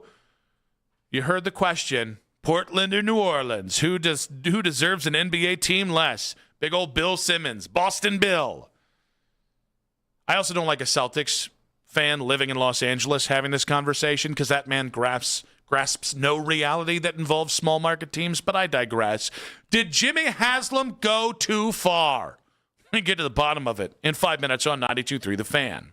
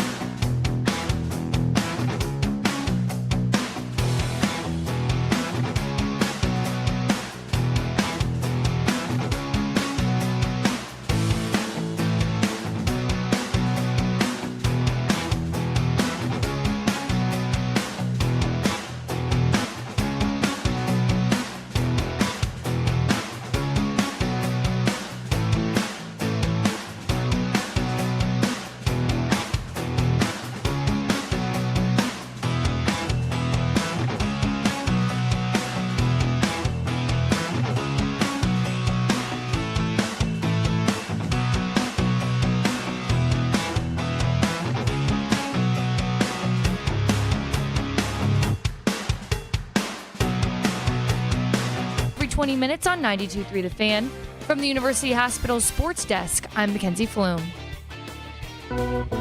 We're the only station in Cleveland where you can talk defending division champion Guardians at 6 a.m. The Ken Carman Show with Anthony Lima on Cleveland's Sports Radio 92.3 The Fan. It's the 3 o'clock hour. I'm not wavering. I might be wavering. On Afternoon Drive. But first, the Fan is looking for a winner. Enter the code PITCH, P-I-T-C-H, at 923thefan.com before 4 o'clock for your chance to win a 4-pack of tickets to 92.3 The Fan Night with the Lake Erie Crushers this Friday, August 7th at Forefront Field in Avon. Nick, Ken, and Anthony, they'll all be taking over all the in-game fun, including the first pitch at 7 o'clock. Get tickets at lecrushers.com. It's all brought to you by the Lake Erie Crushers and Sports Radio 92.3 The Fan. Nick and JP back on the Fan. We got Jason Stanford, former Indians pitcher, now Guardians analyst, coming up in about 20 minutes' time. We are 3 hours away from the Major League Baseball trade deadline. It is a 5-for-1. Adley Rutschman going from Baltimore to Boston here. And obviously, we have the Joe Adell trade, so we're waiting to kind of see. We're going to see if the Guardians have another move in them. I will say, I just don't know that in the AL East, JP, we should be trading guys who, like 3 years ago, were four-war players to the division rivals. That feels like a bad plan if you're Baltimore. Not great. I don't think Baltimore cares right now, though. They're just they're in a desperate state. Yeah, I would do better. That's me. I'm just saying. How about Boston, though? You know, you talk about where they were just a month and a half ago. They then had the 15-game win streak, reel off just a bunch of W's. Now they're trading for pieces left and right. That was a tired fan base. That is my greatest hope is that we just have another 2025 stretch run in us, and the Guardians just roll off. Again, not 20 in a row, but they just go on a red-hot streak and just really delude me into thinking they're going to go challenge the Dodgers heading into October. That'd be really nice for me. Well, there you go. As long as you need that for your mental health or just in general. Yeah, why not? Who doesn't in life? Now, we do have an update coming from practice, and I don't think you're going to like it. We're not going to get into the full Dylan Gabriel conversation for a minute. Yeah. Dylan Gabriel, the Herald Fannin Jr., stirring some people up, and apparently that means Dylan's getting first-team reps today. They were rotating. I mean, it was the two spotting, right? Yeah. So Deshaun was there with the first team, and then when he goes out, then Dylan goes in. That they've been doing that the entire time. Many people have said Dylan's looked better than Deshaun today. How you feeling about that? Oh yeah, who are these people? The internets. Who specifically? The internets. Anyone specific at all on that? I would definitely say probably somebody from the internet. If I search the internet, am I going to actually find any of these posts? Let me see.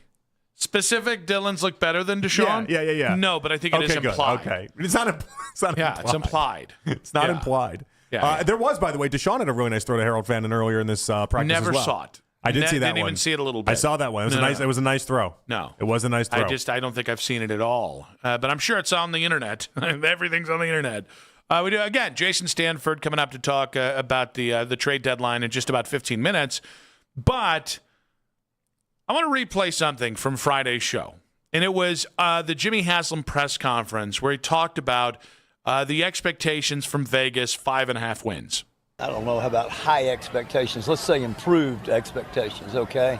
We're always careful, as you know, to set the expectations, and I think we have made giant strides in our talent level the last 2 years, but it takes these young guys a lot of time, and I think we could have the chance to start double-digit first- and second-year players, and I don't care how good you are, it takes a little bit of time to improve, but I think the odds are for us to win 5.5 games, I'll take the over. Now, in the moment, I was like, that's great. That's where I want you to be. I want them thinking 7 or 8 wins this year is a step forward because I think this team is capable of doing that.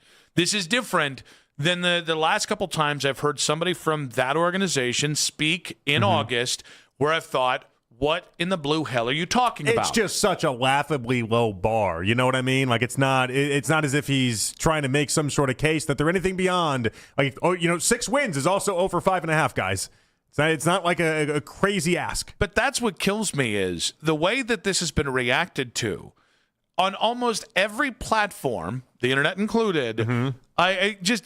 I don't think I can do that. It's like, what the hell are you talking about? It's 6 wins. What do you mean? I don't think I can do that. I like the idea. 6 wins is not even. It's not good. I don't know why I need to even say that. Like Jimmy Haslam put all the 6 wins is credibility on bad. the line, saying the Browns are likely to win 6 They games won this year. 5 games last year and fired Stefanski into the sun. They sent him to Atlanta. Last year, there were people saying 7 or 8 wins, and Kenny Pickett was going to be your starting quarterback. What are we talking about? Like 5.5 wins is laughably low. If you're an NFL team with any pulse, you should be able to get to 6 wins. And so it's weird to me to watch the reaction of people acting like Jimmy Haslam said, you know what, I think we're going to be a 10-win team this year, going full Mac Robinson, who still has the team doing double-digit wins this year, when he didn't. But I do think there is an emerging narrative coming out of Berea that I think is going to be interesting to see how people react to. Jared Verse was on the Stephen A. Smith show and talked about this year's Browns team. I'm here to change the standard of defense. I'm here to change what is happening in Cleveland. Yeah, we will go out there and get all these stats and all this stuff. I'm here to win games. I'm here to ball out. I'm going to make this very clear. This is not a rebuild year. We're not here to, just sit around and, try to tank for like a good pick next year. That's not happening. That's not something that we're doing. We're out here to win. We're going to win. Those three are the 3 biggest ops. They're just little X's on the board. We got to mark them up. We're going to get them one by one. My first step is we got to go down to Florida twice. We got Tampa and Jacksonville. We're going to handle them, and then we're going to handle everybody else after that. But this is not a rebuild year. Our goal is to play in February. And I know everybody's like, oh, the Browns this, the Browns that. They haven't been able to do this. They haven't been able to do that. Yeah, we got new people. Quincy wasn't there. I wasn't there. A. Wright is taking them steps. Mike Hall. Carson just got out of his, D-Roy season. You got Shador getting better. Deshaun getting better. We got all these draft picks coming in. This is a new Cleveland Browns team, and I'm going to show everybody you're going to have to respect the team that you're going up against. I feel like I was listening to Busta Rhymes rapping about the Cleveland Browns football. He went awfully quick, didn't he? He was just really. Now I liked it, but was that a shot at Miles in the beginning though? Change the what is it? Change the standard defensively. Change the standard, but then also said we're not just going to get a bunch of sacks. Ooh, I didn't even clock that, as the kids say. Play it again, but do it like in the early on, and then you can cut it off after he does the like. We're not even going to do many of the sacks. Speed. Can we fix this on Spotify, please? Play it again. I want you now. Think of it in the context of this is a slight jab towards Miles. All right. I'm here to change the standard of defense. I'm here to change what is happening in Cleveland. Yeah, we will go out there and get all these stats and all this stuff. I'm here to win games. I'm here to ball out. I'm going to make this very. All right. You know what I mean? Like that's all right, Miles. Shots taken. Yeah, you got all these sacks. Isn't that cute? You know what I think is cuter?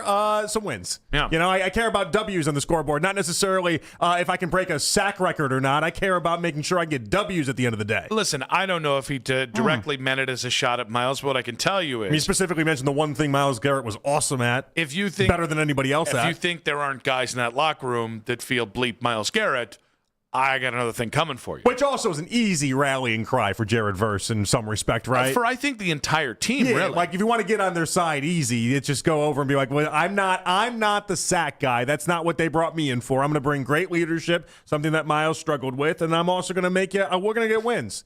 Now, whether he lives up to that or not is a different story, but that's a good selling point. And I just think, I get that for some people, the Browns are pushing the we're not rebuilding narrative too far. Not for me. No, and I think this is listen, they've said different things in different years where it doesn't feel like it's lining up with what reality is.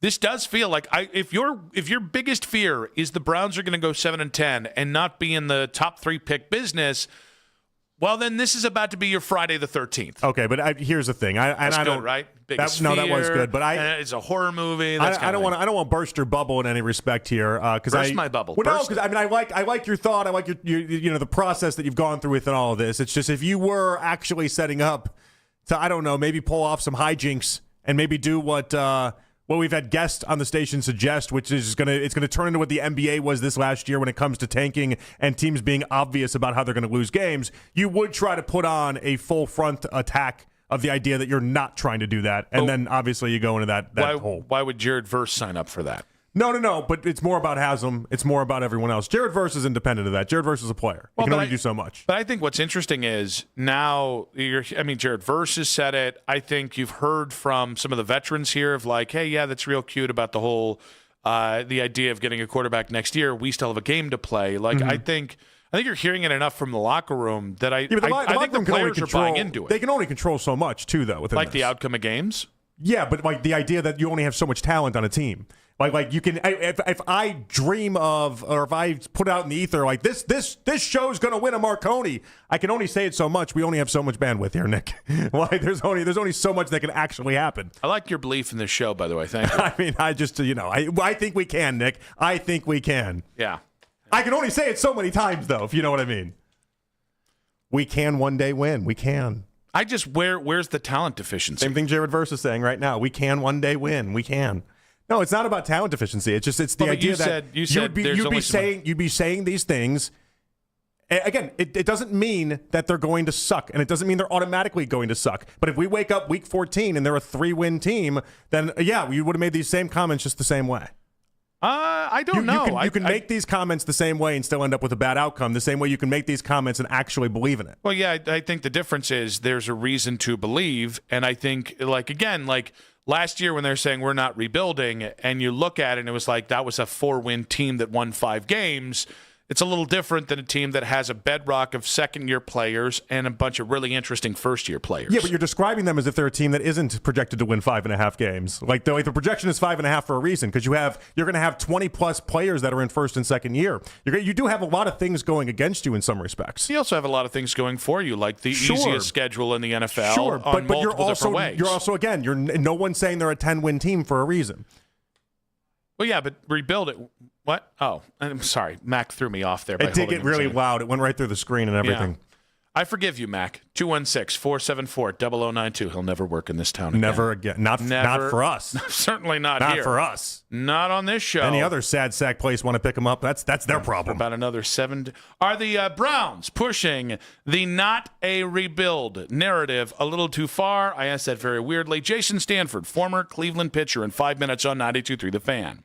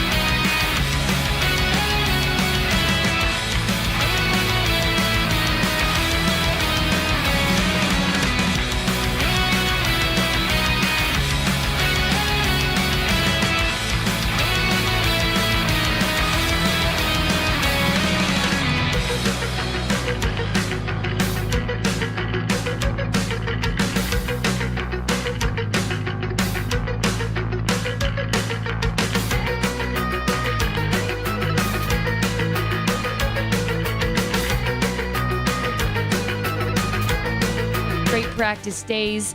Before today's workout, Cleveland signed defensive tackle Travis Bell to make room on the roster. They did go ahead and waive running back TJ Harden. Headline Sports News continues every 20 minutes on 92.3 The Fan. From the University Hospital Sports Desk, I'm Mackenzie Flume. Listen to 92.3 The Fan on the Odyssey, iHeartRadio, and TuneIn app.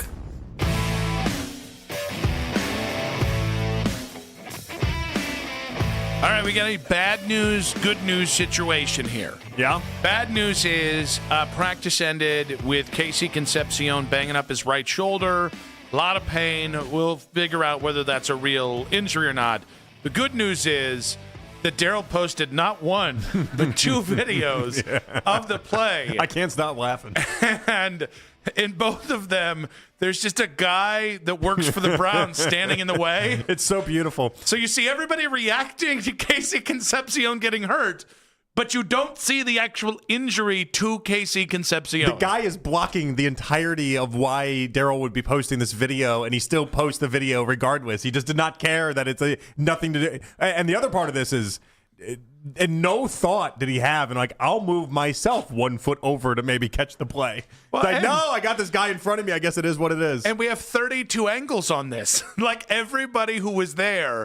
I think Mary Kay put out one. I'm trying to think of, oh my gosh, Jared put out one. Everybody's put one out, and then Daryl's got the one with the obstructed view. And then he apologizes for it as if, like, sorry, there's an obstructed view. Yeah, no kidding. Yeah, no kidding. Maybe we just don't post that There's one. Just a human right in front of the whole reason why the video would matter. Maybe you just turn the video around, and then you explain what you saw and just lie. I got to know how many videos this guy interrupted.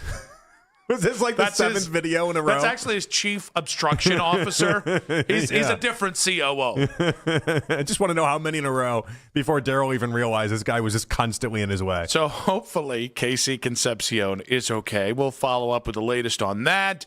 And, of course, the latest on the quarterback battle as well as news comes out of Berea. But it is the trade deadline. Joe Adell is a Cleveland Guardian. Mm-hmm. The number 13 prospect is heading to the Angels. To talk about that, the deadline, and more, we head out to the Weishart Right, We Make It Right. Call Kyle Wright hotline and welcome in former Indians pitcher, now Guardians analyst, Jason Stanford. What's up, Stanny? Good afternoon, gentlemen. How's it going? Good afternoon. It's always great to hear from you, my guy. Hope your Vanessa and you are doing well.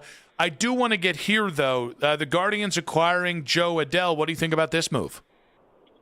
I think it's a move that I think goes with everything that Chris Antonetti and the Guards do these days.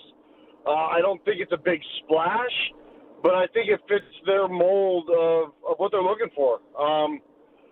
He's a guy that hits for a little bit of power. Average is down this year. He can command the outfield, though. So to be able to put him in center field, put Stephen Kwan in left field every day, and then, mix and match in right field, I think it's a good move. I don't know if it's a great move for them, but I think it's a move that we should all expect on a regular basis. Yeah, I love the power side of Adell. I mean, he came out as a prospect, one of the top prospects in baseball, graded out as an 80 power scale. Like, he's just incredible raw power. And then last year at 37 home runs. So I would think, Jason, this team just so starved offensively for a big bopper. This could be just that. Yeah, you hope, right? I mean, he's, like I said, he's at 16 home runs right now. Three-quarter, a little more than half the way through the season. So if he goes and continues that pace, he'll be at 32 by the end of the season. So, yeah, again, I think it helps the lineup. I think they're finally, seeing some stuff go on that they enjoy on a regular basis from the offensive standpoint and with a couple guys. So adding him is just another piece. All right, so I do want to talk about this because I went from a non-believer in the offseason to about May, I was thinking World Series because of these young bats. And obviously, I mean, even since getting Hosey back and getting Angel back and Chase back, I think they're 5-10 in their last 15 games. They're one game above 500. They do have the last wild card spot in the AL. But, I came into today not expecting anything because I don't know this team has it this year. Where are you with this team? I think it's 113 games into the season. Well, the last time we spoke, I thought that they were going to go on a run. And I told you guys that I didn't think the White Sox had anything capable of withstanding anything. I thought maybe, the Twins would be the team. Well, I'm going to eat my words because the White Sox have done everything they possibly need to do offensively, pitching-wise. I mean, their young guys are coming through regularly, and that kind of scares me a little bit. And when you look at this team right now, like you said, they're one game above 500, and they haven't been consistent. It's tough. And, you hope Stephen Kwan gets it together. He's swinging a little bit better. But then with Jose Ramirez, still, I would say not at 100%. I mean, he didn't go down and do any rehab stint whatsoever. So he's coming back and has not seen live pitching, in 5+ weeks. It's going to take a few games for him just to get going again and be consistent, be the Jose Ramirez we all expect. So, is that enough time? With this being August, we saw last year. I mean, you can't ever count them out. But at the same time, I don't know if you can have that much luck 2 years in a row. Jason, you're big into pitchers. We watched Gavin in the obviously he took the perfect game into the sixth inning and was pitching nice, and he had a really nice day overall. Obviously, just 2 hits overall for the Diamondbacks in yesterday's game, only 1 hit by Gavin. What have you seen out of him lately? As it seems like he's so up and down sometimes. Sometimes he just allows the long ball, but for about a month now, he's pitched really nice. Yeah, I think the biggest thing for him is just getting back in his comfort zone. It looks like, when I am able to watch him play, because I am coaching as well, so when I am able to watch him pitch, he's been able to stay in his delivery a lot better. The fastball is riding better. The breaking ball is tighter. So with that, it allows him to have more consistent delivery aspects down in the zone, able to utilize his fastball up in the zone at times when he needs to. So he's been able to do that consistently, and I think – when you put him with Parker and you hope that you can get some stuff out of Bybee and, Slade, that would be the big key. But to have Gavin back to being Gavin is really nice. He did throw a great game yesterday, and we got to watch some highlights because we were getting rained out as well. So it's kind of cool to watch, kind of take exception to the bunt and then kind of see some benches clear. That was kind of cool. You don't get to see that all that often anymore. Yeah, so it's interesting to hear all the takes on Tim Tawa in the 6th inning with a perfect game going, laying down the bunt. For those who are not familiar with the unwritten rules of baseball, why is that a chotch move, as the kids may or may not say anymore?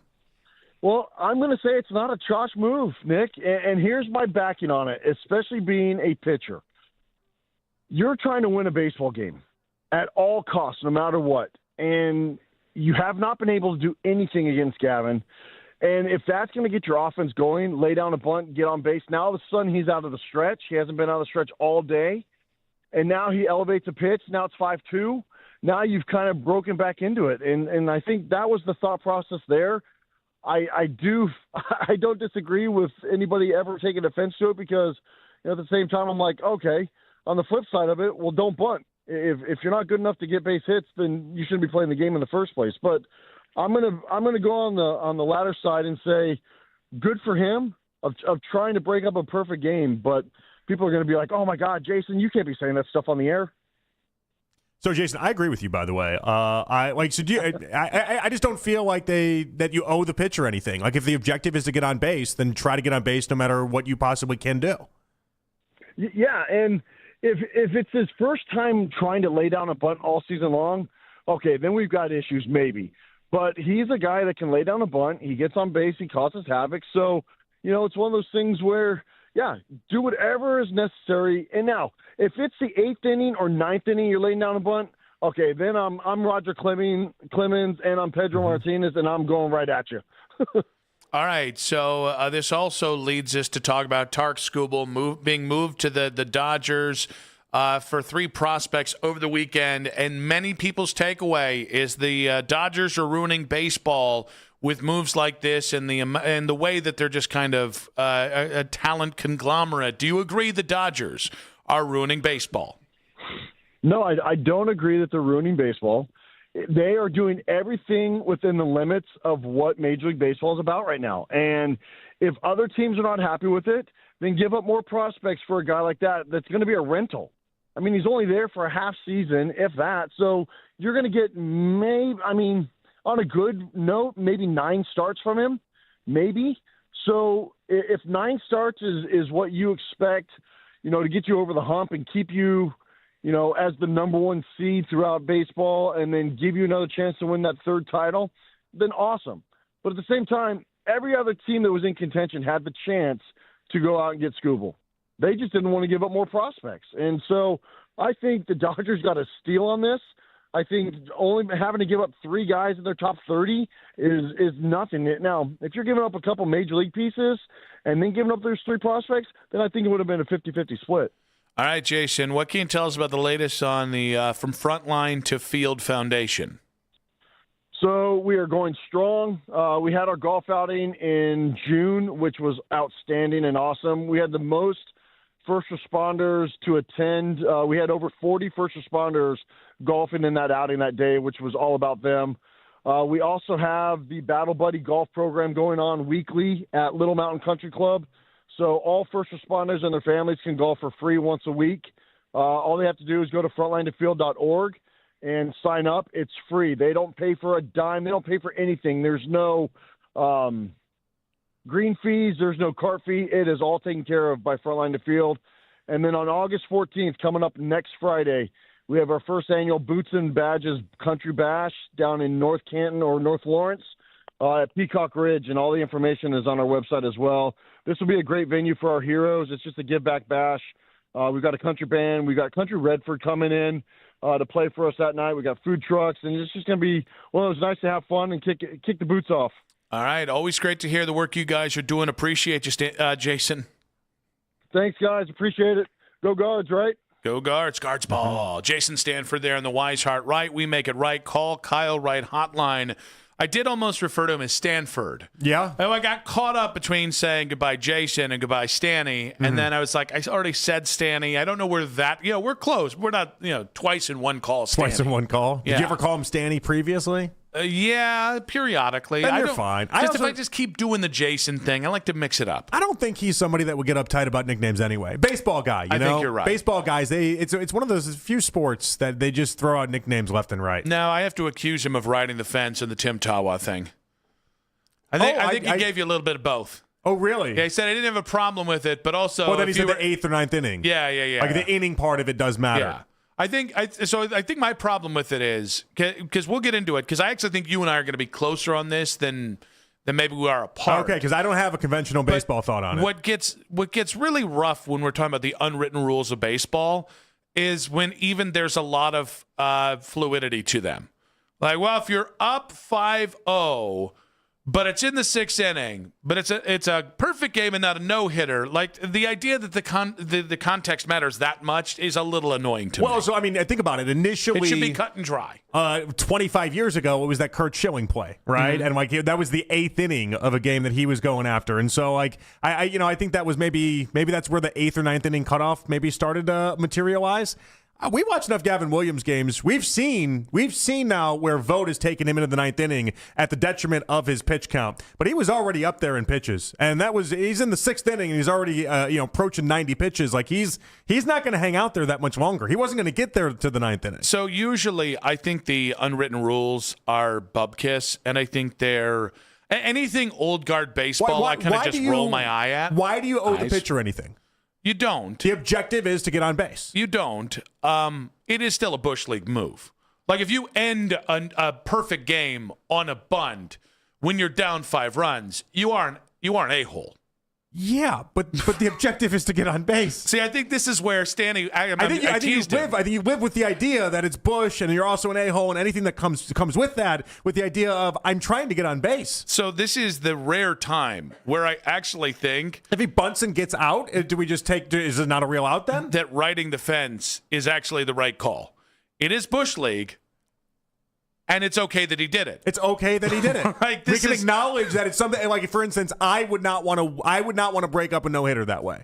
Like there can be something, maybe not even morally, but something like ethically. That's a good word. I wouldn't feel great breaking up a no-hitter that way. It's not how, if I was playing Major League Baseball, how I would like to do Probably it. why you're not playing Major League Might Baseball. be. You have to have a win-at-all-cost mentality, Yeah, though, that's right? true. Like, you got to get on base no matter how we get on base. His name's Tim Tawa, not Shohei And Ohtani. then in a weird twist, he actually then did get a hit. That at bat. That's actually what I think is maybe the kind of lost plot here. Is it 100% got in everybody's head? Rokia was upset about it. Bailey was upset about it. And I think Gavin was upset about it. And I think it worked. Well, so why? Like, that's the thing that I think what made me want to punch the guy in the throat that much is that bunt made them unravel within the confines of a perfect game, Well, not in the game. he only did it on the 0-1 count. He didn't do it in any other part. But the other part of this that I think has been untouched in this conversation, Arias was specifically playing way back. Why? Because he didn't think there was a chance of a bunt, because the unwritten rules, quote unquote, already said, oh, well, we can take bunt out of the equation. This guy that likes to bunt, we take it out of the equation because he wouldn't possibly bunt in this spot. No, he would. And then you can see, like, Arias kind of got, like, peeved about it. Like, wait, I have to run in now? Like, I have to, like, what is this? I was playing way back. I wasn't expecting to do this. Arias was also paying attention to a butterfly off in the stands. Right? You can see they Gabe's flashed. got a little ADHD to him. They flashed a game, and he was, like, pissed. He had to, like, run in. And it was like, yeah, because you're playing way back. Like, you're giving the defense an advantage on top of it if you're playing by these unwritten rules. And I just think the whole thing is ridiculous. Trying to get on base. We're just in a real pickle here because I do think it was a D-bag move. I wanted to punch Tim Tawa in the pillbox, and yet I also understand that most things with the unwritten rules are just really lame and kind of holding back baseball. 216-474-0092. Tell us what you think about Tim Tawa. I even hate his name. It's a bad name. Not a great name. When we come back, who's ruining baseball and who isn't? That's in 5 minutes on 92.3 The Fan.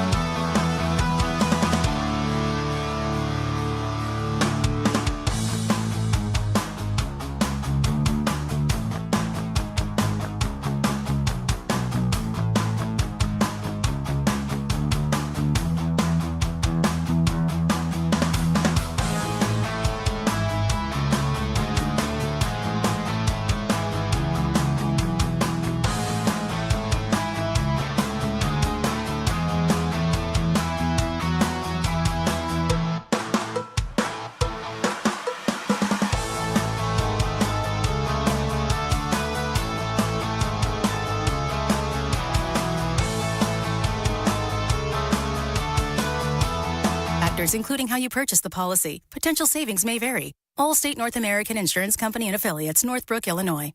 You can now watch The Fan live on YouTube. Catch The Ken Carmen Show with Anthony Lima from 6 till 10 a.m. Baskin and Phelps 10 a.m. till 2 p.m.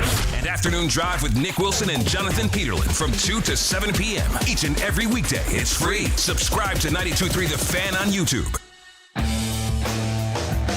You can listen to The Fan anytime, anywhere on the free Odyssey app or by telling your smart speaker to play 92.3 The Fan. And now you can find The Fan on YouTube, including The Ken Carmen Show with Anthony Lima, 6 to 10 a.m. Baskin and Phelps, 10 a.m. to 2, Afternoon Drive. Nick Wilson, myself, Jonathan Peterlin. We go from 2 to 7 each and every weekday on The Fan's YouTube channel. Subscribe to our channel for free. Watch all the best content from your favorite shows in The Fan live and on demand now. I don't agree that they're ruining baseball. They are doing everything within the limits of what Major League Baseball is about right now. And if other teams are not happy with it, then give up more prospects for a guy like that that's going to be a rental. I mean, he's only there for a half season, if that. So every other team that was in contention had the chance to go out and get Scooble. They just didn't want to give up more prospects. And so I think the Dodgers got a steal on this. I think only having to give up 3 guys in their top 30 is nothing. Now, if you're giving up a couple major league pieces and then giving up those 3 prospects, then I think it would have been a 50-50 split. Jason Stanford, former Indians pitcher, Guardians analyst in the previous segment. They're talking about the Tarek Skubal trade that had a lot of people buzzing on social media. We do have Greg Rosenthal, NFL Daily podcast coming up at 4:20. One quick Browns note. Casey Concepcion doesn't appear to be a serious thing.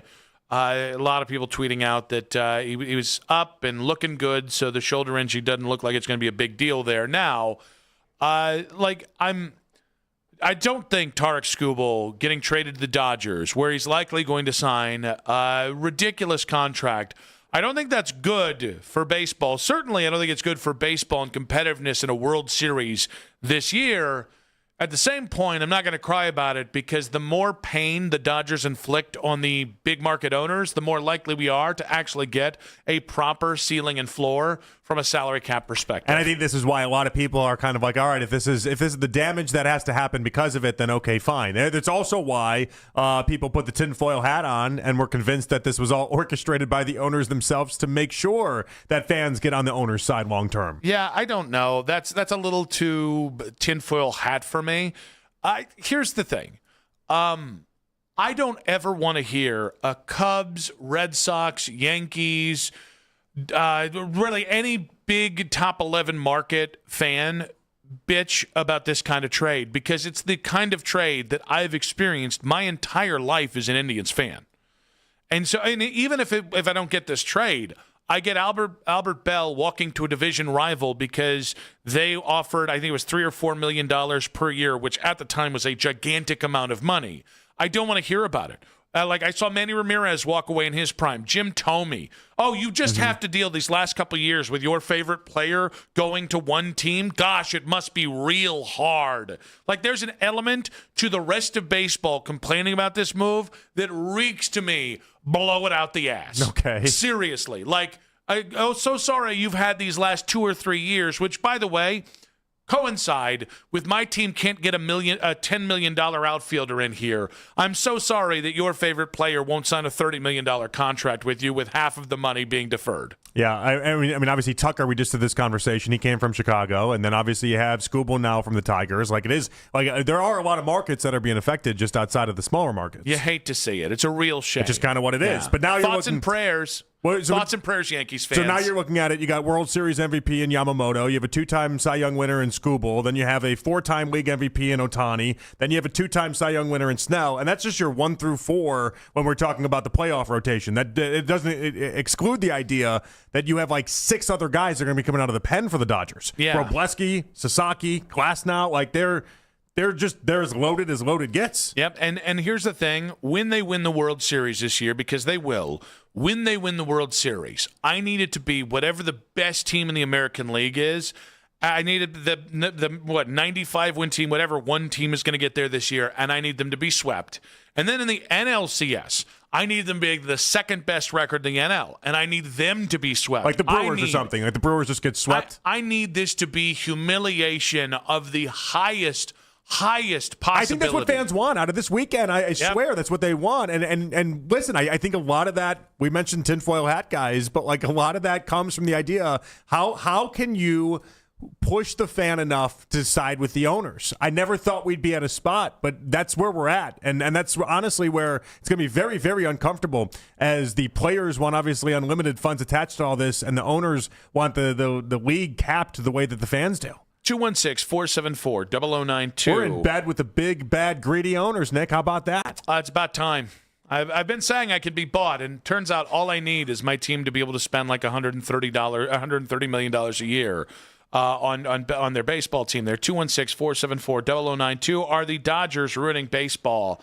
And I have a new career path concurrently with radio, by the way. Okay, good. All right, taking on. This isn't Nick Talk again, is it? Well, no. And by the way, we are verified on Nick Talk, so make sure to follow along at Nick Wilson Says. A lot of people enjoying it. A lot of people. 75 new followers over the weekend. Who could have seen it? Wow. Now that being said, no, about 4 weeks ago, I was actually on vacation.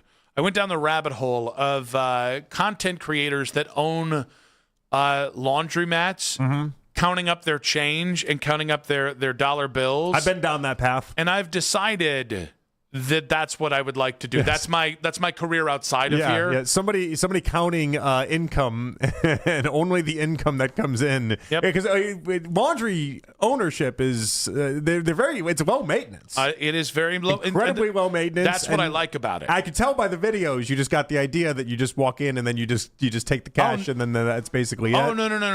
Is that the idea? No, I would have to definitely find somebody to. Somebody got to run it. Well, no. I thought they're self-sustaining. They're pretty self-sustaining. So, but what I would do is I don't want to do the cleaning, like the cleaning of the windows. You hire a clean crew. Yeah. So see, but what you come in, this is where the real ownership comes in. I would go in, I'd have it painted.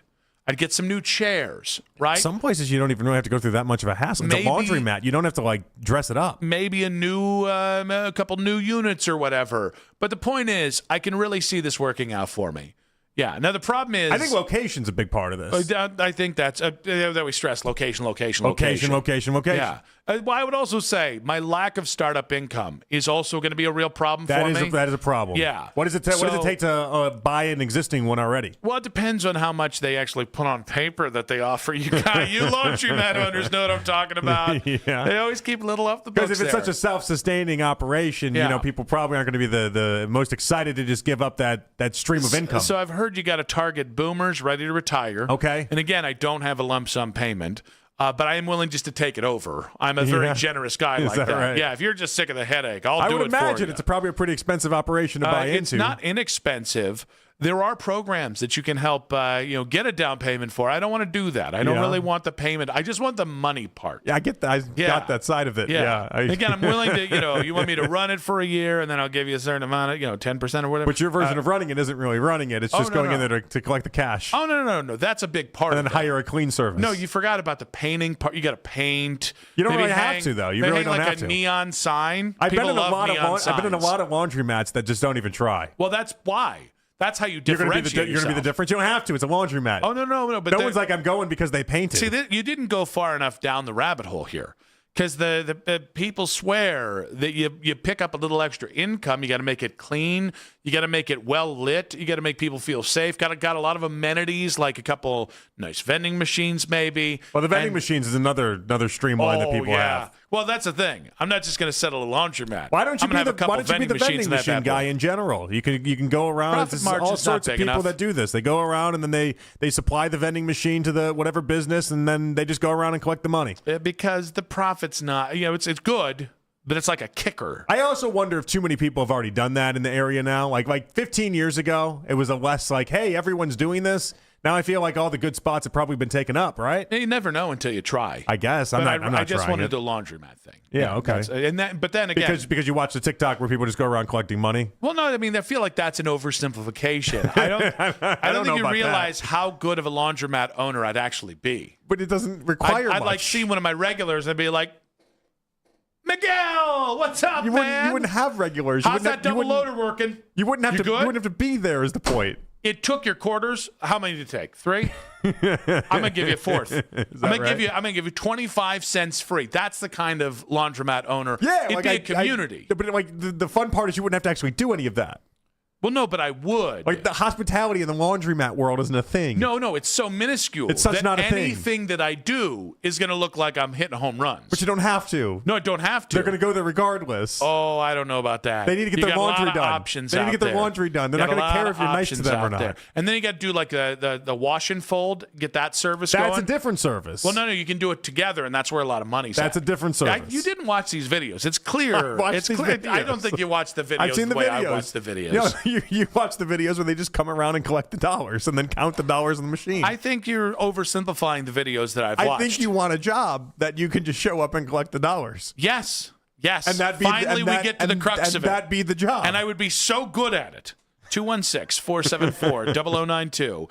If there is anyone willing to again, just to donate some laundromats What's your entry to me. point in? I need to know what you've been paying for this laundry. I think that's negotiable. It's going to be cheap, right? Well, exactly. But I want one that makes money, but also one that doesn't cost a lot of money, and that there's a lot of found money in just because I show up and do a lot of the niceties. Again, because those machines, it's not the cheapest thing in the world. You got the attitude all wrong. Median asking prices hovering on $575,000. Yeah, and we're going to bring that median down a little bit. Yeah. Okay. Yeah, we're going to establish a new median. You got to go for what they call a zombie mat. Yeah, yeah, that's what you and then need. Again, the I just walk in. The real fixer-uppers. We sling some paint on that bad boy, a couple neon signs, maybe some greenery. Vanessa loves plants. I think everybody loves plants. Get some nice succulents. Those also take care of themselves. I'll be honest with you. If it worked, I'd buy 1,000,000 succulents. Everybody would get a succulent. Your succulents are going to get stolen. That's fine. 216-474-0092.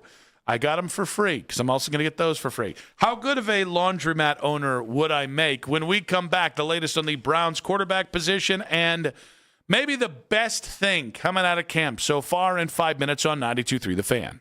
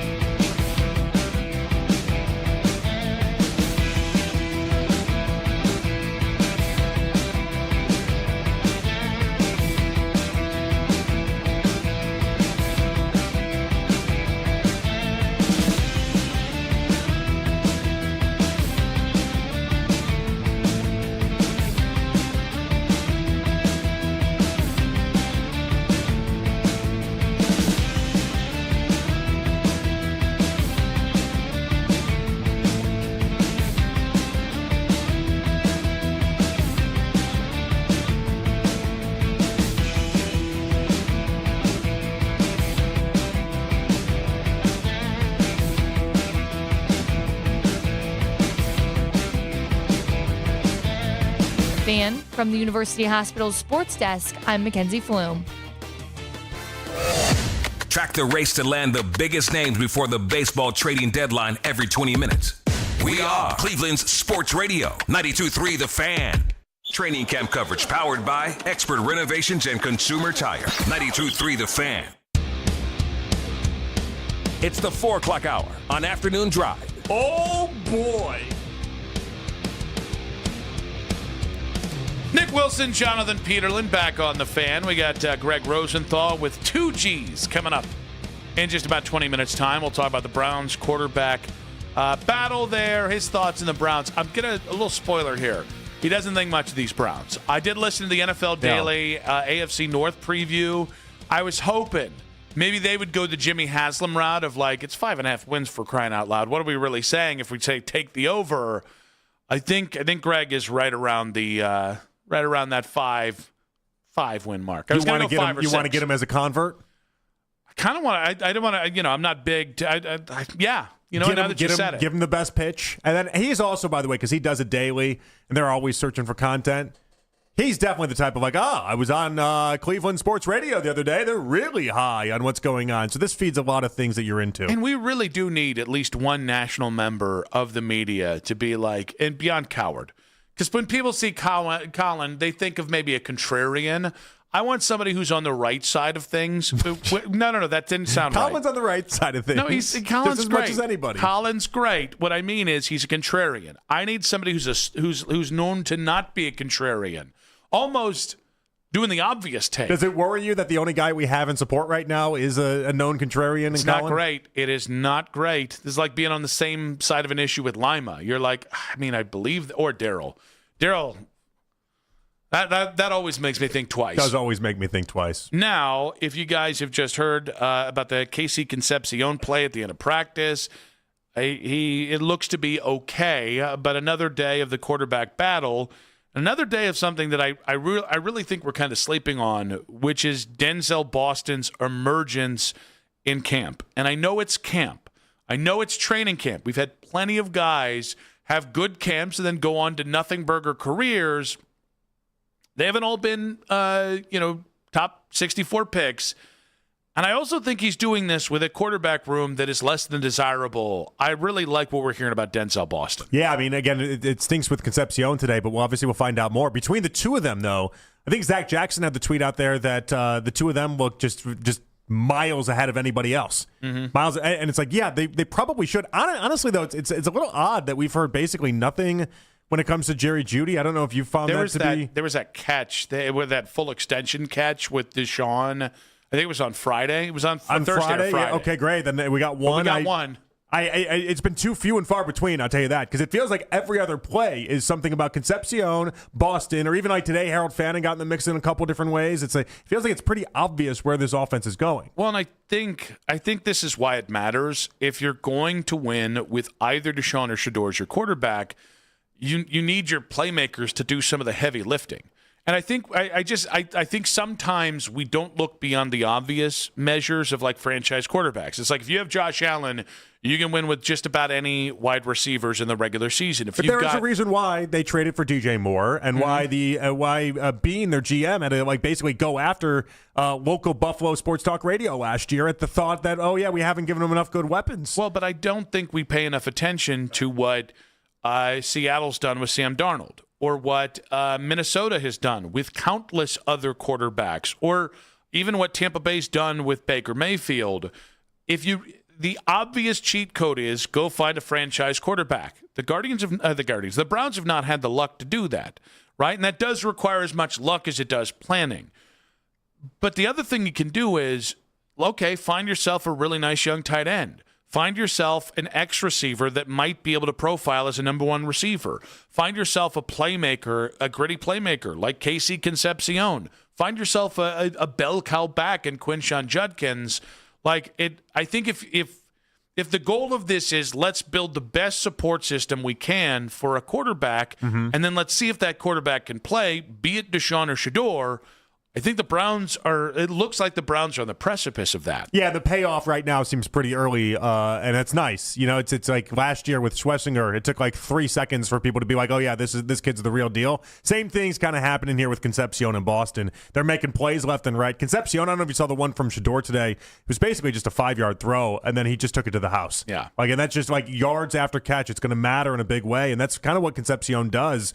It was everything leading up to the ball, and then everything after the ball he was outstanding in. It was actually catching the ball that was the problem with Concepcion. But when he makes the play, he can go a long way. And I just think I think it's really hard for us to remember what an offense looks like with a true number one wide receiver, because the guy when Judy's 1,000-yard season a couple years ago doesn't count in my opinion the same way that people think it should. Because I think he got it was a very good season. I don't want to dismiss it.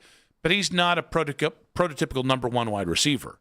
The guys who I think fit that mold, so either incredible playmaking or big, strong, and fast, it's Odell Beckham Jr., Josh Gordon, and Braylon Edwards since 1999.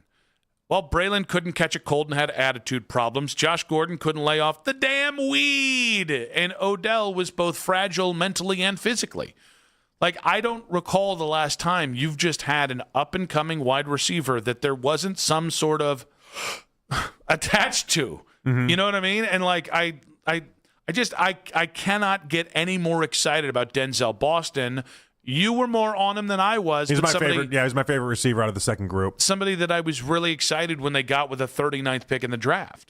Well, and so has Concepcion kind of changed your mind a little bit? For a while there was Casey Concepcion, no Recepcion. Has he done enough? It's so early in this. That's why I hate to ask these questions, because he's off to such a good start, and everyone can acknowledge that, but you also don't want to go too hard in the paint too quick. No, because I think he's really going to pop for people once you're consistently putting he's going to pop for people in the joint practices if he pops. Because he's the guy that when you put on the pads and you see how tough he is to bring down when you get the ball in his hands, I think that's where you're going to get people to get really excited about him. Okay. I think they were already getting excited, though. No, but I think that's when you'll be able to see, all right, how real is it versus what he did at A&M. That's where you'll change your narratives is what you're saying. Potentially. Yes. Potentially. Yes. Yeah, by the way, we just had to take down one of our Jason Stanford tweets. I'm not calling anyone out on this one because I'm just pointing out – in one of the tweets, we said Gavin Miller instead of Gavin Williams, and social media was having a real you-know-what fit about it.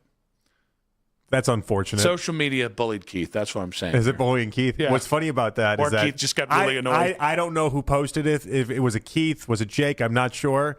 But when I do blame know, it on Mac? No, when I do know, if I can find a way, I always do. But it is usually the response in that is like, "Oh, some poor intern is taking care of that. Leave them be." No, that's our executive producer and our program director. No. Actually, that's not some poor intern. Actually, I'm just getting word now. I'm looking at my text. Anyone on 92.3 The Fan's YouTube channel can see I'm looking at my text. Yeah.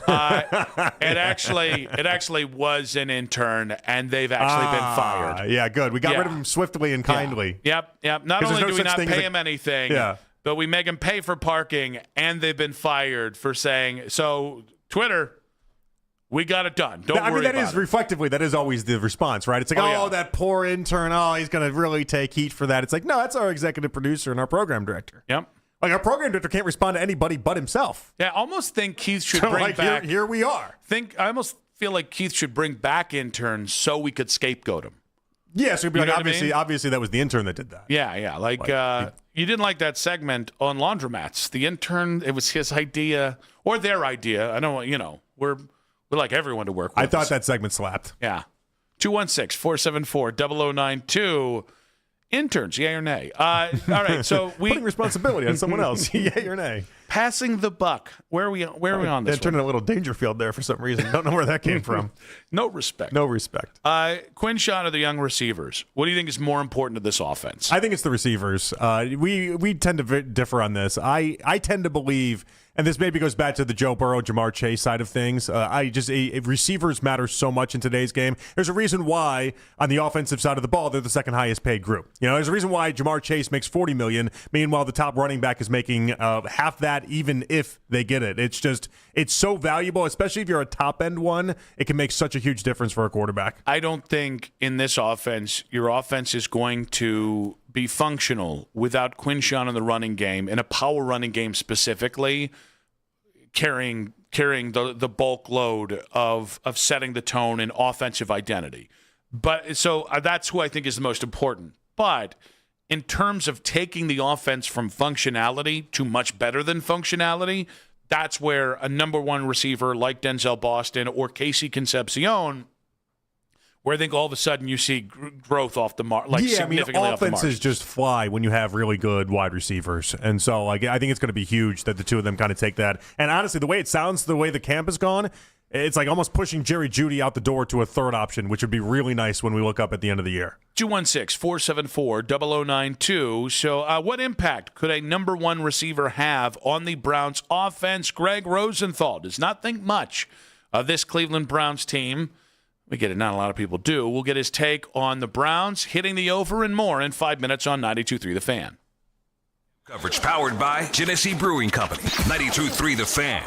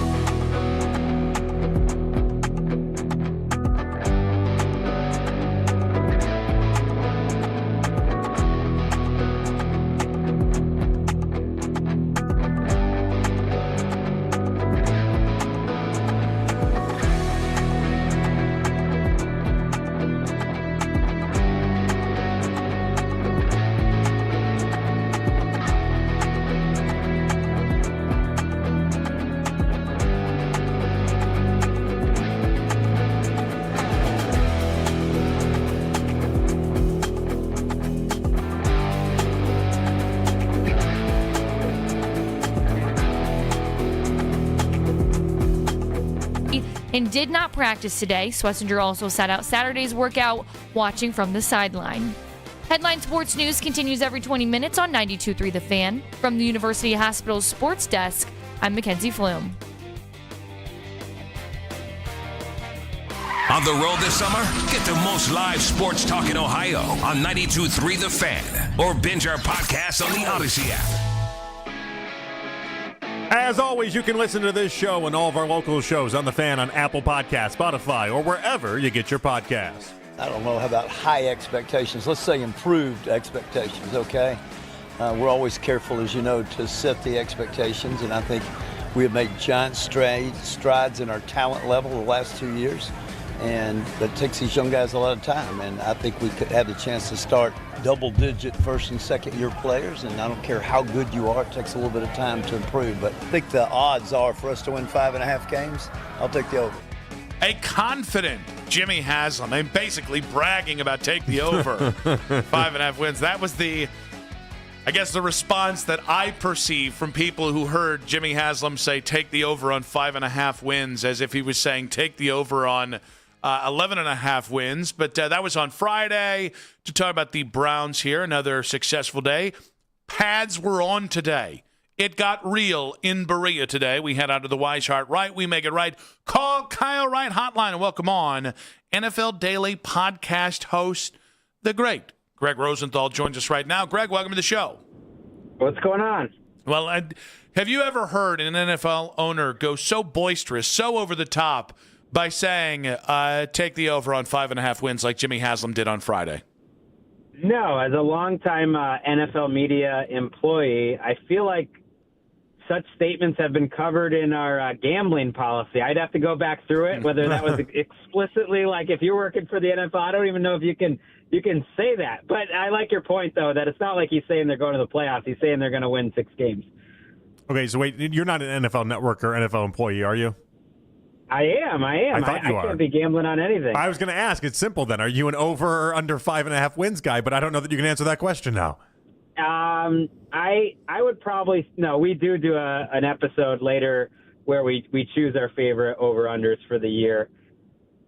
I want to know who's starting week 1 for sure. If it's Shedeur, I mean, I feel like the number is right at the level I would expect because I think that the schedule is going to help this year. I think the young talent in the line play could be better than people think on both sides, and so that's a recipe to be a little better than people think. As of today, yeah, I guess I'd go under, like 5 wins sounds about right. All right, Greg, I wish to convert you because, you know, there's 1 or 2 people on the Browns bandwagon of hitting the over, but they're contrarian, right? Like Colin Cowherd, very talented, a bit of a contrarian. You are a right down the middle kind of fellow. And I say that as somebody who I'm a bit of a contrarian sometimes too. But I look at this and I go, they were a 5-win team last year. I know they swapped out Jared Verse for Miles, but I think the offense can be functional this year, and they've got the easiest schedule in the NFL in terms of projecting it forward and also just travel. I feel like if they were a 5-win team last year with one of the 5 worst offenses I've ever seen, I feel like 6 wins is maybe cutting them short a little bit. Yeah, look, if you gave them Brock Purdy right now, like, they could be a playoff contender. It's really the quarterback position. And then on top of that, it's a defense that isn't just without Myles Garrett, but is without Jim Schwartz. And maybe that will not prove to be devastating long term, but I kind of need to see it. It makes a big difference who your coordinator is. And if suddenly, you know, there's not as much cohesion and you're just kind of an average defense, that really changes the equation. And the way it's going, I'm worried they're going to play Deshaun Watson, and I just can't imagine Deshaun Watson playing winning football. What gives you that worry? Well, that they just keep trotting him out there. They interviewed with NFL Network over the weekend of like, that's who, maybe we requested him, I don't even know. And, you know, he's obviously splitting the first team reps. They're giving him every chance to win, which I don't really understand, but I know that they guaranteed the money, so they might as well get one last shot. I also think there's a chance he's not on the roster because I think you look at their backups, and if he can't beat out Shedeur Sanders, like, and you're making a choice between cutting Taylor Green and Deshaun Watson, like, maybe it'd make the roster feel a little bit lighter just to take him off the roster. Greg, for those who might not remember your take on the hire of Todd Monken, how do you kind of feel about the Browns going from Kevin Stefanski after the last couple of years to now Todd Monken? I like giving Todd Monken a shot. I hated that it came at the cost of Jim Schwartz. Like I still like hiring Todd Monken even over Jim Schwartz. You would have loved to have both, so you're losing something to gain something. But he's a guy who's been around the game for as long as, I've been covering it, college and pro, and I've always thought he brings a real schematic advantage to the offense. And that's the number one thing I think you want out of a head coach, especially on offense, is like you can tell a difference between a Todd Monken offense. I think he's going to be great to cover. Like you guys have heard, him in press conference situations. So I think he'll be fun. And I think if you're thinking about the quarterback of the future, whether, it's Shedeur or he's not on the roster right now, he's a good guy to help shepherd that quarterback. I know it's hard to project this out because we haven't even seen the season play out. But if, like you said, 5 wins, I get that. If we're more optimistic and we think maybe 7, maybe 8 wins potentially. Real homers over here saying 7 wins there, Greg. Real homers. But, like, if you win 7 games, you're probably picking like 10th, 11th, 12th overall. You're not picking number 1. And even though there's going to be a lot of quarterbacks in this class, are you sold that the Browns will find their quarterback in the 2027 draft? Or do you feel like Browns fans should be more open to the idea that a quarterback shakes open? I'm not saying it's going to be necessarily a Jalen Hurts or someone like that, but a quarterback shakes open. It could happen. We do see veteran trades. I know there's throughout the league, like, an eye on different quarterbacks. Baker, it's hard to imagine ever coming back to Cleveland, but certainly like a Jalen Hurts or even a Joe Burrow if things got really frisky. You guys do have the extra picks, and like in general, I don't think that you can count on getting a franchise quarterback anywhere, much less with the 10th overall pick. But with this depth of quarterbacks, like there probably will be someone that you'd at least have an option to take there. It does seem like it's going to be a deep class. Greg, big picture. Most years we come in talking about the AFC North, and we're thinking at least 3 teams, if not, actually at least being like 2 teams, but certainly 3 teams being potential playoff contenders, maybe even Super Bowl contenders. Do you think that this AFC North is going to be as tough as in previous years? I do, because I think the Bengals are more set up with good defensive line play, and that this offense is ready to go. And I like what I've heard out of their camp in terms of the way they're changing the offense more under center, which we've heard before with Joe Burrow and play action and just diversifying it a little bit. And the schedules, I think, make a big difference. Like everyone in the division has a good schedule because the out-of-division schedule looks pretty favorable. So I think Baltimore and Cincinnati have a chance to make the Super Bowl, and I think the Steelers, if they can get good quarterback play, have to like their line play too. And so it's among the toughest divisions in football. I put the NFC West as the toughest, and then it's right behind that along with the NFC North. Yeah, you mentioned Joe Burrow as a possibility a couple answers ago, and then you mentioned him there. What has to happen for Joe Burrow to just not be on the Bengals next year? I mean, he has to want it so bad. This season has to go really poorly. I think he has to be unhappy with how ownership and maybe the front office handles situations, whether that's with the coach, I don't know. But I do know that there's other organizations that we're watching pretty closely, and Joe Burrow is saying all the right things right now, but it is the Bengals, and we've seen quarterbacks and other players want out of there before. And if they go 7-10 and you don't make the playoffs for, what would that be, 4 straight years without Joe Burrow, or 3 straight? 4, no, that'd be Either 4. Either way, yeah, that would be 4. That's a 5-alarm fire, and I think he would start pushing to get out, and then it just is about how much drama the Bengals want to take. Greg, I like asking near impossible questions or borderline just stupid questions. So here we're going to go here. What do you think is more likely for the 2027 NFL draft, that the Rams pick is a top 20 pick or that the Browns pick is after pick 20? Ooh, that's a good one. Man, you got the Browns in the playoffs in this scenario. I think it's easier for a team to fall short of expectations and win 9 games with a quarterback injury. I mean, injuries can affect any team. So I have to say the Rams picking in the top 20. I wish it was the other way. I was really hoping I could have baited you into the Browns. Well, is there any scenario that you find? You said that all it would take is having Brock Purdy on this team in order to be a playoff team. That's not the highest bar. Is there any world that exists where either Shador or Deshaun Watson can give you, Dylan Gabriel can give you Brock Purdy level of play, or is that just so inconceivable to yourself? I've become a big Purdy fan. I think he's a top 10 type of quarterback, but just to play, replacement level football, could Shador do that? Yeah. I mean, I think there is a world. I do like that he's going to give his receivers a chance if he takes a big step, mentally and just making the right decisions, making a little quicker decisions. I think he's a better chance between him and Deshaun Watson. And it's not that crazy. I always say it's not that hard to win 5 or 6 games in the NFL. And to extend that a little further, you guys have seen it. Teams pop up as the number 7 seed in a playoff out of nowhere pretty often. And you guys do have a lot of young talent. I'd love to see it. My good friend Andrew Siciliano is, calling the games. I'd love to feature him more in his calls on our podcast on Sunday nights because they're winning calls. So it's certainly possible, but I can see a more like. Did we lose him? I never doubted it. Greg Rosenthal and the Wise Heart Right. We make it right. Call Kyle Wright hotline. So we're going to do a little edit job. We're going to edit about 4 of your answers together, and we're fine. I think we finally got the answer that we wanted out of this to then throw onto social media. Did we break you down? Is that what happened? I thought I'm pretty high on the Browns. I loved it. I can't wait to see this skill position group out there. I had Casey Concepcion number 2 of all my receivers. You opened saying they're a 5-win team. You can't tell me you're that high. Okay. That's true. It's the offensive line and the quarterbacks. It's a little. I got to see it before. So what are your questions on the offensive line? I mean, obviously it's 5 new pieces on the line, so I understand the questions. But specifically, what are you worried about? Well, that's it. To me, they're a high variance offensive line. Like Zion Johnson, when he played his best with the Chargers, was good enough for them to want to bring him back on a big contract, but he had some major up and down. Same thing with Elton Jenkins last year with the Packers. Like, he has had some major health problems.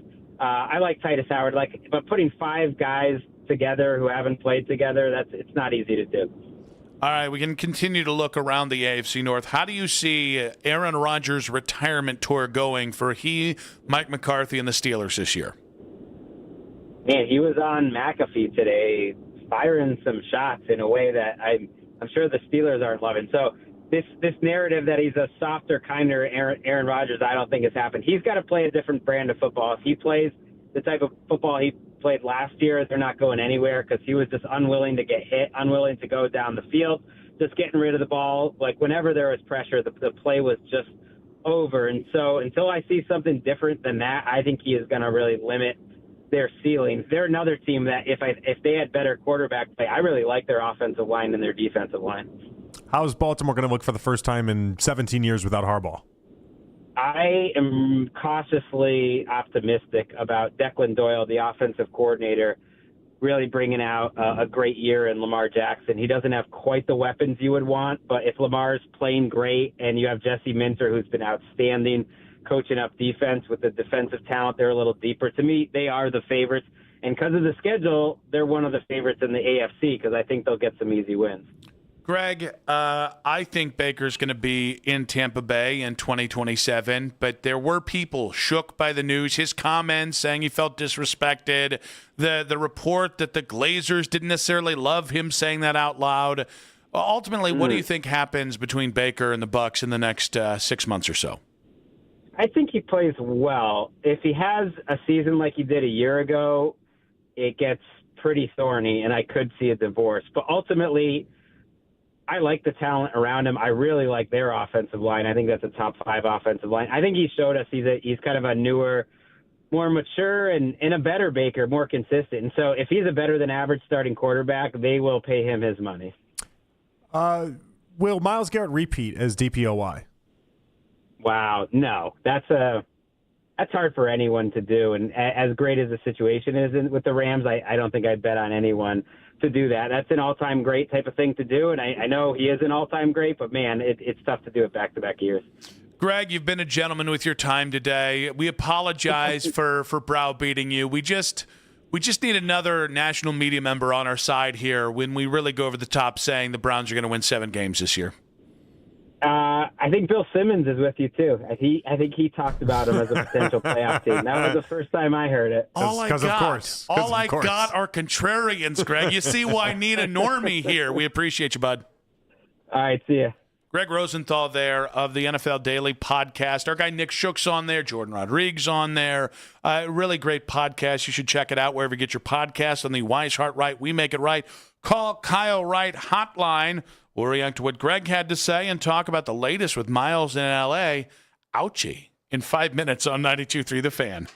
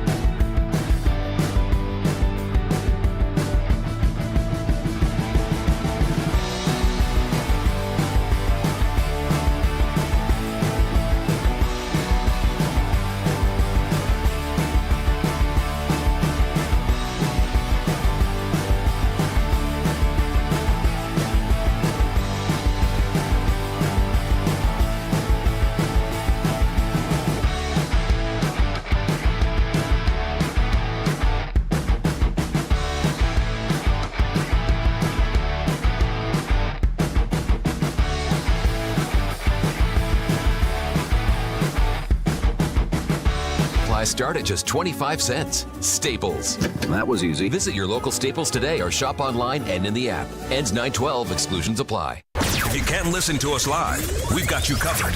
You can hear the Ken Carman Show with Anthony Lima, Baskin and Phelps, an afternoon drive with Nick Wilson and Jonathan Peterlin as a podcast. Full hours, full shows. Find it all on the Odyssey app, Apple Podcasts, Spotify, and anywhere you get your podcasts.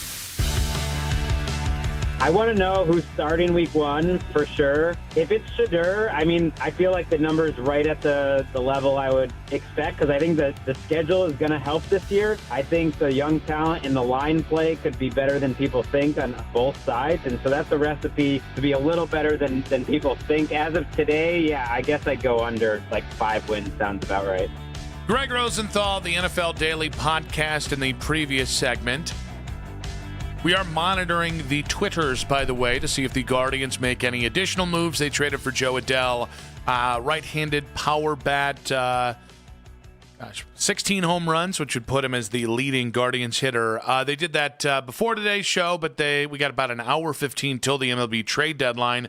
Seeming like everyone's making a trade, except the Guardians right now at this moment. We'll see what they got.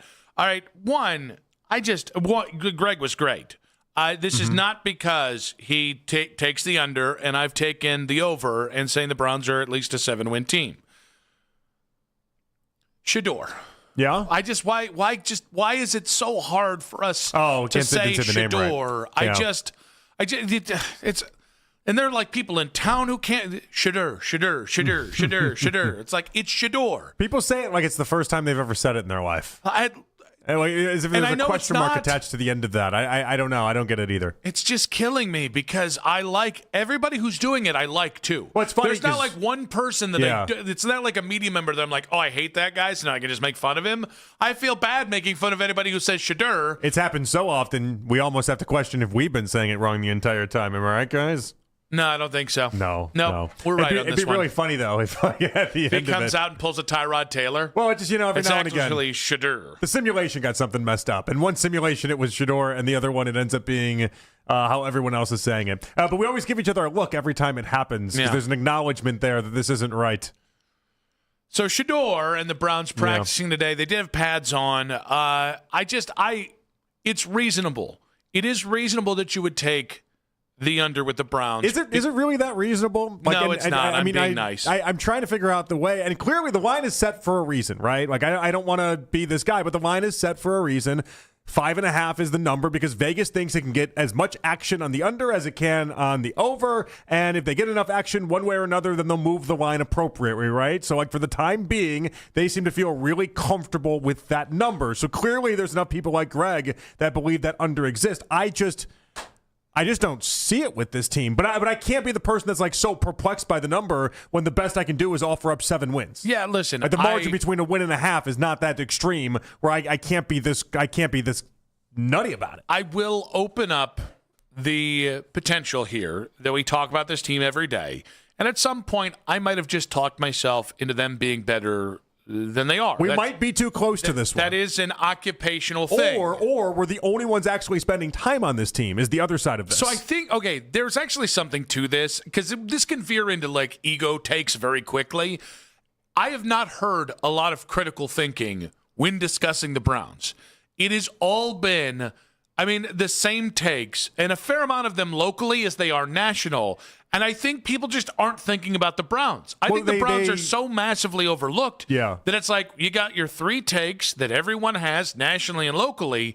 It's the NFL. That's not how this really works. Well, so the majority of them just say something to the effect of how I don't believe in the quarterback play, and so that's the end of the statement. And 2027. You got to throw 2027 Yeah, in but there. they'll acknowledge, I do like the draft classes of the past couple years. That's been good, but I don't like the quarterback play, and that's the end of the conversation. Hell, when Greg brought up offensive line play as a reason why he didn't like it, I was like, oh, something new. Why do you think that? Even though it should be an obvious reason why he would think that in some respect. But I was like, let's find out because most people don't go that far. And here's the thing. In most years, you guys know, I shot down the Kenny Pickett quarterback room last year. The idea that Kenny Pickett or 2 rookies were going to go ahead and pull the sword from the stone.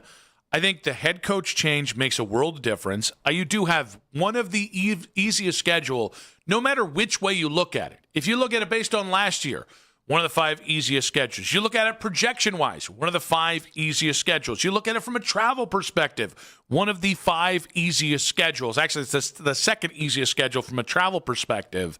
And then you go, like, the bar you're trying to clear is a functional offense. I know, but well, how do you do that?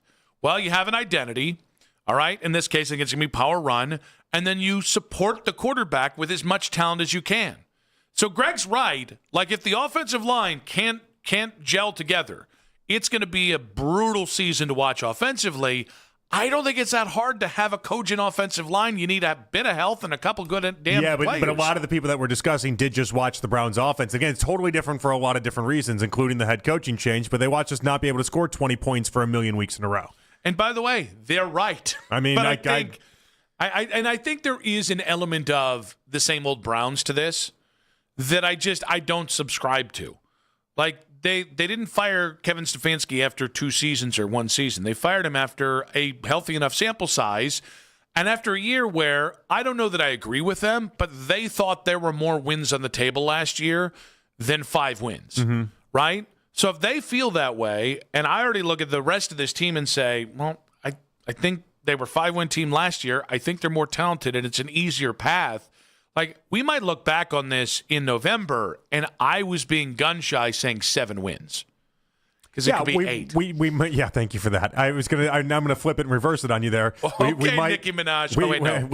We might look at week 12 and 13 and be like, boy, how did I miss here? We also might look back in week 15 and then go, we did both of those previous look-back acts, and we were both right and both wrong. One thing about before the season starts is we can play off a lot of different ways that this thing goes. But I think people can then look back in week 17 and say, that guy in week 15, what a dumbass. Well, at least we know we'll do a lot of looking back at the end of the season. True. We do have like 7 months of an off season. We can really. We're basically like a country song. Although I do always find it funny that we don't do nearly as much looking back as we talk about looking back.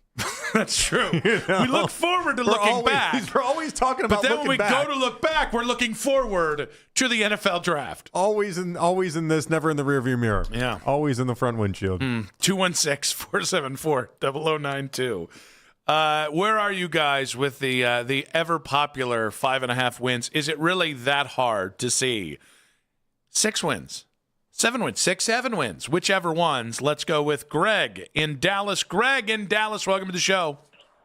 Hey, what's up, guys? Thanks for having me. Yes, sir. What you got? So I'm taking the over for sure, and I got them at about 10 wins this season. Okay. Strong. Like it. So here's the deal. I think there's some credit that you guys don't give us fans who came over with Shedeur Sanders, and that's the belief in winning. And we don't necessarily. We're not as delusional as you guys think. We know this guy can play ball. We watched him play ball since he was, in Pee Wee football. And so we've seen pretty much a lot of his throws. What do you think about him in Pee Wee, by the way, Greg? You're not a Colorado Shedeur fan. You're a, just always lifetime Shedeur fan, like even before Colorado, or what? Absolutely, and that's out of respect to his father, because when he's a child, you don't know what he's going to become. Yeah, what'd you see out of him as a Pee Wee football player? Well, hey, give him a chance. You scouted Bronny when he was like 6 years old. Let's give this man a chance. 2. No, I would say this. Let's not. I don't want to be silly. That was a long time ago. But if we go with just what we saw last year, we saw a guy who had more wins as a quarterback than any other quarterback who lined up for the Cleveland Browns. But I don't necessarily want to make this necessarily about Shedeur. I want to make this about the Cleveland Browns. I think that with this rebuilt or retooled offensive line, we have more weapons on offense. If you think about this, we got a stud of a tight end in Harold Fanning, a great receiver in or rookie receivers in Denzel Boston and Casey Concepcion, and let's not forget Isaiah Bond. Jerry Jeudy, hey, I was a big fan of Jerry Jeudy in Alabama. He's also there. Since he's been in the league, not so much, right? So I think with a retooled offensive line, I think that's where the biggest difference is going to be made, because we have a running back in the backfield, Krishan Junkins, that if he, with any bit of blocking, because clearly make some guys miss and make plays. I think this team can end up being really good, and I don't think there's going to be as big of a drop-off with the absence of Myles Garrett as some think. I know there will be some of a drop-off. We were talking about the number 1 defensive player in the NFL But yet and still, with what they got in return in Jared Verse, you got basically a young stud who has a tremendous motor. So I think we're going to be okay on defense. Greg, one, I like the we part of this. That's nice to hear. That's more than just a Shador fan. Two, this is, I think, the most outwardly positive Shador show on the station. So we would also like our flowers from the Shahive, as it were. Yeah, it's funny. We don't get that too often, though. Yeah. You know, we sometimes get it. Yeah. We get it more than other people. Well, we only get it when people want to jam us up. Is that how that works? Because we're not giving Deshaun Watson a chance. Imagine that sentence. Yeah. Yeah. Hey, you're not giving Deshaun Watson enough of a chance. I don't believe those people are even real. You think they're just maybe Soros bots? 3 guys that are running the whole, to give Deshaun Watson a chance thing. I can't find anybody in real life that says Deshaun Watson needs to start week 1. One of his old lawyer, maybe? I can't find anybody. All this last weekend, all I did, anytime I saw anybody out and about, I'm like, so what do you think's going to happen? Who do you want to happen? Well, every person is like Shador Sanders. They're not even ever. No one's entertaining the idea of Deshaun Watson. Are you sure they didn't just want to let you down? They were like, I know this is a shahonk here. That could be part of it. I don't want to debate him in public. I won't discount that part of it. He's about 6'2", 230. This is a significant man. Are you meeting people in real life that are like, hey, Deshaun Watson's got to be the guy week 1? I don't recall.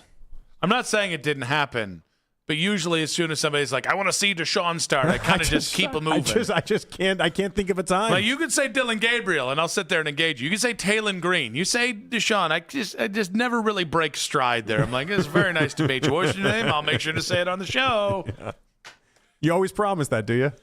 I really do try and remember, because people are so nice when you see them out in public, and it really, when somebody just comes up and takes time to say hi to you, it is, and again, it's just a nice interaction. I want to make sure people know that we know them, you know? Yeah, but I don't feel like you are constantly like, hey, ran into Greg, ran into Paul, ran into, you know? Well, that's because you got to earn it.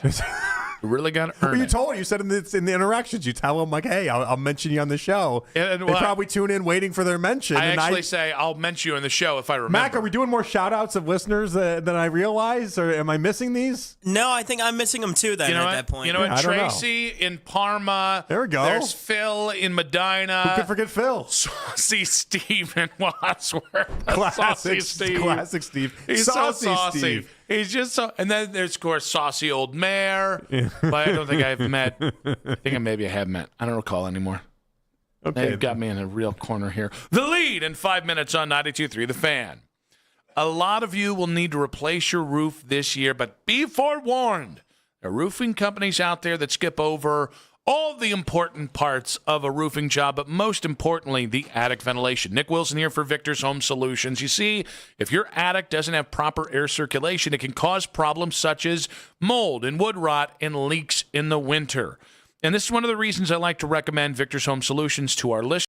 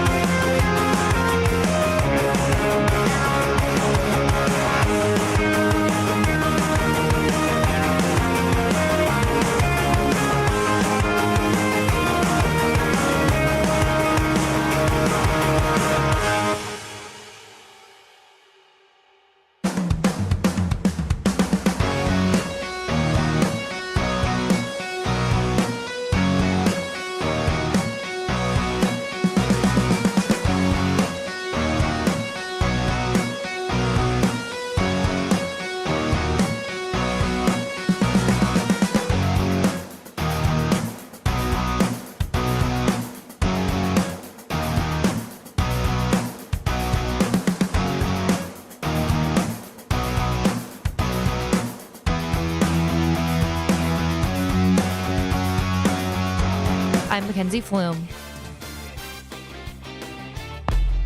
We're your home for complete Browns coverage all year long. My dad was a coach, and my uncles were coaches. My whole family's in coaching. So from when you're a kid, you see, as you pull from everywhere, and then you just put it together and you go. It's not rocket science. We are Sports Radio 92.3 The Fan.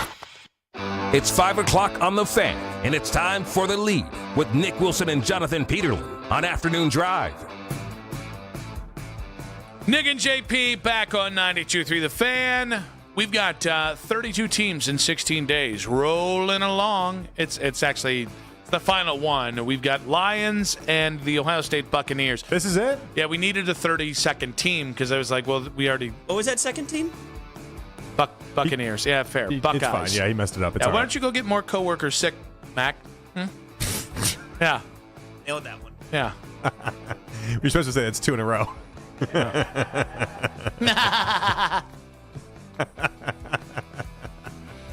No, that was mean. I'm sorry.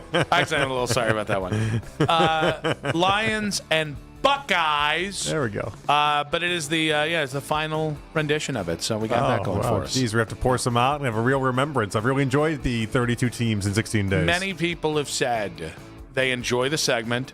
A lot of naysayers behind the scenes, but you and I fought for it, and here we go. And here we are. Yeah. Yeah, by the way, big day in baseball. We'll get to that here in just a moment as we lead off the lead. With the Guardians trading for Angels outfielder Joe Adell today in exchange for a catching prospect, former Indians pitcher Jason Stanford joined us at 3:20 today and broke down the trade. I think it's a move that I think goes with everything that Chris Antonetti and the guards do these days. I don't think it's a big splash, but I think it fits their mold of what they're looking for. You know, he's a guy that hits for a little bit of power, averages down this year. He can command the outfield, though. I think it's a good move. I don't know if it's a great move for them. I think it helps the lineup, so adding him is just another piece. I mean, power's the name of the game for Joe Adell, and so that's going to be something that the Guardians hope to rely on. Like, we needed a power bat. We got a power bat. And now the fun thing about him is that he was such a highly touted prospect. You know there's so much raw talent that is in there. It's not as if the Guardians have ever been accused of being the team that gets that out of players. It'd be funny if this is the one they got it out of. This would be funny if this is the time it turned around. And then Angels fans were pissed at us the way that we get pissed at other teams for seemingly getting the most out of guys. And we do have about 54 minutes left until the MLB trade deadline. So some time here for the Guardians to make a move. I just think what's interesting about it is, you know, the Guardians have guys with some pop, right? Chase DeLauder. And Hosey, I know, has hit, almost 40 home runs before, but Hosey's not like a pure power guy. That's found power. Joe Adell is no BS, pure power. And if that's all he brings to you, moonshots. It kind of goes back to the idea of like when you have a player in basketball with defensive gravity, how he just pulls attention. A guy with 80 grade raw power is the kind of guy that I do think, whether he plays 4 days a week or 6 days a week, I think that's going to have huge impact on Hosey, on CDL, on Kyle Manzardo, because nobody else in the lineup has that kind of raw power. What's interesting to me is I'm surprised all it took was a catching prospect, and that was it in Kozar. Like, I just...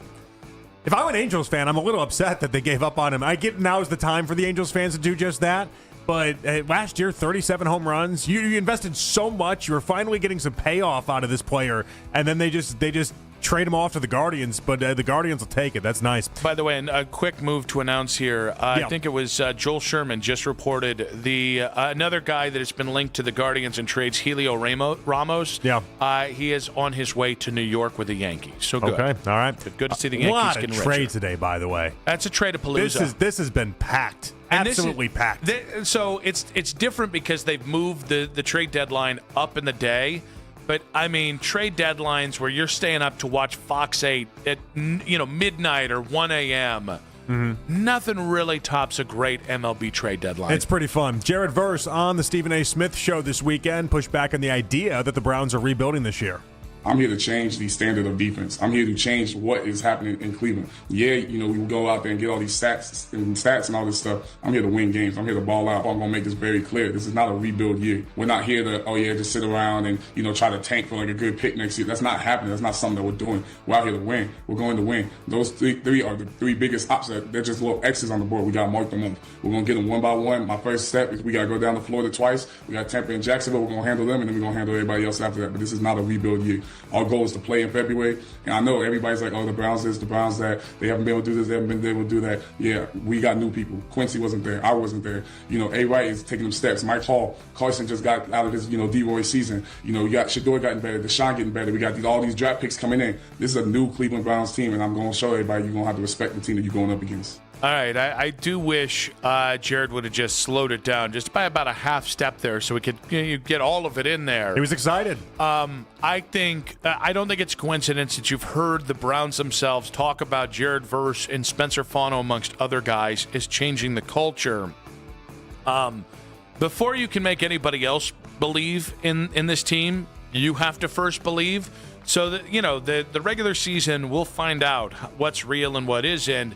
I just love, as a Browns fan, I love hearing that attitude from anybody, but certainly the guy that was just traded for Myles Garrett. Yeah, and I did think it was a little bit of a shot, whether he meant it or not. It was definitely I took it as a shot at Myles Garrett. The sacks part of things and turning around and being like, we're going to win.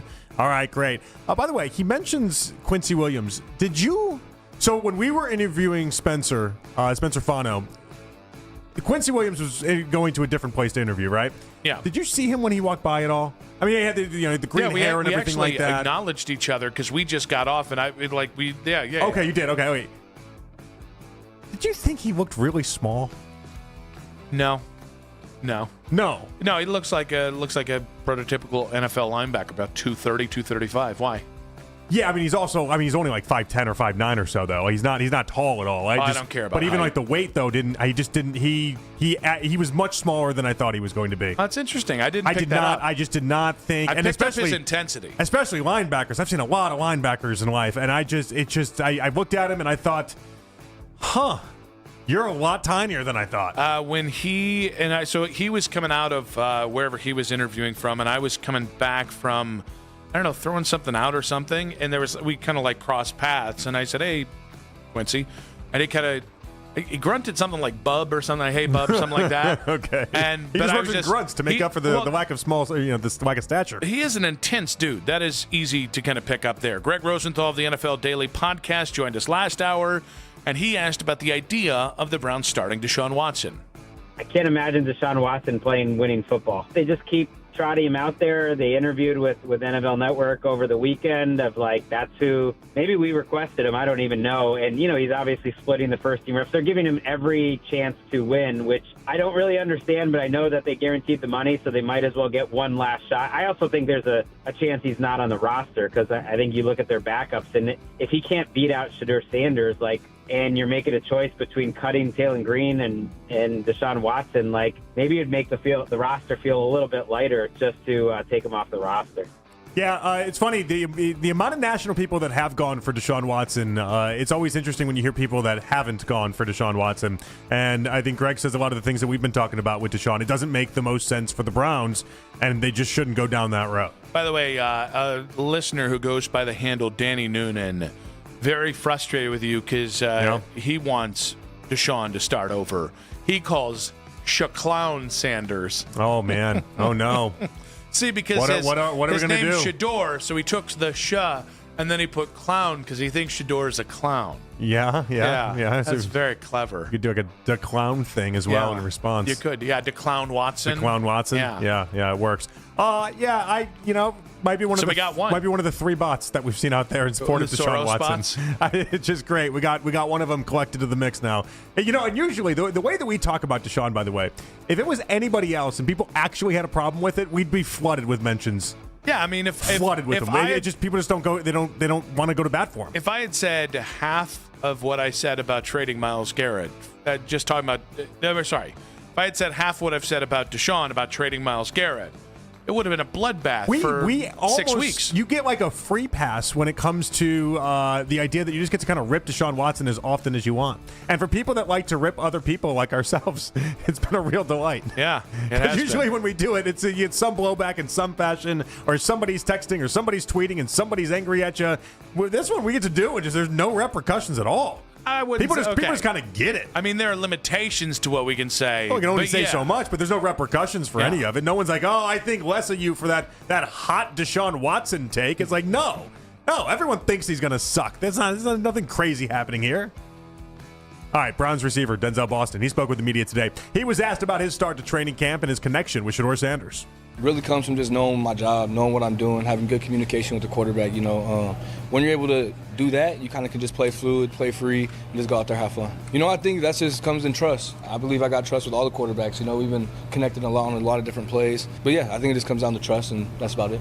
Yeah, I think this is a real positive that Shedeur has gotten. I think right now Shedeur has had one more day with the twos than he had the ones. Yeah. Because he's got more time with Denzel, and I do think Denzel is going to be one of your two starting wide receivers this year. So I think whether Shedeur wins the starting job or whether he's there in week 6 or whenever, I think that can only be good for the Browns. I got the official report from Coach Riz today on the quarterbacks. Would you like to hear it? I would. Quarterbacks were up and down today again. I do think Shedeur is a little bit more consistent. Dylan has been outstanding, but he's also not going against the top-level defensive guys. Sanders had a really good 2-minute drill at the end. The touchdown pass was impressive, but what was more impressive is that he set protection to make sure he could get the pass off. Look at that. No mention of Deshaun in here. I gotta figure out what happened to Deshaun's That's little. kind of how I like the blurb. quarterback battle. What about Deshaun? Or was Deshaun the up and down part of this? Maybe I'm not sure. This goes back to the Darryl conversation we had. You can be underwhelmed by all 3 quarterbacks, or all 4 quarterbacks, but there are shades of gray to this. And I think, for me, Shedeur's taken a small lead in the quarterback battle, and it goes back to, as of right now, he's the only quarterback that faced the first-team defense that people have come out and said, that guy's had the better day. That is a real feather in his cap. And so that has me excited. I'm very excited that Shedeur's in a very nice spot here with, 3 days left of installs to go? Yep, and again, another day today where Shedeur asked to be with the second team, Deshaun getting his chance with the first team, and we're walking away saying Shedeur looked better, at least between those 2 quarterbacks. We'll see what the Gabriel Gobblers have to say. Yeah, gobble, gobble. 216-474-0092, the latest on the MLB trade deadline, and what is the right thing when it comes to the Browns. 5 minutes from now on 92.3 The Fan. If you're looking at new trucks this month, deep down, in places you might not be ready to admit about, a Ram truck should be at the very top of your list. And once upon a time, I knew, but I had to do the Ram side-by-side with the alleged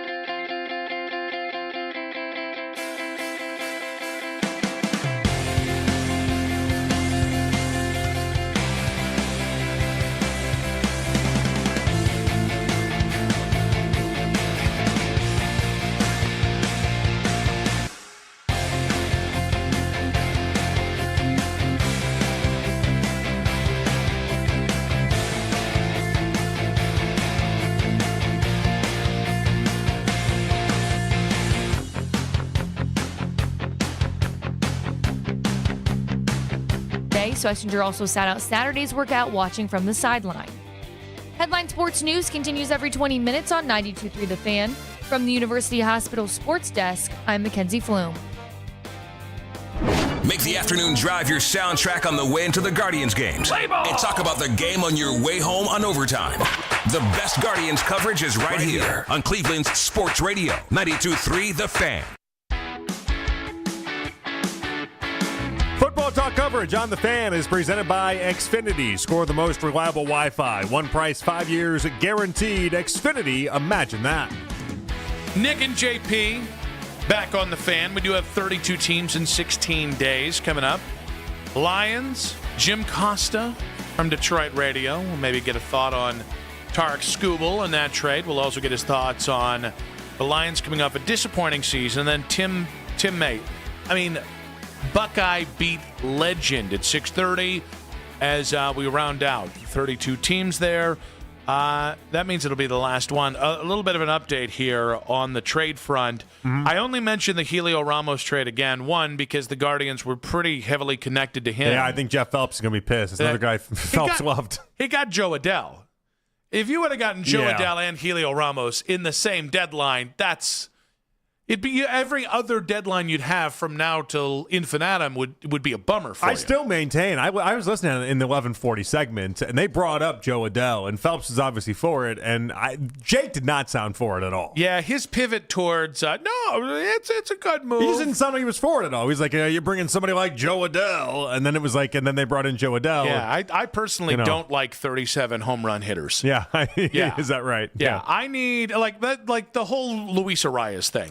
I was like, I'm glad he went to the Phillies, by the way. Spoiler alert, it was like 5 hours ago. And I tweeted, and I'm glad it wasn't the Guardians. Not because Luis Arias isn't a fine player. It's because he's not good defensively. He's got a career OPS of like 780, I think. And if I wanted like a contact first, yay kind of guy, I got one. His name's Stephen Kwan. Exactly right. We'd been begging this team to get somebody with power, and they listened and paid attention. I just don't know anybody that can be upset by that. Well, and like, listen, there's 35 minutes left in the deadline. There's still time for them to make a deal, either for potentially a high leverage lefty reliever or for another bat. I can't really blame them. Like they've passed. You blame them for what? For like if they stay still and don't get like a Burleson, for instance. Yeah, I got to be honest with you. I've never been a big Alec Burleson fan. I get it. Like I understand. I like him. He's okay. I like him. The Shohei Ohtani of college baseball. What is he of Major League Baseball, though? Not the Shohei Ohtani. Okay. No. That's my problem. From the pitching and throwing aspect and hitting aspect, excuse me. He was able to do it all. He could do it all. He was like a legitimate college pitcher. I have a natural reticence towards Cardinals players who are like the 4A prospects that they turn into just okay-ish big leaguers. That's more where my concern is. The Guardians have been infatuated with Lars Nootbaar for like 4 seasons. Nootbaar gets brought up a ton. But at least with Burleson, I have a Stephen Kwan. Burleson, again, he falls in the same category that Adell does in a sense that he instantly becomes, up until the Adell move, the leader on the team in home runs. Leader on the team in RBIs. But I can understand if the Guardians look at this and go, well, we're going to add Adell, and we're going to let the young hitters hit, and we're going to see where it goes from there. Yeah. Like, I think you can at least justify saying I've done enough. I'll take more. I agree. I will happily take more, but Joe Adell is just such a huge need for them, and assuming he'll be here next year as well, that they don't non-tender him if he stinks down the deadline, like, I'm cool with this. I've been living all day as if this is just, after we got Adell, that was it. That's the move, and I've been more than comfortable with it because, Nick, I didn't think they were going to do anything to begin with. Yeah. For years, I've watched this trade deadline come and pass, and the Guardians not do a single thing. The fact that they did something, one, the acknowledgement that this team can go to the postseason, and they needed the bat in order to do so is awesome. But the idea that they didn't just sit on their hands and say, we're good. I've seen that front office, and I've seen this team for too many years be a bat short or a bat and a half short, and then all of a sudden do absolutely nothing. So them doing something, that was enough for me. That was good. I think to any maybe my standard should be higher, but it's where it's at. I think to any remaining skeptics out there who say do more, Gardos, who will be mad if they don't do more in 33 minutes, I usually am. If you're in a good spot, make the move. What's the worst thing that could happen, right? oh, no, we had too many good players. You never do that. And most years, you just never know in the postseason. The last couple years have just been when the Dodgers have obliterated the rest of baseball. This year still feels like maybe I think we're about, 113 games in, 116 games in. I think this team just might be who we think it is. Like we're so late into this. I know that they had the run that they had last year. I think Adele gives you a great chance to kind of maybe make the. I don't expect this team to win a playoff series though. I think you might make the playoffs. Even that feels far-fetched when you're 5-10 in your last 15 games. These last 2 weeks really did a number on you. You're now at the spot that I was living in. Let's say I don't know really it's been a while now. I've been living in this space, but you were not you and Fanta. That camp was not forever ago. That camp was like 2 weeks ago. You and Fanta shouted me down. I'm here to tell you. And I don't want to say I was wrong yet, because there's still a chance that I was right. Because now you can't. Well, you're gonna do a lot of going back and forth if you turn that around. I'm called the Daryl Ryder. If they go on a 20-game win streak and the offense actually looks competent, I told you. But I guess my thing is, I think they've got a lot of young talent, but this might have to be the appetizer to next year. This might have to be which was what it was supposed to be the entire time, was the appetizer to next year. That's what this was supposed to be. They've impressed me in a couple ways, Nick. I did not see them bringing up as many young players as they have.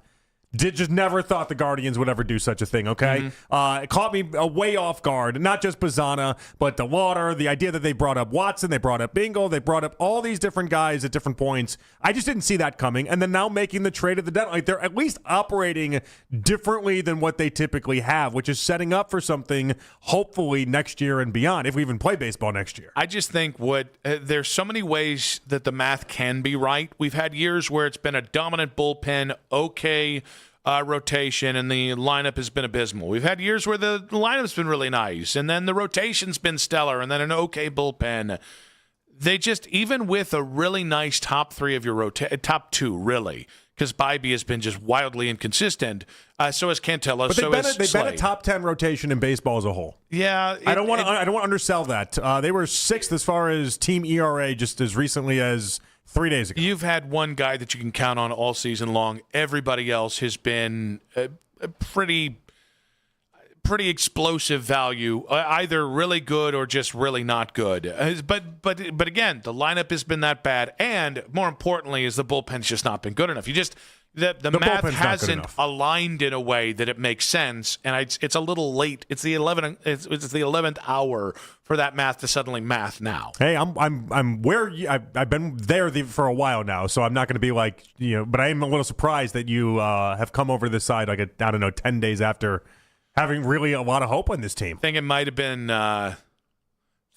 like Friday and Saturday. I think Friday broke a lot of people in many ways. I agree with that statement. I feel like a Friday and a couple of that was Saturday. It's just kind of been a rough stretch, especially if you believed in the offense in any sort of way. It's been a rough stretch. 216-474-0092. Is Joe Adele enough? Now, training camp rolled on today. Deshaun Watson was with the starters today, and by all accounts, people either are not talking how he looked or he didn't look very good, depending on who you're listening to, which is what makes this weekend interesting. And I say this without any malice. The Browns 100% hid the quarterbacks from the rest of the week. They put their availability on Saturday for a valid reason, because it's Deshaun speaking and Shador speaking, and it's not going to generate as much traction. But one of the things that came up was Deshaun Watson being asked about the idea of staying in Cleveland beyond this season. I think, when I first got here, there was a lot of stuff going on, as the world know. But I don't have no bad feeling towards Cleveland. I love Cleveland. Me and my wife, we got our house on the east side, so we here all the time. We were here this summer. If you ask around, I'm at pretty much all the restaurants. I'm hanging out, so I haven't had a bad experience outside of just different times in the stadium. But again, I don't know why that narrative is out there that people think that I don't like Cleveland and my family. We've been enjoying it. We've been enjoying our time here, and that if the opportunity shows up, and we'll see where it goes. So I will say Deshaun has had more of a smile in the videos that I've watched of his media availability since, going back to mini camps. I think they had him like the last week of mini camps.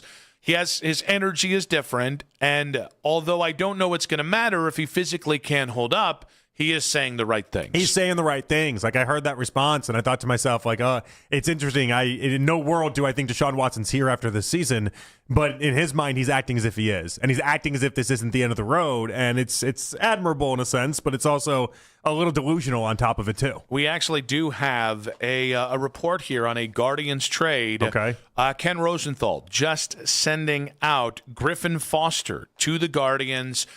Griffin is a former Royals farmhand. He has kind of been a journeyman until this year, where he's unlocked a little bit of something and been pretty good with the Washington Nationals. So I don't have what the return is on this one, but that is the trade so far. Okay. All right. Well, I guess we'll go with it. I don't know. It's Ken Rosenthal. It's Rosenthal. Oh, now Passan's got it too. Okay. You want to see? Is this where we have to put a pin in it till we see what they traded? Yeah, I mean, I'd like to see the return. Yeah. I don't know what he does for you right now. He's a starter. So he starts games. Is that right? I mean, I'm assuming this bumps either Ciccone or Cantillo to the pen, right? Or do you think they put him in a high leverage situation? I would be weird. I don't know. I don't know enough about him, if I'm being honest. I like honesty. I have to look it up. I don't know enough about him. Well, his name's Foster. Yeah. He's a lefty. Really hadn't done diddly squat in the majors until this year. I see that, yeah. Yeah, he's 12-3 with a 3.06 ERA. Although I feel like mentioning that is like telling you his batting average for you. You can just do better. You can do better, but ERA is fine for the construct of the convo and what we're going for. It's fine. We can do that. So now pretty much everybody has it. Bob Nightingale saying Washington has just been informed he's been traded to the Cleveland Guardians. But as of right now, while everyone has it, no one has the package. Yeah, he didn't play in 23, didn't play in 24, didn't play in 25. And then obviously, I mean, he's had a nice year. There's no denying that. He's had a nice year right now. I realized what Rosenthal did, which might have thrown you. Well, you got the name wrong. He said Griffin Foster. You got the name wrong, and it really threw me off. I did not. You said it wrong, and it really, I was like, I don't know who that is. Ken Rosenthal got it because he clarified, make that Foster Griffin. Okay, you can see where my mind was like, I don't know what you're talking about right now. Okay. Oh, now I do. Now I Well, and then I was like, do I ask him if he's talking about Foster Griffin, or do I just kind of let that go? And I didn't really know what you were going for there. As far as I know, you have a real problem correcting me. You hate to do that. I love doing that, but in this one I wasn't sure. I really wasn't sure. I was like, I'd never heard of a Griffin Foster. I was very confused. That's pretty interesting. Spencer Nussbaum, who I'm learning is a human being right now. Yeah. The Nationals reporter for The Athletic saying the Nats are getting 4 players back from the Guardians in the Foster-Griffin trade. Now, what is interesting about this is there have been a couple teams that have been taking the basically the Guardians approach from the Mike Clevenger deal, where they went for quantity over quality. I would be surprised if that wasn't the case here. So he had the Tommy John surgery, and that's what ended his Royals career. He goes to Japan, and then he basically was just awesome in Japan, is the story, right? Mm-hmm. And then he finds his way back to baseball and has put together a pretty nice year, all things considered. Isn't he a free agent at the end of this year, though? That I would have to look up. Yeah? Yeah, I'd have to look that But one what up. about Griffin Foster? Yeah, that one might also have to look up as well. Free agent in 2027. So that is next year, yeah.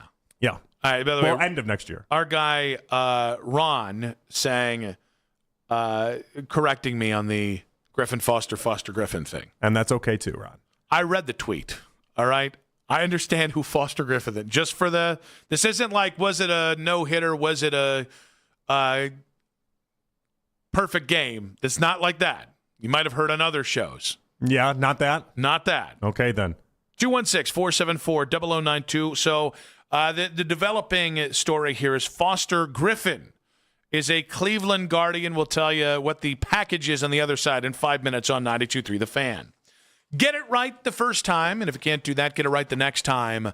Nick Wilson here for Bookman & Son, and I will admit to you, I didn't get it right the first time. I went to a big box jewelry store to buy Vanessa her engagement ring because I didn't know about Bookman & Son, and I got ripped off financially and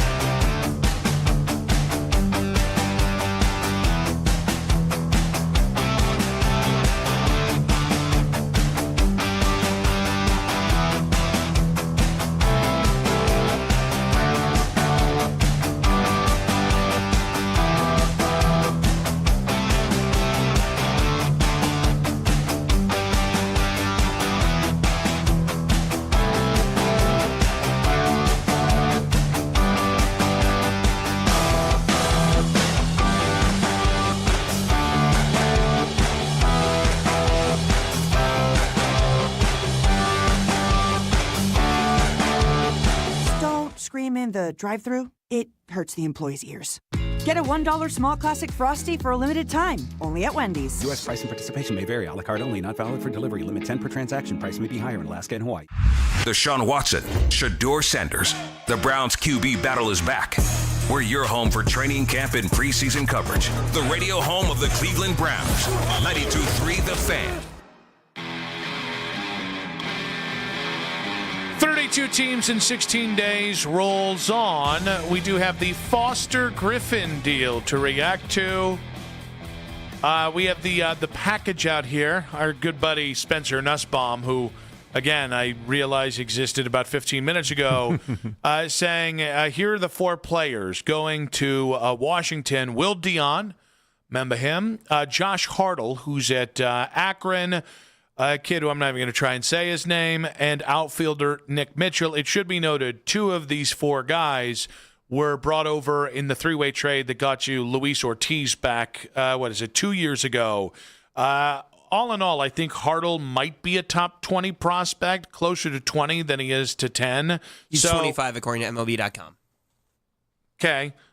So if that's the biggest prospect he gave up for an all-star starter, that's a good call. And you're doing great, yeah. Foster's got a weird profile to himself. You know, he was throwing 4 pitches, and then he obviously had the Tommy John surgery. He goes away to Japan, and he throws 7 pitches, Nick. Mm-hmm. Like, it's just odd. You don't see that. And by the way, his average fastball velocity, 91 miles per hour. So he does not throw particularly hard. He throws a bunch of different pitches. Apparently, I read an article about him trying to add an 8th pitch to the mix at some point, okay? Well, why not? Why not? Why stop at 7? He throws a 4-seamer, a sinker, a cutter, a sweeper, a curveball, a change, and a splitter, and is working on developing an 8th pitch. Well, does he know what the 8th pitch is, or are he just going to figure it out? He keeps that to himself for the time being. Maybe a knuckleball. Really throw everybody off by being a lefty knuckleballer. It's an odd little thing, but what kind of works for this, or at least why the storyline for him works, is the idea that you send him to a pitching factory like the Guardians have, where we've worked with a lot of guys that don't necessarily top out at 98, that don't necessarily top out at 99, that don't have the heater, so to speak. A lot of guys, Tanner Bybee comes immediately to mind. You know, Bybee doesn't throw particularly hard. They got him to throw harder, the Guardians did. When they first signed Bybee, he was throwing 88 miles per hour, though. They've got him up into the low 90s, but he doesn't overpower people. They work on pitches. And so this type of, basically, he is a pitching nerd in his heart, and what he comes with is just a lot of different pitches that he's discovered, a lot of different ways of thinking about the game from that perspective, and it's just very Guardians. Like, the guy just fits the Guardians. Well, and I think the Guardians might have found a way to cheaply address both their rotation and their bullpen because, and in fairness, I mentioned Cantillo or Slade Ciccone.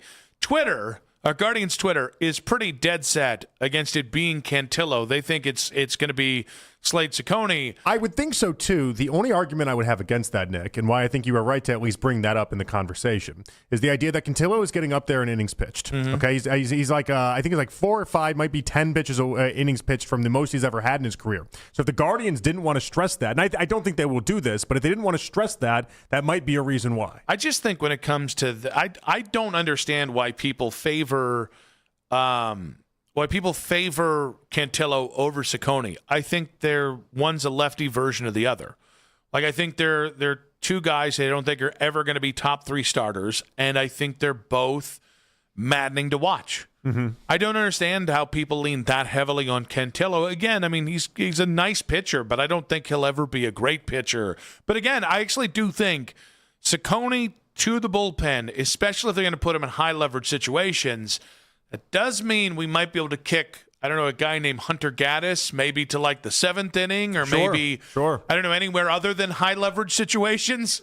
Chris Ossenheimer texted, said Trevor Bauer 2.0 in the description of Foster Griffin. Which makes a lot of sense. Again, like the Nationals so he's people. problematic off the field? He had it, but not with the baggage. Oh, okay. But not with the baggage. Which all the Nationals people describe him as like this silent assassin, this tactician, and basically a pitching nerd. And that's just, it just fits in so perfectly with what the Guardians have always wanted, and the people that they typically acquire. All right, can I ask you, is Foster Griffin a top 3 guy in your rotation, or like because I don't see a guy it's so hard to say. I don't see a guy displacing Bybee based off stuff, but by results, yes. By results, yes, but it's just so hard to say. And why I think this catches a lot of people off guard, including ourselves here, is because he was just a prospect that got Tommy John surgery and then went to Japan for 3 years and has now pitched half a season in baseball and has pitched it at an elite level. I don't want to take that away from him. But it's a different pitcher before he went to Japan than the pitcher he is now. It's a little Kent Bottenfield for me. For anybody that remembers old Kent Bottenfield, it's almost night and day in many respects. But like if he is the guy that he's been, and I don't want to put too much into 3 months of baseball. His numbers, by the way, in Japan, they're really good. But I don't want to bake too much into that either. And so, like, yes, there's a lot of promise there. An ideal world, he slides in and he's a top 3 pitcher in this rotation, no questions asked. And the sky is higher than that, but it's too hard to say right now. I think what's going to be fun about this for the final 30-some games, 40 games of the season is tracking who actually makes a bigger impact on wins and losses for you, Foster Griffin or Joe Adell. And honestly, the kid they got from the Brewers as well, even though he's not like a punch-out artist, Yoho is pretty good too. Yeah, I would imagine. He's also got a fun name, Yoho. I would imagine that Adell and what he can do for the offense is going to be massive. But if Foster's anything like he was for the past 3 months, you're going to see that. It's just how many 1-0 games are we going to lose? How many 2-0 games are we going to lose? You know, again, the pitching has not been the problem. The starting rotation is not bad on this team. They've been top 10 in team ERA for a while with the starting staff. So like that's not their bugaboo. But this didn't cost you much. Yeah. Yes, the quantity or the quantity is there. 4 different players. You think it's a lot sending back. Really didn't cost you much for a guy that's pitched the way that Foster Griffin has. 216-474-0092. So Foster Griffin slides into the rotation most likely. Joe Adell slides into the everyday lineup. Where are you guys with the moves the Guardians have made here at the deadline? I think what's interesting about it is it's the most aggressive they've been in probably 7 deadlines. And to something you said there, it really has not been cost prohibitive. Mm-hmm. Like all the guys that people love, guys such as Cooper Ingle, he stays. Oh my gosh, now Phelps is in my head about the shortstop at AAA. Oh, hey Noah, Hanau. Because you got to think it's like an now and later. Exactly right. Yeah. That was the big joke off of it. A now and later. He gets to stay. Like unless there's a fourth deal here.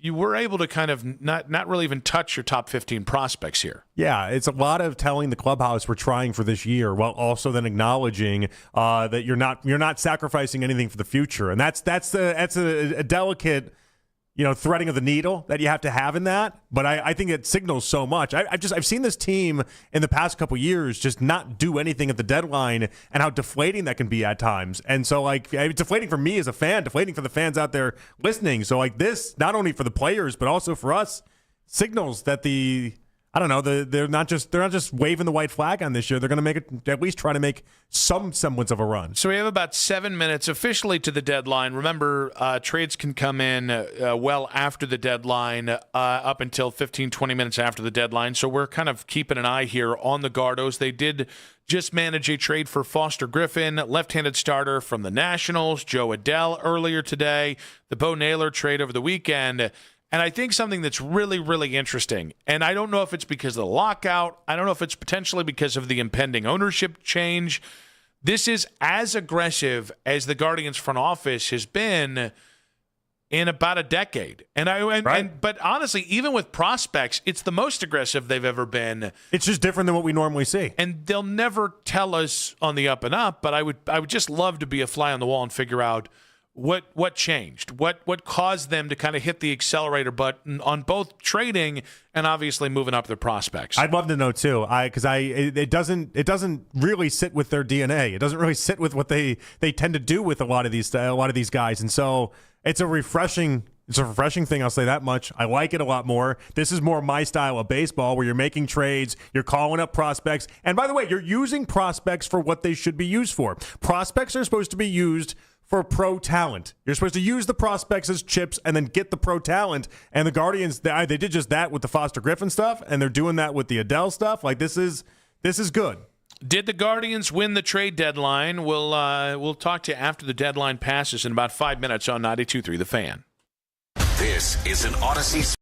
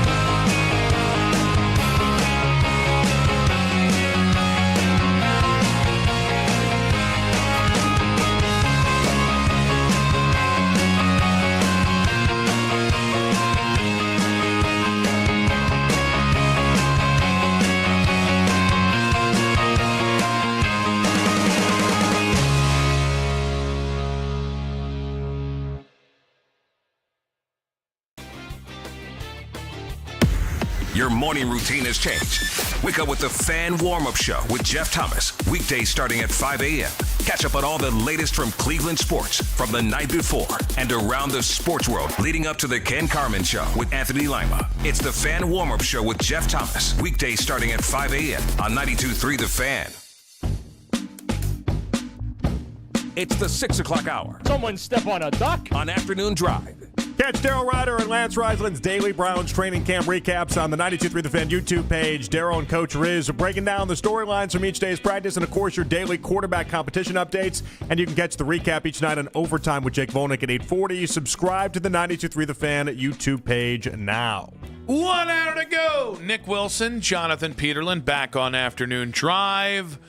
Yet another Guardians trade to get to in just a moment here, but 32 teams in 16 days rolls along in just about 20 minutes. My favorite thing about this is when we pitched this idea, we put it at 6:20 because breaking news almost never happens at 6:20. Yeah. And one of the things that Jake and Keith were both like, but what about breaking news?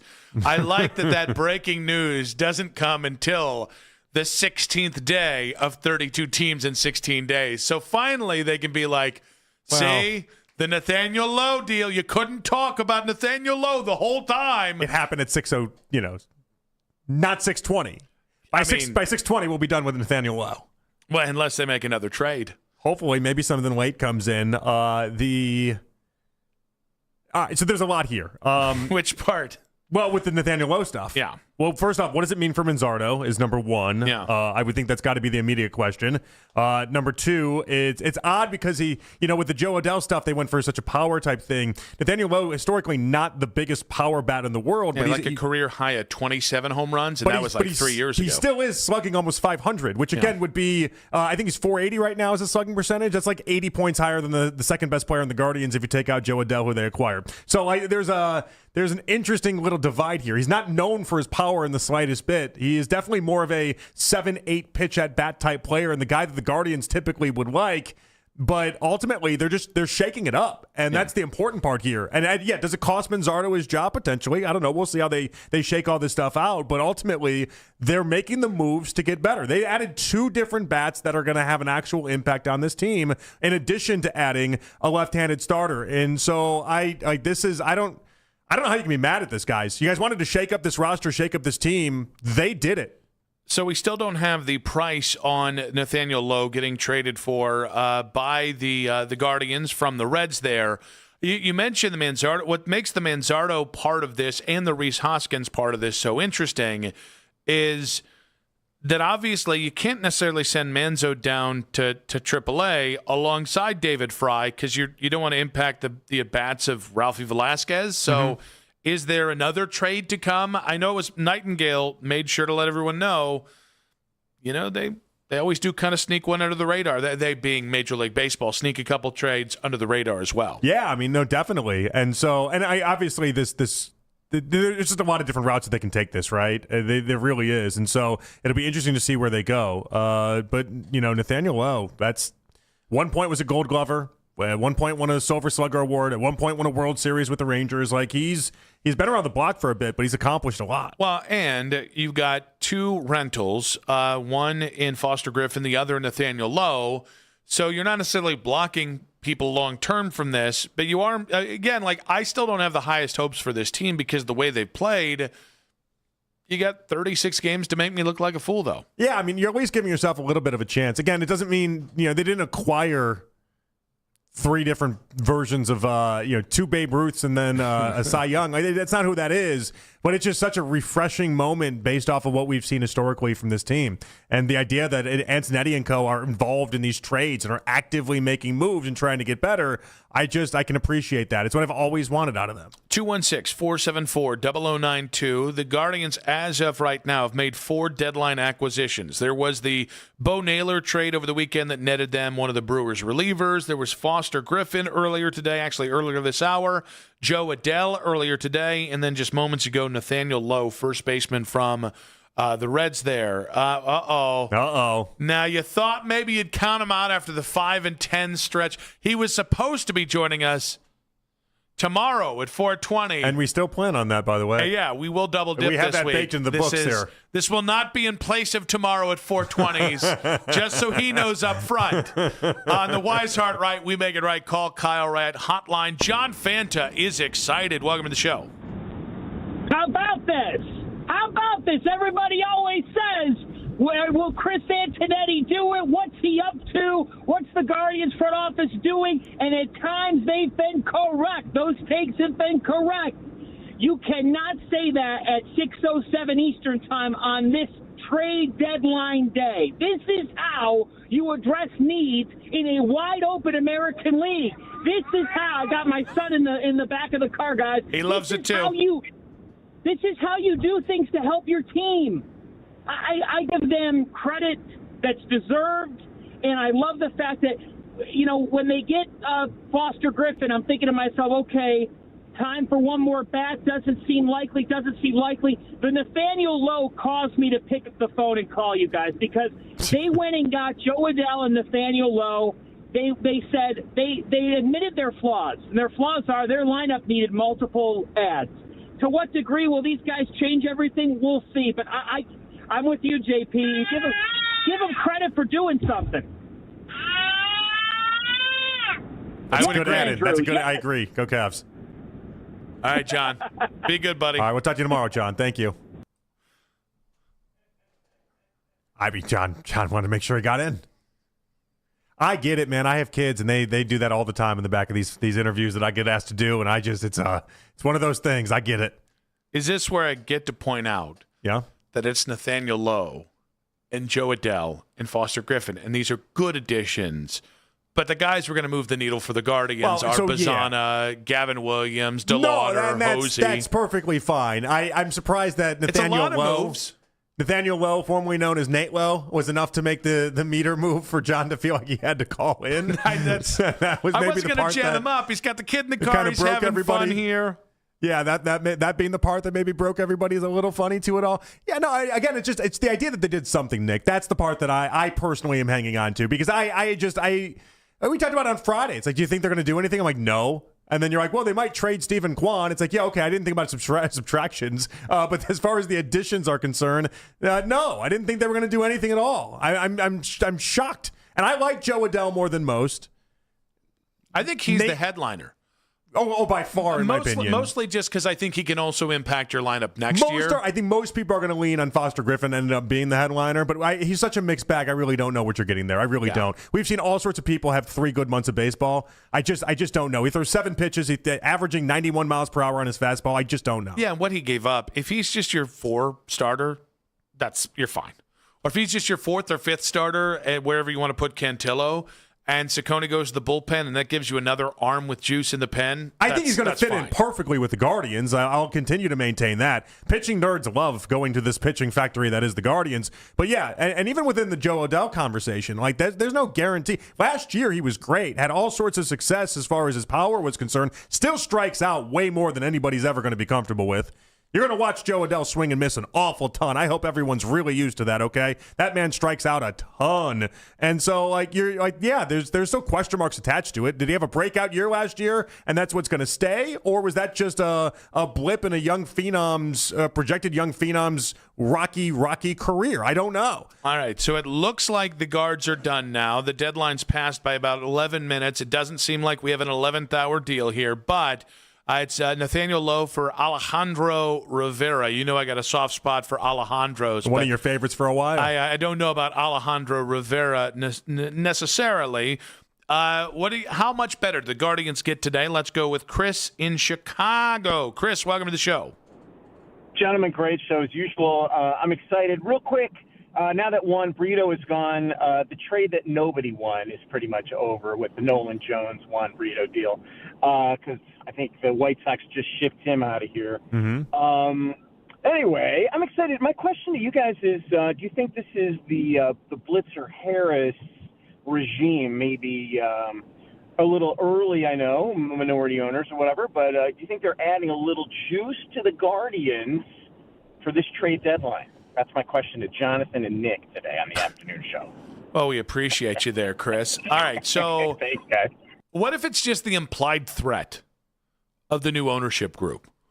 What if this is, this is the front office saying, well, we know we're going to have new bosses in the future, and we'd really like to make it 3 straight playoff appearances so that when David Blitzer takes over, the last thing that he sees in the blotter isn't miss the playoffs and we didn't do anything at the deadline. Maybe. I mean, they're operating in such a different way. I'm led to believe that there's all sorts of different things happening. But then we go back to the idea that they spent absolutely zero money this year. Yeah.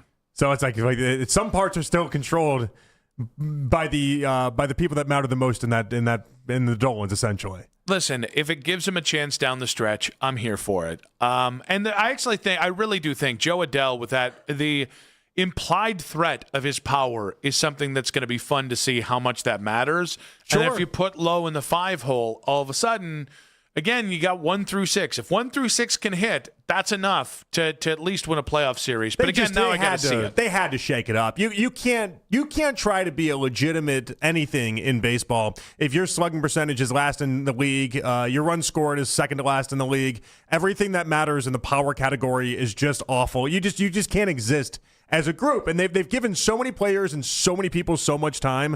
If part of this lesson is moving off of players that don't deserve any more time, that's a good lesson to be learned by the Guardians. All right, let's go with Shane in Avon. What are your reaction to the Guardians trades here? I love it. Nick, you made a good point. It ain't like they're the best moves ever, but I think the American League is wide open, and I think that's why the biggest thing, I think that's why it's such a good move to go for is because I'm the betting favorites are the Yankees, and the Yankees aren't really scaring anybody. And now we're 4 deep with 4 good starting pitchers. We can move Cantillo and Slade down in a playoff series to the bullpen, and that really helps the bullpen because we were lacking that middle depth in the bullpen. And we add, and Lowe might not hit for that much power, but on this lineup, he's gonna, we don't have power, so I think he adds to us. And then Adele is obviously a good pickup, so I like it. All right, we appreciate you, buddy. Good stuff there. Shane in Avon, 216-474-0092 if you want to go ahead and hop in. Now it becomes, all right, who goes out while adding Foster Griffin? Because he didn't really subtract a lot of guys in the 40-man roster. Will Dion was in the 40-man. The other trades, you'll be kicking at least 2 other people off the 40-man roster. That'll be interesting to see what David Fry does. It'll be what maybe Hoskins or Kyle Manzardo, all kind of interesting spots to watch. I'm sure there's another 1 or 2 there as well. Yeah, definitely. It's just you get 2 bats, you get an arm. Like they're at least trying to shake it up. It might not be the sexiest of names, all things considered, but they're making moves, and they seem like quality moves right now. The Guardians making moves at the deadline. How much better do they get today? 32 teams in 16 days in 5 minutes on 92.3 The Fan.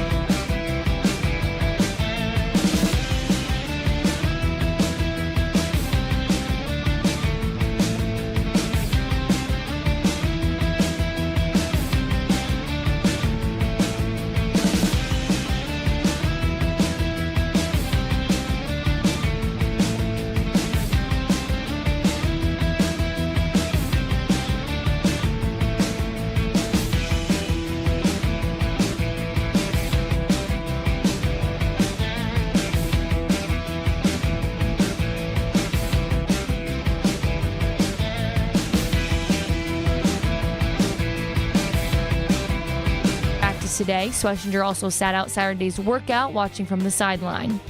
Headline Sports News continues every 20 minutes on 92.3 The Fan. From the University Hospital Sports Desk, I'm Mackenzie Flume. Hey Browns fans, this is Denzel Ward. Keep up with the latest football news every 20 minutes with exclusive 2020 reports on the radio home of the Cleveland Browns, 92.3 The Fan. In case you missed it, coming up in about 20 minutes, Nick Wilson, Jonathan Peterlin back on Afternoon Drive. In case you missed it, a lot of Gardos trades. They got first baseman Nathaniel Lowe from the Reds for a low-A prospect. They got, oh gosh, I'm running out of space here. I'm running out of breath. Foster Griffin for four guys who don't matter. All-star pitcher for the Nationals this year, left-hand starter. And Joe Adell from the Angels for a pretty okay catching prospect. So we're feeling it. That plus the Bo Naylor trade of the weekend that netted them a Brewers reliever.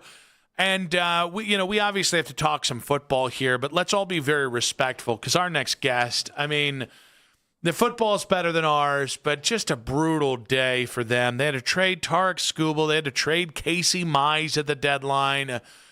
Let's put on the funeral dirge here for friend of the show, good man. Yeah, Tigers baseball is dead now. It is dead forever, and one can argue the Guardians killed it multiple times.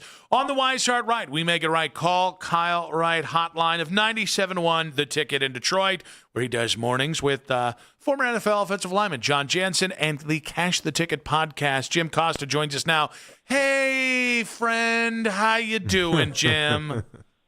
We are on to football season, boys. How are you? All right. I know we will get into the Lions stuff here. It was perfect timing for you, Jim. It was. Just general reaction to Tarek Skubal gone, Casey Mize gone, and a lot of selling in Detroit. Look, it's not a funeral. Tarek Skubal was about to leave to the highest bidder. They had to get something for him. I actually think they did well with the Skubal trade, and I haven't seen the return yet on Mize, but another expiring deal. This team wasn't going to chase a World Series. This is what you do. All right. And so you guys, well, I mean. Rip them. That's a big market team, Jim. Tell them what ass clowns they are. Hey, real quick, on big market teams, I didn't know you guys were allowed to buy at the trade deadline. Doesn't that violate some kind of bylaws? You love your prospects. It violates me in all the right ways, Jim. I didn't need to know that, Nick. I'll send you the video. Don't worry. He'll charge you for it, too. Yeah. That's not going to be cheap, Jim. Yeah. You're not getting the cheap version. All right, let's go to the Lions a little bit here. I at some point, Dan Campbell does have to win playoff games and has to actually get this done. Are we like a year away from approaching the Campbell hot seat conversation, or is it just non-existent? Well, it's non-existent right now. I think they're a trendy bounce-back team this year, but they do need to get back to winning playoff games. That NFC title game is starting to get further and further in that rearview mirror. But I wouldn't say there's really much talk about a hot seat for Dan Campbell at this point. Now, if they fall apart, finish last in the division again, then you know what's going to happen. Pitchforks will come out. Jim, what's the take on Jared Goff? He's 31. He's won a lot of regular season football games, but obviously you guys haven't gotten to the Super Bowl. You haven't punched through yet. In 5 years as the starter, is there growing impatience with Jared Goff as the starter? We get so many phone calls about his lack of mobility. It is what it is. He has some physical limitations, and he's one of these quarterbacks. There you go. He's one of these quarterbacks that's going to go as far as his offensive line goes. And last season, they had major issues up front, specifically down the middle. They had issues with pass protection. He was sacked last year more than at any point in his career. Their numbers, top five offense, didn't show up in big games against top defenses in those third and fourth downs and those got-to-have-it spots. And they addressed the offensive line very much this offseason. Their biggest free agent was a center. Their first-round pick is a right tackle. It bumps Penei Sewell to left tackle. It feels like the offensive line was their top target because it's the way you solve Jared Goff's issues and make him the best version of himself. Jim, we'll let the record show I'm more of a fan of hold-ins than hold-outs. But when it comes to Jahmyr Gibbs, we got a hold-in happening. What's the latest there? Yeah, street closed today. Now, I host with John Jansen. He played in the NFL. He knows these guys on the coaching staff, and he told us a couple weeks ago this was going to happen. He's also told us he's not panicked, that a deal is going to get done, and the team has echoed the same sentiment. So I'm of the belief he's going to be ready to roll for week one, and he's a guy I'd still draft number one in any of your fantasy football leagues. Jim, did you want the Browns to take a swing, or did you want the Lions, rather, to take a swing at Myles Garrett this offseason? We all did. Darn. Because you could have used 3 firsts from you guys. Instead, we got a first in Jared Verse and a couple other things. All right, so where does that leave the Aiden Hutchinson-led Lions defense? Yeah, Hutch will be obviously the centerpiece. Jack Campbell in the middle of the defense was an all-pro a year ago, so they've got some guys in that front 7. The secondary is the biggest concern. Kirby Joseph, we don't ever know if that knee's going to be okay. Brian Branch is coming off an Achilles. No setbacks, but again, that's a tough injury for a player who plays in space. And those two guys, when they were at their best, were the best safety tandem in football. I don't know if either's playing week 1, and I don't know if they're going to have one or both of them by the end of the year. The Kirby Joseph thing, there's really no answers. It doesn't seem like there's any treatment for it. It's just going to be a pain in the butt. So I think that's a huge issue. Terrion Arnold was the team's number 2 corner. He's gone. There's going to be a competition. The secondary is by far this team's biggest weakness coming into the year. What's the fan perception right now in Detroit around this team? Are people expecting like 9, 10, 11 wins? Are you expecting a deep playoff run? Where do the expectations lie for a team that seems like it's been much better in recent years, but just went through such a long slog? Last season, they finished last in the division, and we have a producer who hates when we say it because they won 9 games. It's a winning record, but factually, they finished last in the division. But that was the outlier when you look at the last few seasons, and it feels like this is ripe for a bounce back. They're going to play a last-place schedule. They're going to have a bunch of games where they're going to be heavy favorites in, much like the 2024 team that won 15 games. Now, no one's predicting 15 wins again, but it should be a team that gets up to about a dozen wins, favorite to win the NFC North, and then your first question is what it comes back to. What do they do when they're in the postseason? Because we went from a period of time where, as Lions fans, we only dreamed of playing playoff football, but now it's got to be playoff wins in a Super Bowl. All right, Jim, we are a little narcissistic here in Cleveland because when we have somebody on from Detroit, we like to ask you about us. So how do you see the quarterback situation playing out in Cleveland? Oh, I got my popcorn ready. You guys are great theater, right? Shedeur, Deshaun Watson. This is going to be electric. I have no opinion other than sitting back with my feet kicked up, throwing another kernel in the mouth. Sounds like a Shedeur guy, if you ask me. Wrist up, I was Jim. thinking, wrist up. We can get you on the team. What would be messier for you guys? That's what I'd like to see. Oh, Deshaun by a mile. Not even close. No, it's not even messy with Shedeur. It's just kind of fun with Shedeur. Yeah, it could be. Listen, it could be fun, good or bad with Shedeur. It's going to be no fun, no matter whether it's good or bad with Deshaun. Had to figure that one out. I got there. Put me down as I don't want to be a Deshaun Watson guy. Never mind. Move on. Oh, jeez. No. It's a bad corner to live in. By all means, Barrett Media is listening right now and would love for you to say why you're a Deshaun Watson guy. You see a little bit of yourself in Deshaun? Yeah, you want to occupy that space? Go ahead. Yeah. that corner is vacated for a reason. Yeah, how do you feel about masseuses there, Jim? On a scale of like 1 to Robert Kraft, where do you stand? Yeah. You guys are bad people. That's fair. Jim, be good, buddy. Appreciate you. Anytime. We could have given him the Orchids of Asia off-ramp, but I didn't want to. No, there's no need to. Jim Costa there on the Wise Heart Right. We make it right. Call Kyle Wright hotline. He is a gentleman. Also noted, Juan Brito has been traded to the Cincinnati Reds as well. I don't know how that one happened or if it was a part of anything, but Yeah. may he rest in Cincinnati, or as many people call it, Northern Kentucky. Now, we're going to stay on the hotline because the other 31 teams that we previewed were NFL teams. We needed a 32nd team. We thought, why not Ohio State? And when you think of great gets, Tim May, the man, the myth, the legend, the Tim May Show. He's covered the Buckeyes for 42 seasons. He joins us right now on the hotline. Tim, welcome to the show. Thanks for having me. Was that Brito trade sponsored by Chipotle? I do not know, and I enjoy the jokes, so we like that. Score 1 for Tim May. Tim, is this Ohio State team better than last year's Ohio State team? It has a chance to be. Last year's was pretty damn good, except there was a glaring weakness. You know, if you're watching the team all year long, at right guard, they never really got settled on a guy that could be dominant at right guard. And as the as the great former Ohio State coach John Cooper used to put it, he is the second winningest coach in Ohio State history, used to put it, it don't catch up with you till it catches up with you. And Indiana and Miami drove trucks through that weakness last year. If they end up with, like last year starting left tackle, Austin Seerveld at right guard, and Ian Moore steps up at left tackle, like it looked like that might be the case in the spring, but we won't know until middle of this month what's really going on there. If they've gotten the offensive line totally intact, this could be a tremendous offensive football team. Anybody could see that. And then defensively, yeah, you've lost a hell of a player in Caleb Downs and then the two linebackers, but Matt Patricia kind of has a way to roll with the punches. He's not just a one-trick pony when it comes to coordination. And there's a sense that this could be, again, a little bit of a different looking but still really good defense. So the talent is there across the board, but we'll see what happens over the next 4 months. There's a part of me that wants to be like, is Julian Sayin underappreciated by the national media and the big quarterback convos? But it's not as if he did that much last year, and as far as accomplishments to really warrant being any higher. Where do you stand with that? Is he underappreciated, or do you feel like because they didn't have as many big time wins last year and the schedule was easier that he shouldn't be up there? Well, he was a Heisman finalist, so he had that going for him.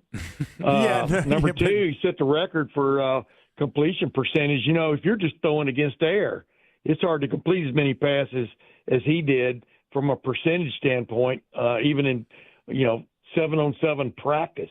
So, no, he's extremely I think he has been short-sighted a little bit, but some of the guys have been pumped. Really, what have they done, in terms of win-loss also, or making a big splash? So, that's subjective to anybody's personal taste. I personally have been covering this team for a very long time, and I don't remember there have been several quarterbacks who've been very good, but I can't remember a guy being just as purely accurate as Julian Sayin throwing the ball. And let's face it, the number one job for the quarterback is to throw the ball accurately to receivers. I'm not trying to be Johnny 101 here with football knowledge, but the thing that they want to see from him this year is him become a little more dynamic when it comes to running with the ball when you have the opportunities, and being maybe a little better on the run, with scramble passes and things like that. Although he was pretty good at that last year, and for a first-time starter in college football, he did exceptionally well. And I don't know why he wouldn't be regarded at least among the top 5 of quarterbacks going into this season. Tim, it's interesting. The 2027 quarterback class is being much anticipated here. Julian Sayin could be one of those guys, depending on how this season goes, despite maybe not being 6'5" and 230 like some teams like their quarterbacks to be. Around Ohio State, are people expecting this to be Julian's final season in Columbus? Yeah, I kind of smirked or laughed at that only because, he's 6'1". He's not, I'm not knocking you, but a lot of people got into this thing. He's too little. He's 6'1". He's not 5'11". 5'10". He's not even 5'11". So I did speak correctly there. He's gotten bigger and stronger. You can see that just physically looking at him, being in the Mickey Marotti off-season program once again, and he's very savvy with the football. He's a big-time prep guy. About prep as in preparation. He was a hell of a prep quarterback, obviously, considered maybe the top quarterback in that class a couple of years ago when he signed with Alabama before Nick Saban abruptly retired. But, I think he can definitely take Ohio State places. And if he could just be a little bit more dynamic with his feet, he's operating with some of the best weapons in the country. It's all about a team. We all know that. So Jordan Rodgers had Jeremiah Smith outside of his top 5 for Heisman. Joel Klatt had Jeremiah Smith winning the Heisman. Which do you think is more likely? That's funny because we're talking with Jeremiah Smith a week ago in Chicago about that very thing. the interesting thing about it, like he says, they're almost always looking at quarterbacks. He understands that. And Devontae Smith, is the best example of what can happen if a receiver goes wild, like Devontae Smith did during the COVID year. So that was an odd year all the way around. I think what has to happen for Jeremiah Smith, and I even asked him about this, he didn't think it's his place to go and tell Ryan Day, I'd like to touch the ball more other than just catching passes. He could be very dynamic as a runner in some respects if they could get him the ball in those kind of areas. So that's an area they haven't really tapped. But, this guy's, 6'4" or so, 230, 225, 230. He is a sight to behold when he gets a little short pass or a little a crossing route, a little shallow route, and then turns it up. He's kind of scary looking, actually, when he does that. So there are ways they can get him the ball. But, he knows this, and I even brought it up to him. When you've got two guys who are considered Heisman candidates, one takes away from the other. Like, if you consider Julian Sayin a viable candidate, which I do, and you consider Jeremiah Smith perhaps the number one offensive player in the country as a viable candidate, one's going to take a vote away from the other. I've been voting on the Heisman since 1984 when I first started covering Ohio State football. And even if you vote 1-1 and 1 number 2, you know what I mean? The one you vote number 1 gets more points. So that's the problem when you've got two guys who could possibly be serious candidates. But, yeah, I think he's quite capable of winning the Heisman and quite worthy of it. I mean, this guy, he's special, man. Tim, this was special. We appreciate you, buddy. Thank you so much for your time. Really, that's all I get is 4.5 minutes? Hey, with me, you're lucky that you got 4.5 minutes, Tim. Oh, really? Were you mad at me? What did I do wrong, man? No, we're just up against it, my guy. He made a sex joke. Hey, real quick before you go, one question you asked me, I in the middle of the answer, I forgot what you'd asked me. So, which one was that? Which one was that? It was about something about Julian Sayin. The second question about Julian Sayin, I don't remember what it was. I'm just telling you, this guy is very good, man. That's all. I'll leave it at that. We'll see what happens in Austin on the 12th. All right, Tim. We appreciate you, buddy. Thank you so much. Oh, yeah, man. Always a pleasure. Tim May there. Oh, and I cut him off, too. Good Lord. That is a legend there on the Wise 5 Heart minutes Right. and cut him off. We make it right. Call Kyle Wright hotline when I'm done with you. I'm done with you. It is nice, though, because sometimes... No second act here. Sometimes, you get to the end of the interviews and you're like, man, this person really treats that like that was pulling teeth. You know what I mean? And with Tim, he's like, I wanted more. Yeah. I was ready to talk with you guys for an hour. Tim, you got any thoughts on the Guardians at the deadline? Yeah. You big Slade Ciccone guy. Big Ciccone guy. Pissed today. He's crushed right now. Furious. In case you missed it, in 5 minutes on 92.3 The Fan. 92.3 The Fan, 2020 Sports. The MLB trade deadline has came and went, and we'll find out if any teams got any last-minute deals in. The Guardians did, reportedly acquiring Nathaniel Lowe in a trade with the Cincinnati Reds in exchange for right-handed pitching prospect Alejandro Rivera. Lowe, a first baseman and designated hitter, batting a .266 with 12 home runs on the season. The Guardians making another move with about 20 minutes left before that trade window closed. According to the reports, the Washington Nationals sending left-handed pitcher Foster Griffin to Cleveland. 4 players within the system headed to the Nationals, including left-handed pitcher Will Dion. Earlier today, Cleveland made their major move to jumpstart their offense, acquiring outfielder Joe Adell from the LA Angels, as Cleveland looks to make up ground in the American League Central, where they trail the White Sox by 3 games. In the deal, the Guardians send catching prospect Jacob Cozart to the Angels and designated infielder Juan Brito for assignment to clear a spot on the 40-man roster. Adell immediately becoming Cleveland's team leader in home runs with 16, RBIs with 62, and hits with 102. Guardians fans will get their first look at Adell and others in Cleveland uniforms tomorrow when Cleveland opens a 3-game series with the Mets at Progressive Field. Meanwhile, the Browns were back on the practice field today in Berea with players putting on pads as training camp continues. Before today's workout, Cleveland signed defensive tackle Travis Bell. To make room on the roster, the Browns went ahead and waived running back TJ Harden. And veteran quarterback Kenny Pickett has been named the starting quarterback for the Panthers in the Hall of Fame game in Canton on Thursday. Headline Sports News continues every 20 minutes on 92.3 The Fan. From the University Hospital Sports Desk, I'm Mackenzie Flume. Brandon Combs here to help you beat the books with 1-1 Sports. The Dodgers are clear-cut favorites to win the World Series at plus 155. And with the addition of Tarek Skubal, who could argue with that? But I know one team that I will be playing to knock off the Dodgers, and that is the Philadelphia Phillies. With their pitching depth and the addition of Luis Arraez to their lineup, they are every bit as good as the billion-dollar payroll in L.A. Plus 1,800 to win the World Series and plus 900 to win the National League. Philly is just too good to pass up. I'm Brandon Combs. Bet smarter and beat the books. Download the BetMGM app today.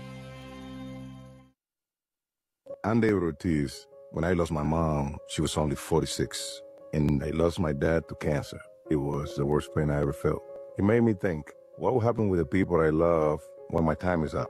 That's why I have life insurance. Ethos makes it easy. It's all online, take about 10 minutes, and you can get up to $3 million in coverage. Get your free quote at ethos.com/game. That's ethos.com/game. Paid testimonial. Time spent on application may vary. Online health questions required. Hey, don't be pressured when it's time to shop for an engagement ring. Stop in and see Josh at Bookman & Son, where jewelry shopping is made easy and comfortable. BookmanandSon.com. And Doug. Limu and I created a trick to help you remember that you can customize.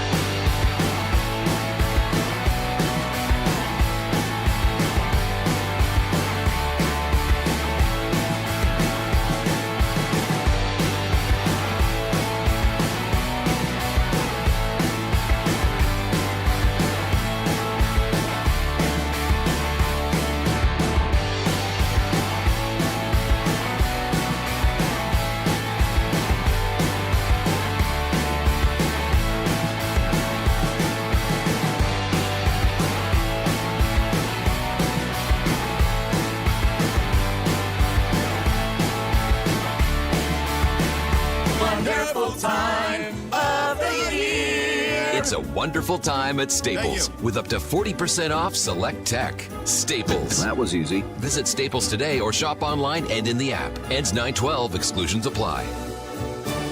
Get your routine right during training camp. Listen to the pressers and hear from the players while you work. Baskin and Phelps. Weekday mornings starting at 10. 92.3 The Fan.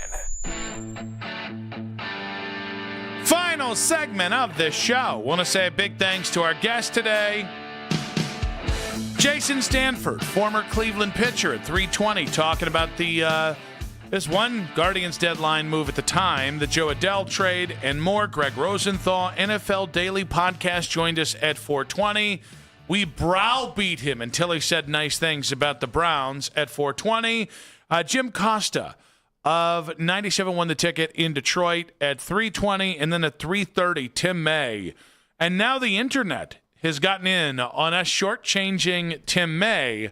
Radu saying, I actually wanted Tim May to get more than 4.5 minutes. Was Tim shortchanged? Tim May hopping in saying yes.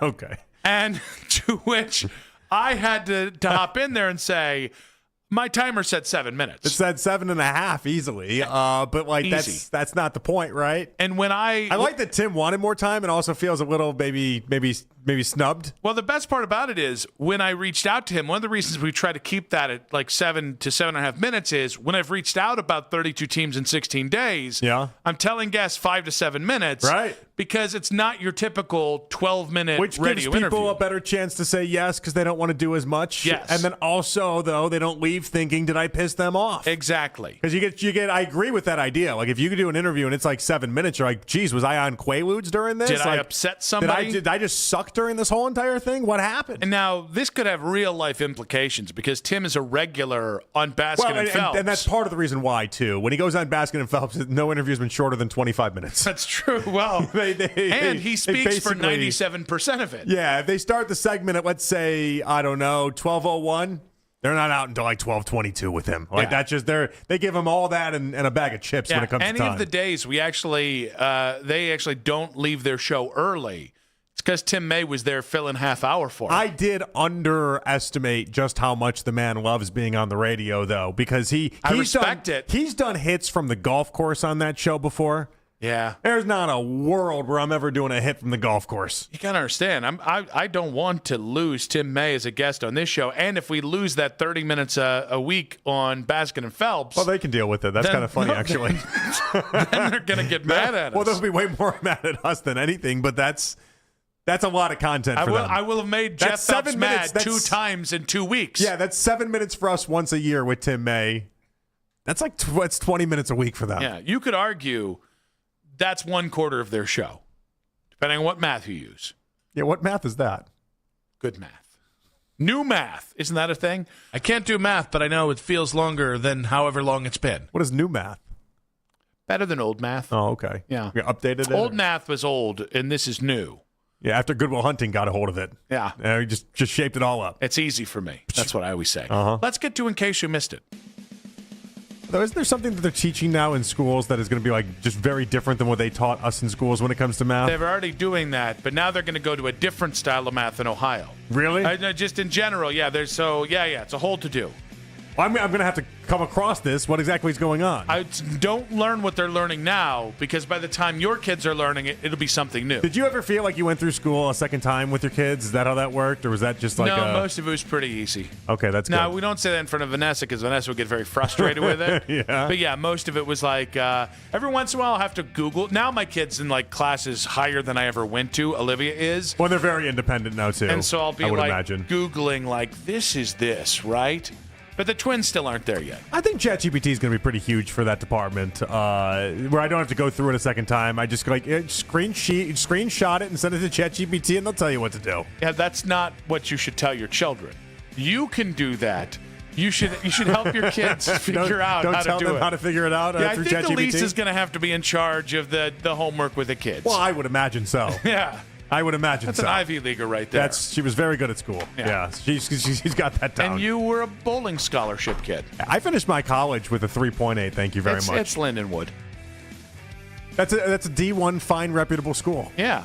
They do hand out actual degrees there, no diplomas. I really do think my college was easier than my high school was. I really do think that. Yeah, so there's a lot of times in college I'm like, this is significantly easier than my high school was. I don't disagree, and the hell of it is, I flunked out of college. Which makes it all the more impressive. Yeah. Feels like maybe should have made it through high school then. We got the right amount of time for this. We're going to Tim May this story, okay? DeAndre Hopkins took a job at Georgia Tech over the weekend. Okay, he took a job as like an assistant wide receivers coach at Georgia Tech, and you're like, well, why wasn't he given like a main wide receivers coach? He couldn't even get an assistant coaching job. What happened? And it's you look into it, and all the quotes are DeAndre Hopkins telling everybody that'll listen, "I'm not actually retired from the NFL, and if any team wants me, I'll come back in a second, and I'm just doing this in the meanwhile." So he's doing a little. Hey, if you make me, I'll go coach wide receivers at college. But then he's coaching them, but then it's all with the idea that if any team at all decides they want DeAndre Hopkins to play football, he is gone. Kind of like this. This is a have your cake and eat it too moment, right? It's him lining something up when inevitably nobody in the NFL does come and call, essentially. I'm kind of confused at DeAndre's a very good NFL wide receiver. Why does he need this job, though? He's made a lot of money. I mean, I would think his next venture is going to be coaching if this is what he's trying to get into. Oh, he should do broadcasting. Way easier, less frustrating. If you're an NFL player, you got to really screw up to get fired from broadcasting. You know, you can just have a job infinitum. You can definitely hide much earlier if you're coaching. Obviously, you don't have to. Not everybody likes the bright lights, the spotlight, so to speak. Archuleta's got a thing. Those aren't. Archuleta and Spiriditas is not the bright lights.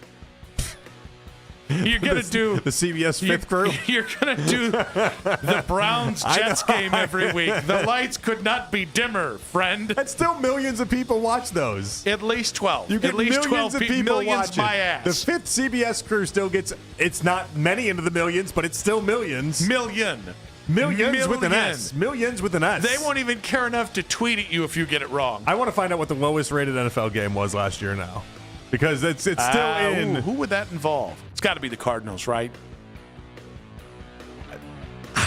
It could easily involve us. No, we watch the hell out of our team. We just hate watching. It could easily be us. In the scene. I get a weird feeling the Jaguars early on in the season. Ooh, the Jags. That's a really good one, Mac. Yeah, luckily for you guys, we're not going to get this in time. To Mac. Yeah. It's a real shame. We're just going to say he made a real mistake here. Big thanks to Mac Robinson. Lowest rated NFL broadcast was the Pro Bowl games. The Pro Bowl games. Yeah, you were talking about a regular season. I was talking regular, but the lowest was, it's a 1.9 million viewers was for the Pro Bowl games, and that was the lowest. I waved that off. That's not a real stat. Give me the regular season game. I'll have to get Big back thanks to Mac Robinson on the board. Yes. Big thanks to Jake Murrin, man in the 92.3 The Fan YouTube channel. If you missed a second of the show, all 5 hours up there on 92.3 The Fan's YouTube channel. Ring that bell, subscribe. Except you, Cornlito. Suck it, Cornlito. And like our videos. We desperately need to be liked around these parts. Big thanks to Mackenzie Flume for doing the old 2020s today. Anthony Allant. Remember him? He'll be doing the show next in for Jake Volnick. He's a wild card. Don't know who knows? Could be a great show. Get self-destruct like he does with women all the time. A lot of things could happen in the next couple hours. Must-listen radio, though. It could really go any direction. Yeah. We don't know. Could be the best show you've heard tonight from 7 to 11. He could also really just implode. That's where the sharp money's at. Yeah. So listen for that. That's going to be fun. But he's going to do a great job. Yeah, well, a lot of future of the station. Original double A is what I call him now. Good job, JP. Had fun. We'll do it tomorrow. We'll be back live from Berea tomorrow. Might have a Browns player or two. See you guys then.